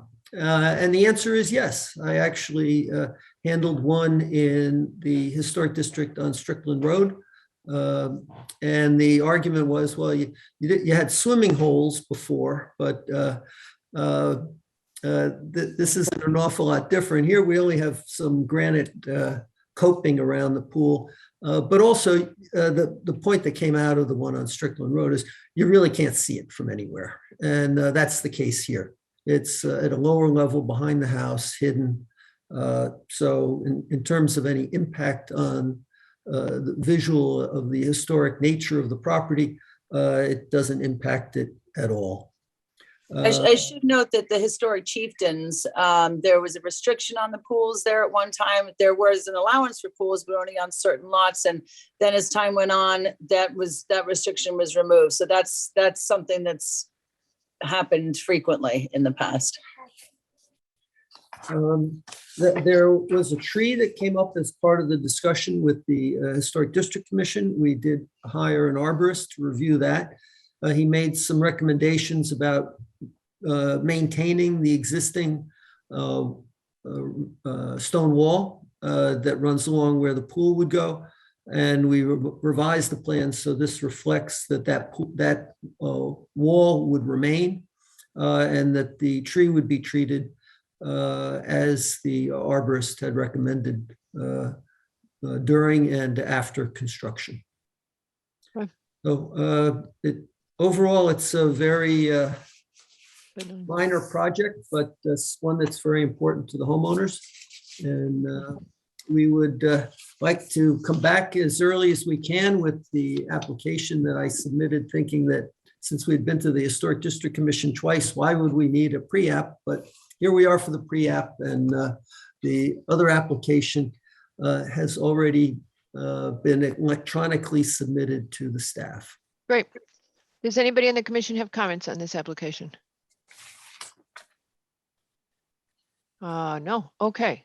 I promise not to make my presentation nearly as long if you put me back on the agenda soon. Okay. Does anybody in the public wish to comment on this application? This is 733 Lake Avenue, William Oram and Sarah G. Oram, trustees. 733 Lake Avenue. Anyone in the public wish to comment? Nope. Okay. Well, Mr. Hegney, looks like we don't have any guidance to give you. You're on your own. Thank you, Madam Chair. So we'll see you soon. I hope so. All right. Thanks. Okay. Thank you very much. All right. So before we get to, we have several decision items. One is that we don't have to do it tonight, but I know that the applicant is waiting for it, is the MH Cohen, and then we have some things from the public hearing that we have to decide, or that we should decide. Before we do that, we have one more discussion item. if we did discuss it at the briefing yesterday. The only update I have for you is I spoke with Westcog's executive director last night, and he was encouraging us, basically telling people to do solar. And I have very mixed feelings about starting out the gate that way. I would really just like to get information, take a baby step, and see how it goes.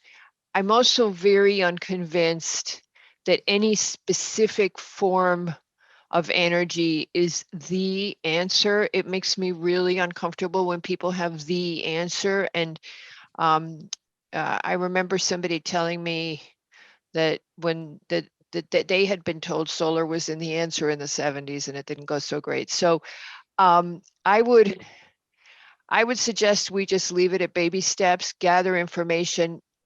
Westcog would like us to go farther, but given who we are and what we've been working with, I'm more comfortable with this. So it's just a discussion item. We'll post it regular. Does anybody have any comments right now? I think we talked about it mostly yesterday. Yeah, I mean, it's just to get it on your radar. It's just a good way of doing regulations, is to bring them in as a discussion item, have you guys kick it around for a while, send it back, and then we go and work it some more. And if nobody has any comments, then does anybody from the public wish to speak on the proposed energy regulations? No. See? If you wait till later, no. No, so we don't have any comments. See, it's just so simple because we're not asking for anything that's hard. I think that's a good way to start. All right, okay, so with that, we are done with hearing everything and we are ready to make some decisions. And I believe we are going to do 19 Lower Cross, 12 Meadow, 359 North Street, and we can do MH Cohen at 8 and 10 Lewis. And how would you guys like to proceed? Do you want to do Lewis Street at all? And do you want to do it first? Yeah, let's do Lewis Street, because I think it's kind of been hanging around. Let's kind of, maybe we can get this, something done with this tonight. Okay, so for Lewis, we're moving okay, so just for some clarity, and Katie, jump in because, you know, preliminaries. So just for clarity, all we would be doing is moving the preliminary to final, and we would be saying, when you come in for final, this is what you gotta have for us. This is what we're looking for. The applicant has told us that they believe that they can do this as of right, Katie? Yes, so because of the front and rear building lines and the new rules that were put in for the second floor restaurant, they don't need to be before the commission. Assuming they make a few adjustments to their plan. The way they have the plan that was before you, they would need to go to the commission, and that's due to the change in the nonconformity. But they can make those changes, and they know that. They've spoken to Jody about it. But they are willing to come back. You know, there was a discussion while they were with you about the conditions that they were willing to go forward with. I'm not talking about the pre-application. I'm talking about the discussion that you had with the applicant during the application process. So as you noted, this is a preliminary, so you could just put some suggestions forth as to what would be acceptable on a condition basis for them to come back. As the applicant knows, it's not binding. They can obviously submit whatever final site plan they choose if they decide to go that route. Okay, and just one more thing is that Mr. Wells is seated for Mr. Lowe on this application. Okay, so who would like to make some suggestions? I would. Okay.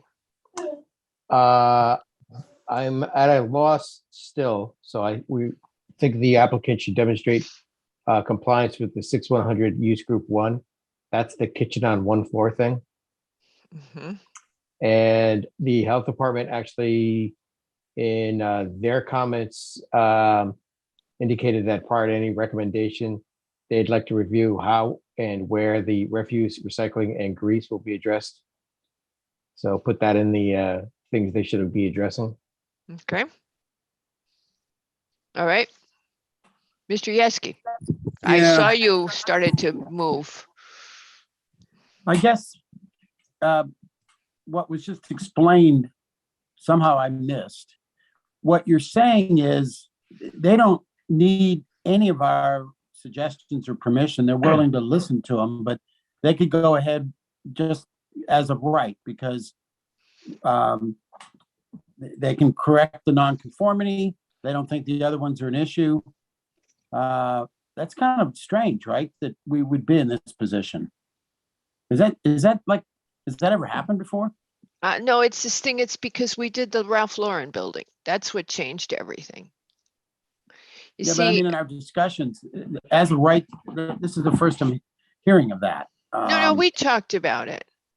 Well, I missed it. I mean, the I must thing have about been asleep. the plan that they showed you, Mr. Yeski, does require the commission, but what's happened is they can easily change that plan, and effectively have the number of seats that you saw on the plan. So it's minor changes could take them to the building department without a need for P&Z.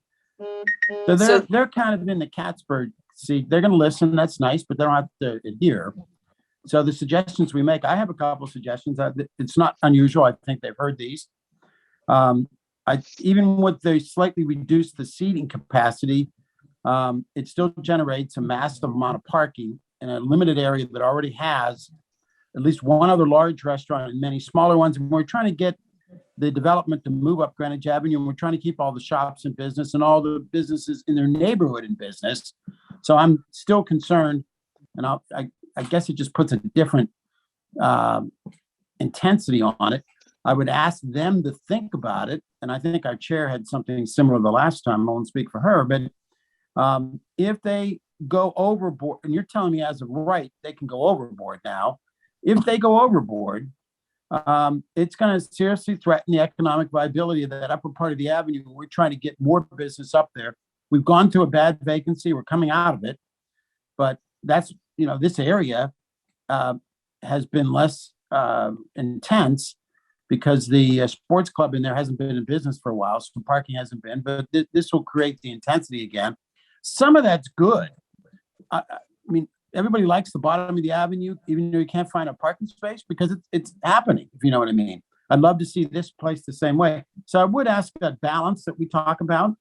I don't know, we have to come up with a specific number. I think Mr. Haslam said that the Ginger Man was like 150 seats. And I said, well, there's a number. I'm having a little bit of buyer's remorse here. Maybe it should be slightly higher. He also said they're not planning to do special events. So I'm not sure why they'd listen to this, but they could do special events, it sounds like. But I would suggest that they limit the special events to some order of magnitude, like 25 to 50 seats, because they might have birthday parties and things like that a lot of restaurants have. Ginger Man has that upper floor. I don't know how many seats up there, but that's order of magnitude in my mind. Order of magnitude of seats is, they particularly on lunch, below that, I think they had does anybody have the letter right in front of them? The letter that they sent in modifying their request? Well, that I think it was letter, 125 for lunch. Yeah, that sounds reasonable. But I thought there was a number, is it dinner that's 200 or something like that? Yeah. I think 225 for high. dinner.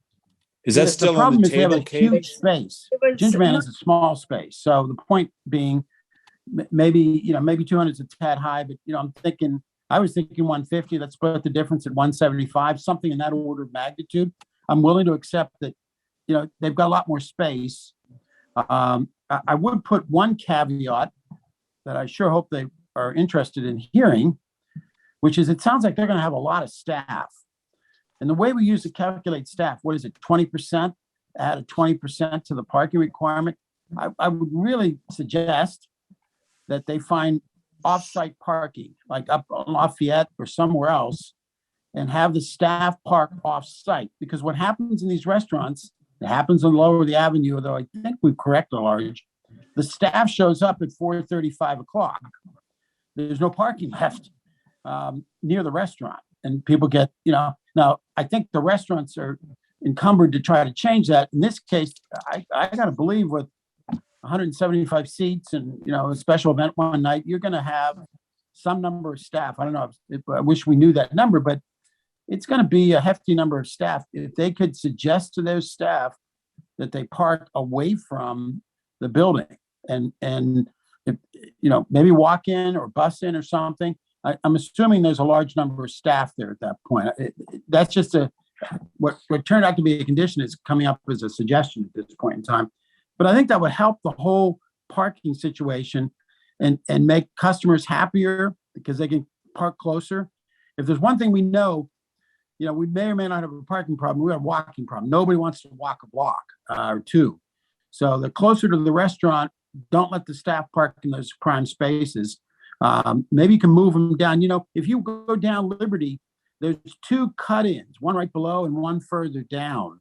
Maybe you could, at 5 o'clock or something when the meters stop, maybe you can get people to park down in that section. I don't know, I'm just trying to make it viable for them and viable for all their neighbors up there. And also keep everybody in business now and keep the action and move that action up the avenue. That's my Okay, so forward. having said all that, Mr. Yeski, Yes. you're thinking 150 to how many seats for dinner? What was the number they had? 200, right? They This- two and a quarter, I think, was the original. I think How 2 and a about quarter one- for dinner. Yeah. How about in the 175 plus range? No, I I'm think, trying to come off those peak that just destroys all the other businesses in the area or Yeah, I causes think- them. I think they'd agreed to a much lower number for lunch from Monday through Saturday. 125 for lunch. Yeah. And then the idea is once the retail is closed up, that they could go back to their higher numbers for dinner. So 175 is Dennis's number. So let's just put that as a placeholder. To that, I would add a restriction on events, on large events. And I don't know how many people you would have, but no events more than X people. Somebody want to come up with a number on, I just don't want 250 people showing up at the same time. And I know they're representing that they're not going to do that, but again, when you go and you look at the place in Roslyn, that's what it is. So, okay, so what would you suggest, folks? If dinner's 175, why don't you say it's 175? Because they all come at the same time and it's a totally Yeah. different thing. Yeah, we're trying to avoid that. So dinner, they come at 5, 5:15, 5:30. It's a very different traffic flow because people are coming and going and leaving and they may eat quickly and all of that. So you have turnover. You don't have turnover for an event. Why don't you say that the special events are limited to those side rooms and can't be used in the main room? Oh, I like that. How many people do they hold? I think they're small. I think it's like 25, 50 maybe-ish. Why don't we 50 cap them seems at too high. 50? 50 seems too high. I think they were smaller. Cap it than- at 40? I'll buy And- that at 40. What do you think about if it's 125 at lunch, then going to 175 is only an extra 50 people? Is that what you think would be the offset by the retail's thing? Because they came in with like 225, so just throwing it out there. Yeah, because don't forget, they're going to have bar too. And their bakery will be closed by then and the other. Yeah, but don't forget, it's got bar as well. Right. Is there I'm sorry. I Peter, seem to- Sorry, I'm so sorry. Just so we stay on this for a second. And then especially if the employees are limited to park in the town offered employee parking areas to offset the parking demand is where I'm going with that. That's a great idea. Okay. No, that's why I wanted to see if they do something with the employees. It makes it more palatable to raise that number closer to the number they had in mind. The Does it 200 make does it make sense to phrase it that it should be less than the 225 and with the employees parking somewhere else and let them come in with something? In other words, Yes. let them offer it. No, it definitely. I it's a was struggling preliminary. with that. I was trying to come up, I don't want one number. I wanted to, All right, say it Try it again, you again. guys, because I lost the thread. You're gonna have the employees are gonna park off site. And then they should come in with a number that's less So than. it's the not park off site, it's park in the town parking, right? Yeah. No, that they No. would, we want them to be off-site because No, that like on the lot, No, I mean, not the not behind the premises, in other town parking.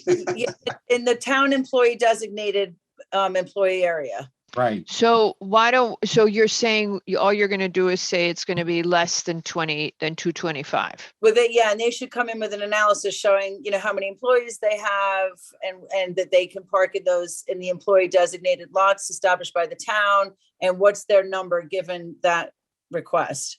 And let Okay. them come in with something that makes sense. And then special events, we're limiting to 40, That sounds low. 50? Okay, you guys were talking about side rooms. There's two private dining rooms. Yeah. Okay, and they're basically off the main dining room and 16, 18, 20, 22. They're only like about 24 seats there. Yeah, I thought they were pretty small. It was tiny. Okay, so and there's nothing else. It's But the you have main two dining- of them. You have two of No, them, so you've got two of 50. them. So you've got No. 50. 24 is both of those that are indicated as private dining. Oh, okay. Okay, it's the main dining room. It has all those seats.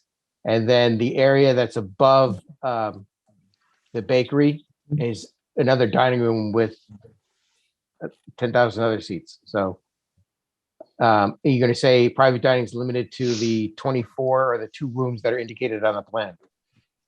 That's too low. That's not going to work.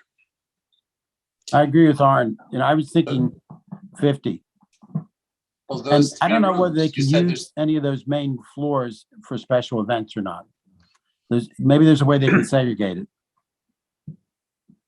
I think they have to come back and show that because you'd have to put, Right. some kind of a temp wall or something because everything is really wide open. Those two given doors have. this. Go ahead, Dennis. No, go ahead, No, I Dennis. think this is kind of I don't know, I view this as a unique circumstance. We're making suggestions. These aren't like ironclad conditions on an approval. Right. Show us what you think a special event is. You keep saying you're not going to do it, but right now there's no restrictions. We want a restriction. And we're thinking 25 to 50. We're thinking 175 plus seats. I'm kind of caving a little bit on that because of the amount of space they have. If you can keep those employees away from the area of your restaurant, further down, that would really convince us that maybe the seat could go up. The seat count could go up because you've got that extra group of employees away from the 2-3 block area around the restaurant. I mean, I wouldn't want to go above 175. I mean, my number was 150, but I could live with 175. The number of employees, according to the staff report, is 91. So that's a huge number. So to Katie's point, if we could get them in town employee parking, that would be a big benefit. That would free up their analysis, 18 parking spaces. I agree. That's why I went after that right away. And we usually blend that together, and I was separating it to say there's just, I don't know, the 91. Well, if it's in the report, fine. I thought it was lower than that. So 91 just convinces me more that separating the employees from that area is critical.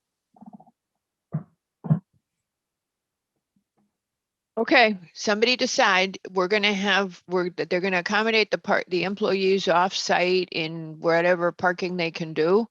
And that may be, I wouldn't insist that it be the municipal lots because there's that building up there that has all that parking underneath that's empty at night. Yeah, I agree. And nobody ever finds it. So they make, yeah, thank you. For some reason, every time I go to say it, I'm like, duh. So what was the thing with the employee parking now? Then the employees make an arrangement for the employees to park off-site. And then that frees you up like so fantastically because now you don't have, normally your ratio would be 20% for employees, your parking requirement plus 20%, your restaurant parking. And they don't have a 20% ratio for employees to diners. Okay, so what I just heard was that the employees are to park at an off-site location. Yes, to make an arrangement, if they could make an arrangement to park the employees off-site, and then that, you know, they look at the dinner capacity, I would still do dinner capacity at 175 to, you know, at no more than 175 and you know, less if it's possible. And that they consider, I would still restrict large events initially.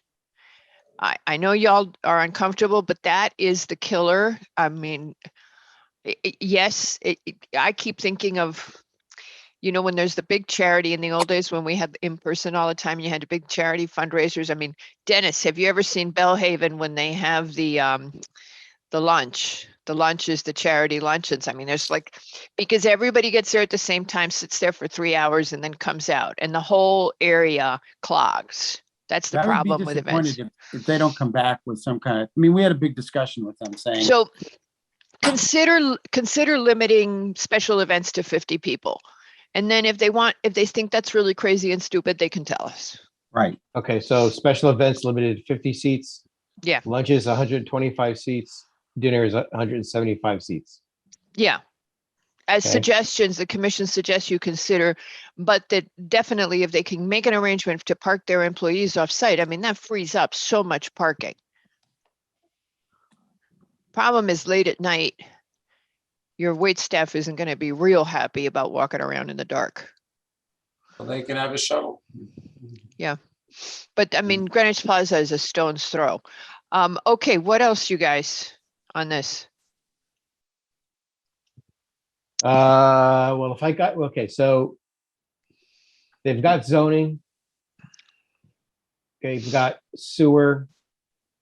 Engineering was a resubmittal prior to zoning or no? And it doesn't ARC said, I think it's a return to a meeting. I was trying to find the most current word, but that's the last one It I doesn't found. matter, you know, and they're going to have to eventually, they don't get final unless, I mean, nobody approves them unless they, well, Katie, if this is as of right, they still have to get the sign off from ARC, right? So they would just, before you go to, you still have to get sign off from ARC because they're still doing exterior alterations. Right. Okay, so, so they have to get signed. The interior. Yeah. They could do separately. In other words, they could get Yeah. their zoning permit and then, you know, deal with Just go to ARC for the exterior Yeah. alteration. So we would just say that, you know, that they have to get a ARC sign off for exterior alterations. So I think that's what we've got. We've got the kitchen, the refuse, the employees off site, the limitation on the diners and the limitation on the special events. Does anybody have anything else? No. Okay. Mr. McRae, you want to just go ahead and make it a motion and we'll make everybody vote and then we'll move on? Okay, this is 810 Lewis Street, PLPZ 2021-363, preliminary site plan special permit. Motion to move the application to final, noting the following. Applicant shall demonstrate compliance with section 6100 use group 1, 6103 1B. Prior to any recommendation, the health department would like to review how and where the refuse, recycling, and grease will be addressed for the site. Employees are to park at an off-site location through an arrangement. And special events are limited to 50 seats. And seating for the restaurant is limited to 125 at lunch and 175 at dinner, and address any and all remaining staff or interdepartmental issues. I'm sorry, I thought you had suggested that you were not going to put a number on the dinner and just tell them to come back in with something that also that made sense given the number of employees that were going to park in the employee lots. I think we should say we would prefer it not to exceed 175. Right. We should put a number on it. Okay. I But think. you know, the commission would would prefer, and then Can we say something like the well, I guess they know it's a preliminary, and then hopefully they're listening to hear where you are, because did you say that? Did we miss that? Did you say you were moving it to final, Nick? Yes, I did. Motion to move the application to final, noting the following. Okay. And you got your refuse and everything. I zoned out for a And second. then what Okay. about what about the limitation of use for the side rooms versus the main dining room? Is that something that's, did we Well, come back? the side rooms won't accommodate more than 24, so we I can't know. limit it to that. Thank you. All right. Pat, we did they also- file the special permit yet, or is there just no action on the special permit? He verbally said he would. I think we can just mark it as no action and then get the withdrawal. Gotcha. Okay. Sorry, Dennis. No, I like the trowel idea too. Is there any way to say, if you can make this work? 'Cause it's a very similar situation to a number of cases where there's something uneasy about the size. And just like Costco, just like the coffee shop, just like a couple, you can come back to us. If you can make this work and the parking works, the staff does stay off site, and you have some demand different in special events, view this as going in, because you're asking for a very large, I'm really trying to avoid any analogies here. You're asking for a very large parking requirement. So we would be open in the future, but we got to see that it works now and doesn't diminish the economic vitality of the upper part of the avenue. What is Margarita calls this a soft opening? Is that what you had in mind, Dennis? Well, that's a Well, real this is- business. That's a real business term, a soft opening. I don't It just call is, it that. Yeah. And there are Well, hotels that it's open not a with real thousands of soft people. opening. No, it's not. It's what it is. It's a recommended opening. Well, with remember that provisos. because if they come back to us for final, which is not totally clear to me right now, they can talk to us about it. But if they don't, at least we've given them thoughts and they'll do what they do, right? Katie, that's the Right. lay of the land, right? Well, yeah, hopefully this is close enough, but they're willing to accept that they'll come in and discuss it with you. And if, Yeah, that would be really nice. And tell Chip Haslam that we would be very grateful. And we will try not to be snarky. You still gonna hit him up for money for the I'm going to housing go with trust? that. I'm going to go with that as my lead argument. All right, okay. I'm gonna The take problem is some, going to be enforcement. The problem is going to be enforcement again. You're going to. it's not gonna, no, enforcement. I don't think enforcement's gonna be a big problem on this one. It is in a location. It may be that Jody doesn't get out to it, but I remember there was a place on Elm Street that was exceeding its seats. Man, if there weren't 8 commissioners who kept telling Jody every single week. Right? I think Dennis meant enforcement of the snarkiness. Right. I meant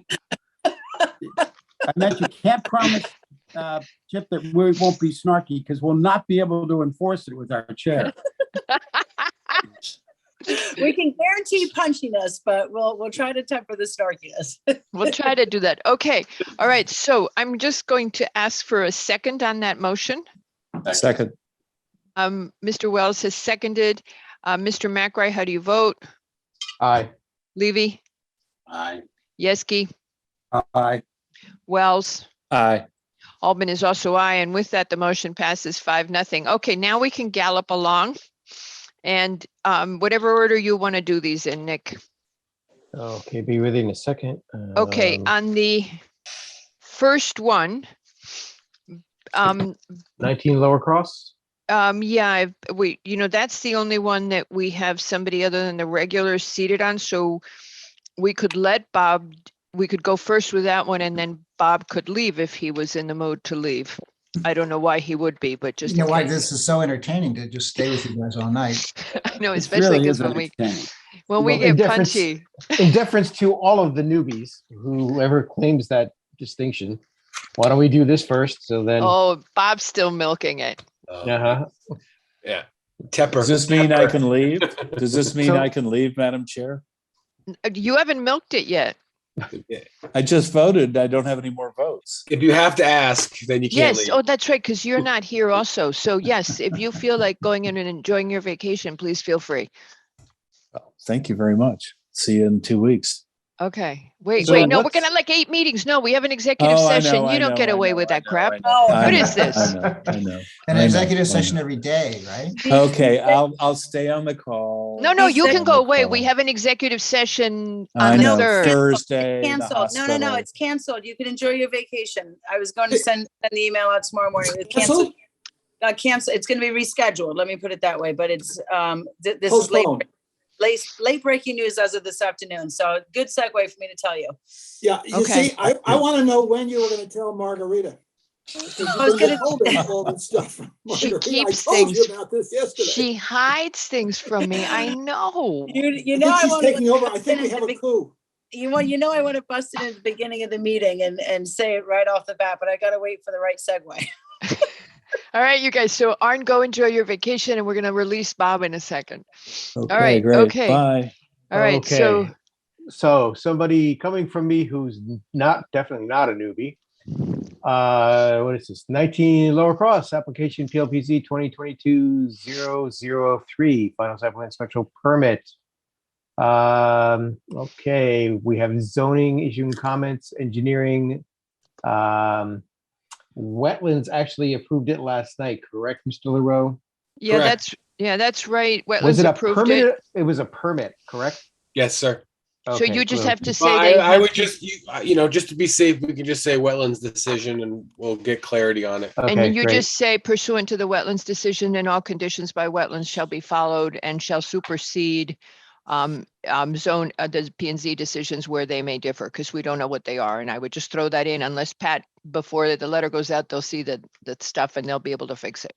Okay, so wetlands, whatever Margarita just said. Right, they know. And conservation issued comments today. Therefore, motion to approve the application noting the following. Prior to zoning permit, the applicant shall review the revised grade plane with the zoning enforcement officer. Prior to zoning permit approval, the applicant to review the revised landscape plan with wetlands and conservation for compliance with the 3/1/22 comments. And the applicant shall address any and all remaining staff or interdepartmental issues. Okay, you got the tree replacement along the driveway, you got the grade plane has to be verified. And Yes, you that- got the wetlands and. Wetlands and conservation. And then okay, so it there's was a- all bundled yeah, into that yeah. same letter. And then I have that last bit about the landscaping that I can't read, so I hope you said it. Okay, do I have a second? Second, Okay, Mr. Lowe has seconded. Mr. Lowe, how do you vote? aye. Mr. Barilak, Aye. Mr. Yeski, Aye. Mr. McRae, Aye. and Albin is also aye, and with that, the motion passes 5-0, and we go goodbye, Mr. Barilak, enjoy Florida. Thank you, thank you. Everybody's in Florida except us, little chickens here. Where are you, Peter Levy? Are you here? I'm here. Okay. All right. Goodbye, Bob Barilak. Okay, we'll see him Thursday. The next one is John and Cindy Sites. Do you want to do that one since we started at the top for 12 Meadow? Yes, so we're going to do next 12 Okay. Meadow Drive application PLPZ 2021-531 final site plan special permit. Commission finds that zoning issued comments on the 22nd of February. Sewer issued comments the 2/11/22 requesting written statement from the applicant. Engineering issued comments on 2/8, resubmittal. Wetlands issued a permit needs questionnaire. And conservation again issued comments dated 3/1/22. Therefore, motion to approve the application noting the following.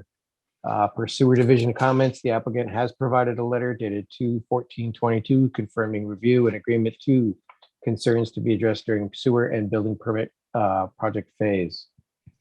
Prior to zoning permit, the applicant shall review the final landscape plan, including species, with conservation staff, and the applicant shall address any and all remaining staff or interdepartmental issues.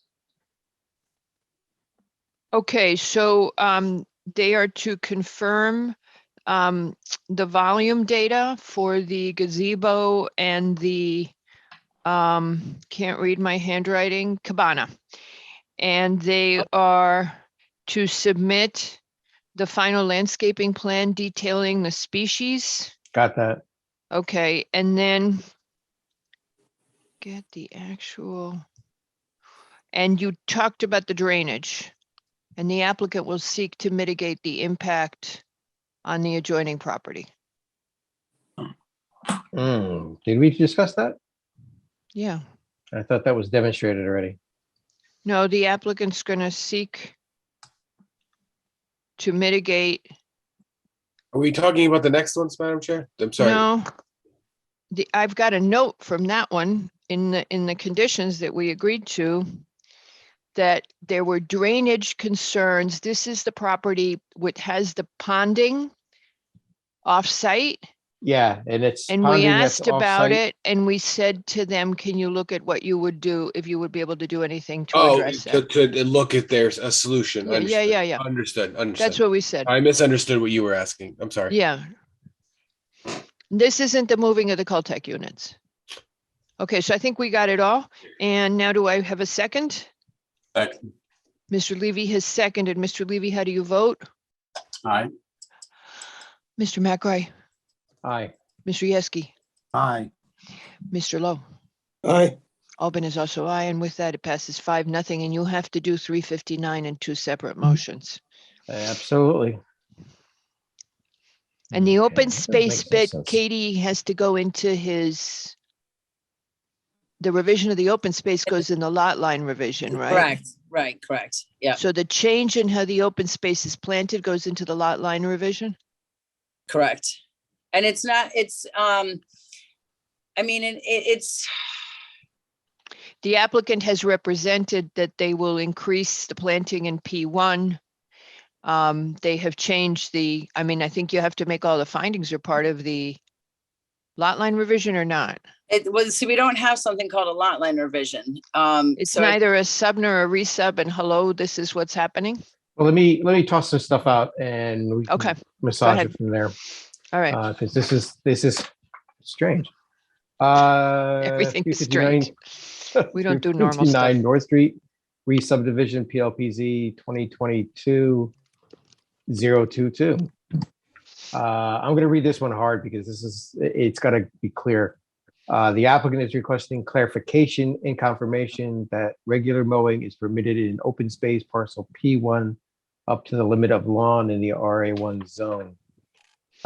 Commission found that the November 17th, 2020 public hearing that the application for final re-subdivision PLPZ 2020-294 to combine lots 2 and 3 into one 1,222 square foot parcel to reconfigure the approved recreation as two open space parcels, P1 and P2, in size, not to be a subdivision or re-subdivision. may I just make a comment? Under the definition of re-subdivision, it's a change in a map of an approved or recorded subdivision or re-subdivision, which there was a recorded map, right? That was the one they talked about. If such, and B says affects an area reserved thereon for common use, which would be the open space area. So the revisions of the lot line could also be part of the, it's changing of the open space. It's all of it, all in one kit and caboodle. Okay, but we did that. We did it back in November 2020. But that wasn't a change of the open space, was it? No, it was. It They was. they reconfigured it, but because the commission at that point didn't make any, there wasn't any new lots. They found it at that point to not be a re-subdivision because it was a reorganization. It is it's a creating of the two spaces now, right? So Yeah, it's not it was there creating before. It's not that it's creating two buildable lots per se, but it is substantially changing the common area, right? It's a change in the common area, but the common areas were in the same vicinity. They were just in a different, shape. Right. The last one so it wasn't, the concept was already approved, I guess, with the 70s. Yeah. Well, it says, and that's obviously up to the commission to decide, but the language reads affects any area reserved thereon for common use. Which, Okay. Considering there's changes to areas and declarations and whatever. Well, the second part, then I think actually to kind of push it a little forward. November 17, 2020, applicant submitted a proposed declaration of restriction that states under section 9G, portions of open space parcel may be maintained by mowing of overgrown grass by no more than twice a growing season. The current proposed language of section 9G states open space of parcel P1 may regularly be mowed up to the edge of lawn shown on map. Okay, so basically kind of teeing up, we approved the subdivision back in November, and there was a declaration of the restrictions that states something different, and we're confirming as to what the request is, that mowing is permitted in the open space. So that states that. So then therefore, we can state that this is a motion to clarify the motion to clarify with the following comments. And the applicant shall file the revised declaration of restrictions and updated landscape plan. And I think this is where what we had talked about on the town land records. I think we were talking about this as the revised declaration of restrictions and attach the landscape plan as an exhibit, as opposed to filing the map, correct? I'm just talking Right. about landscape plan. Yes. Okay. Open space parcel P1 may be regularly mowed up to the edge of lawn. Natural mulch, i.e. falling leaves, grass clippings, etc., shall not be removed from or disturbed from open space parcels P1 and P2. Visual demarcation of the open spaces shall be installed on site. Demarcation monuments shall be either oral or precast concrete set flush with grade. Demarcation shall be provided at all corners or change of angle, and 2 monuments between M4 and M7 as shown on the plan. The owner has indicated agreement to commit to organic lawn care for the open space areas. Fall cleanup in parcel 2 be restricted from leaf blowing to remove all leaf cover to bare soil. That sentence kind of a little funny to me. I think Yeah. the intent was it's leaf blowing would be prohibited from parcel 2. So not to encourage or to leave it with bare soil. I don't know if anybody has any thoughts on how to restructure that sentence, but Let staff work on it, because as long as they don't change the intent, if they can make it sound better, but that is the way it was written. okay. Fall cleanup in the upland parcel 1 will maintain the planted border with a natural organic mulch material. It's noted that the existing tree inventory and removals drawing and planting plan of the open space parcels indicated inventory of the existing trees, sizes, and their replacement schedule. Prior to the start of any new construction, disturbed areas will have topsoil stripped and stockpiled. And prior to final regrading, the saved topsoils, soil amendments, including organic matter, shall be mixed for proper soil health. Okay, so that's what I have based on testimony and notes. Subdivision. I mean, on the lot line, on the Mhm. change to the site plan. Okay. Do I have a second? Actually, wait a minute. The only thing I think I forgot. Mrs. You got DeLuca, the maybe you can mowing, remind you me. got, Do we need it? Did we need, oh, you got the grading reference- in the open space, that there shall be no grading? that's in the next one, but did we, the actual map, the subdivision map, or that's part of this? Did we need to have a subdivision map filed as well? Yeah, I think you do, because you're changing the open space, you're splitting the open space parcels, right? There's 1 and 2. Right, because I think it's the kind of thing, the Or reason no. why they're here, they never filed the subdivision. This was all done with the last decision of the commission in 2021 or whatever. Right. Mhm. So what's really the functional changes that are happening here is the acceptable work that can be done within the open space that was already modified with the last one. And those Okay. open space areas were laid out largely in the same vicinity with the 1970 subdivision approval that created 3 lots Right. and the 2 open spaces. So fast forward to 2021, it got merged. Now it's a 2-lot subdivision with 2 open spaces and with a different shape. And now it is a application to clarify or whatever it is. It's a functional change to the acceptable Right. maintenance of the open space. Okay. Would the subdivision plan map have to be amended? Or actually, I think I was trying to get to, actually, they never did file a subdivision map. The map hasn't been filed from the prior amendment, so it should be filed, right? Okay, so that's what I'm getting to then, a note to that effect that actually that the subdivision map needs to be filed on the land records. Okay. Well, not a subdivision. It's a It's a map. Or Mhm. whatever, lot line Can I revision. just ask a question that really has nothing to do with anything? I'm not sure I quite understand. And parcel 1 in particular, they're allowed to cut the grass. Does that mean, and I don't know what organic lawn care means, but are they allowed to use, are they cutting the grass and taking the grass away with blowers? I mean, what do they actually do? Wait. I'm sorry, Peter. If we're in decision mode, we've already asked all the questions we can ask. Oh, I was just, okay, never mind. I mean, we can't find out anything new. All we No, I know was just is wondering if this- somebody could tell me, how does that work? I don't know what No, organic lawn care really is. So. Oh, it's just not using chemical stuff. Okay, so they can still blow the grass away. They can't blow all of it away because they were exposing the soil in the open space. Well, and that's what I wanted to understand.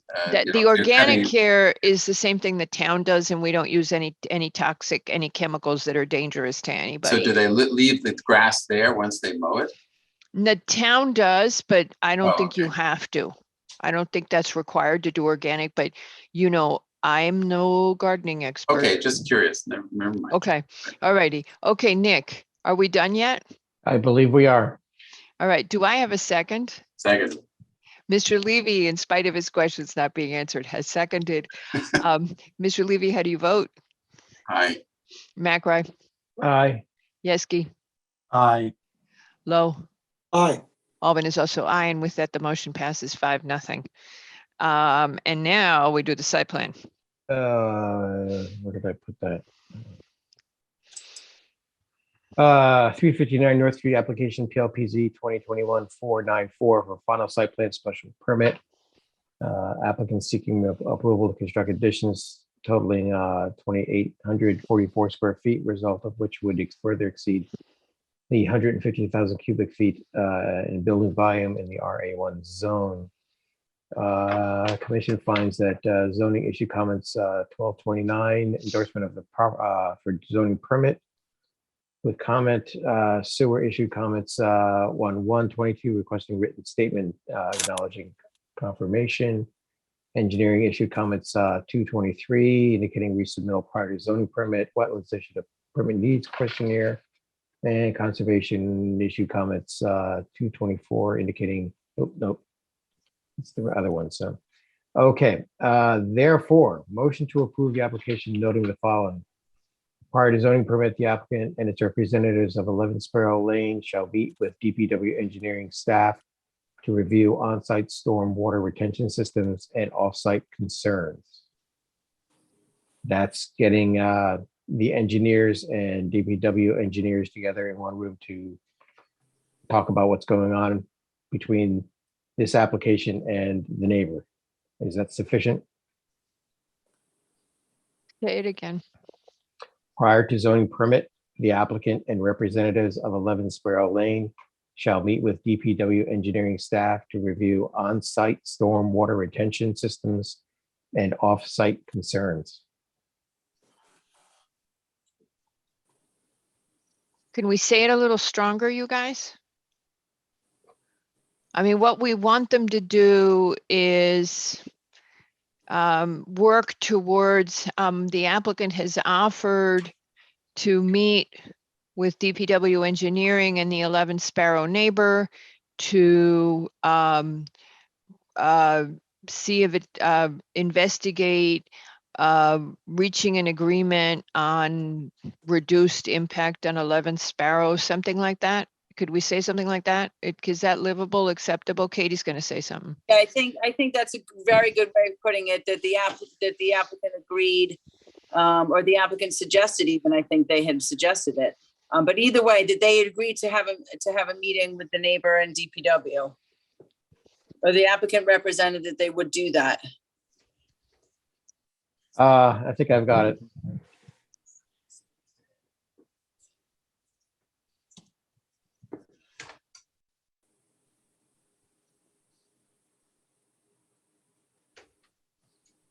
Okay.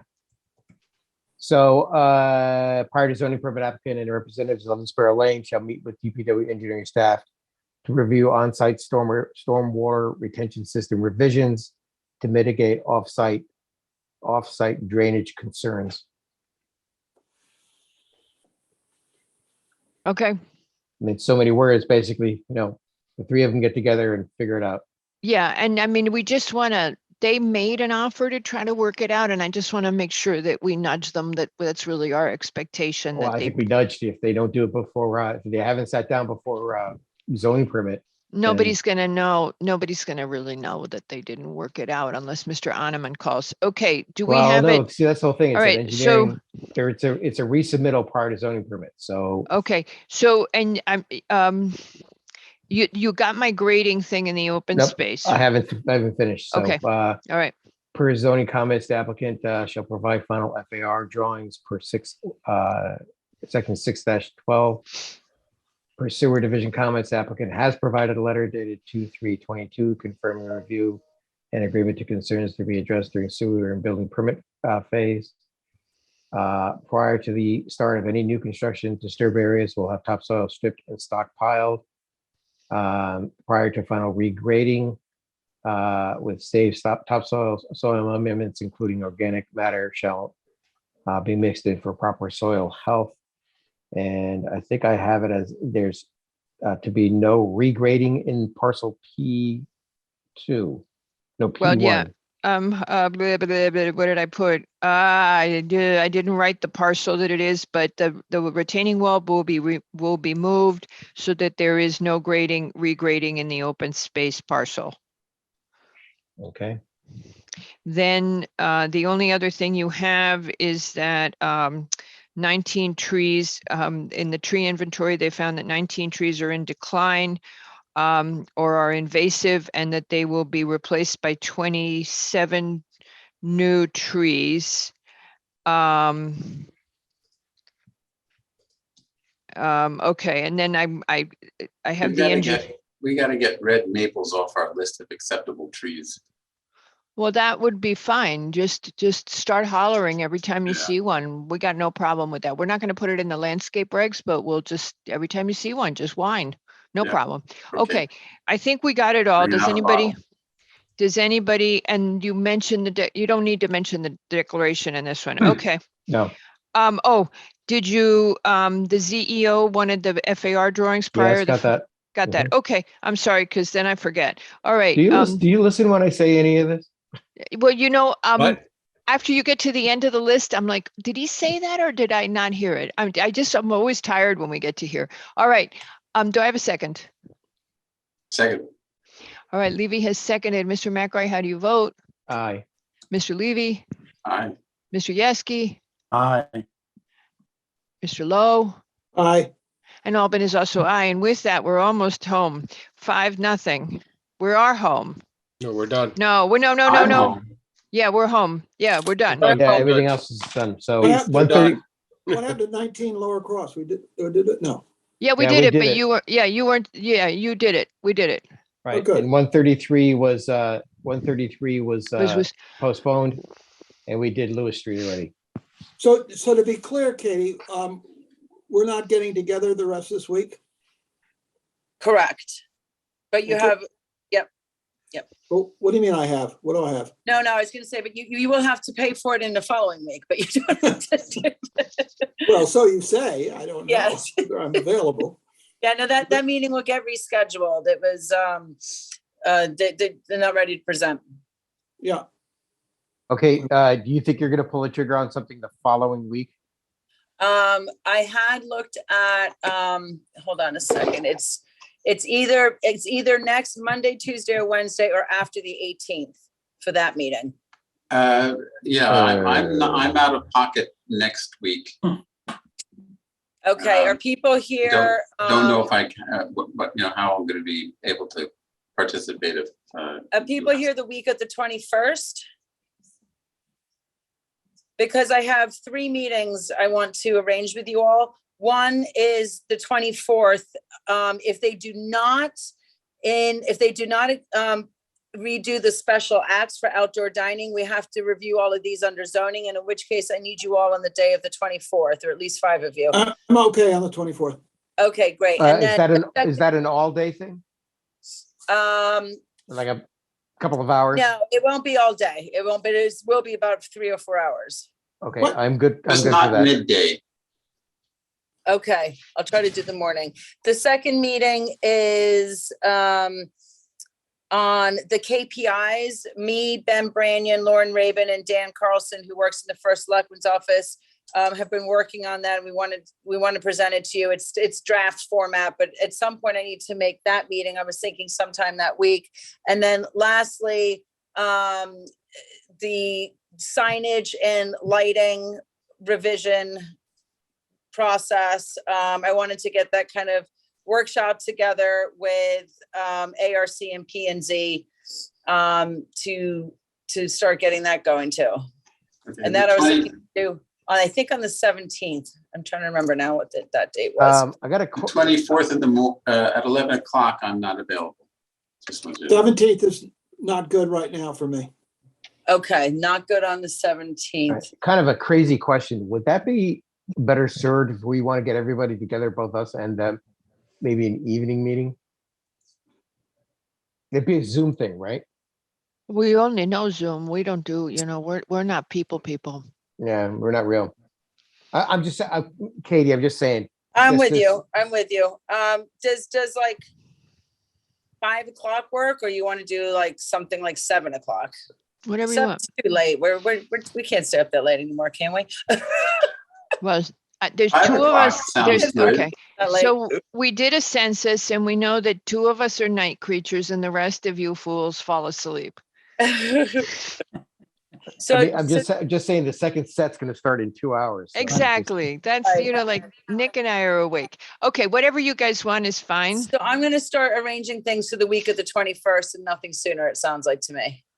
Yeah, and if one of us is missing for an exact, we can always catch up that person if you really need to get it done. Well, what the heck is what's an irregular for anyway?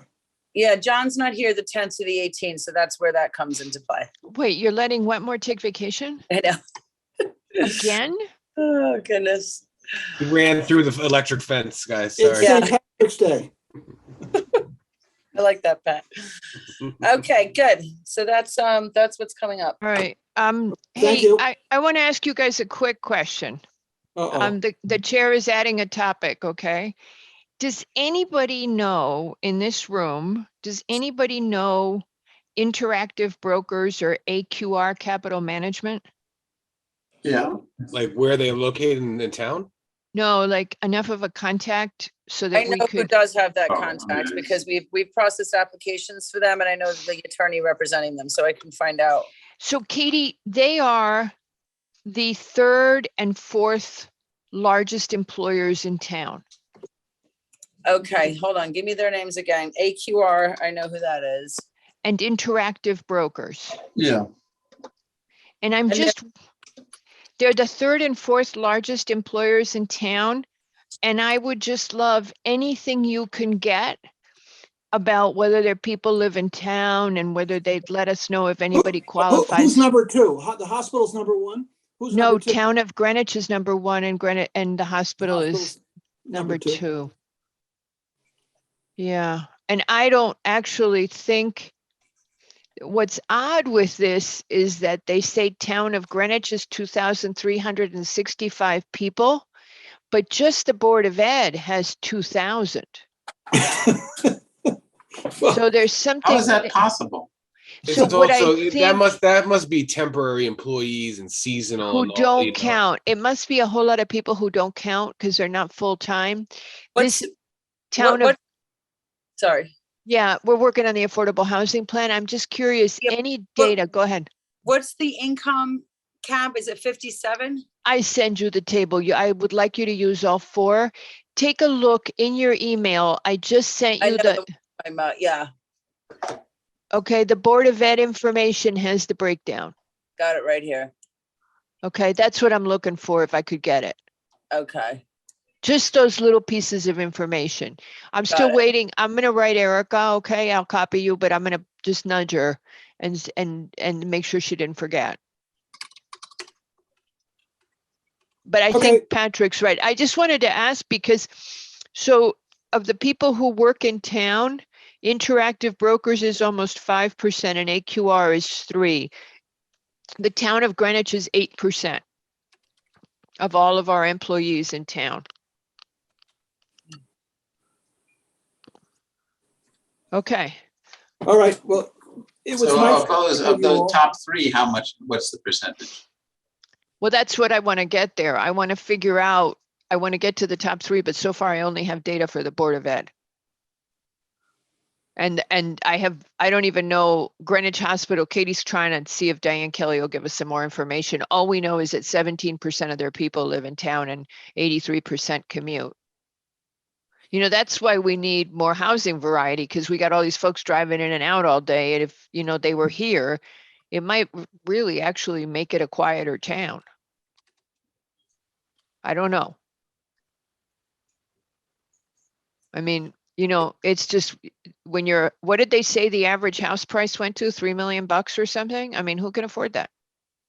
Who's just starting out? I mean, who's like starting out working?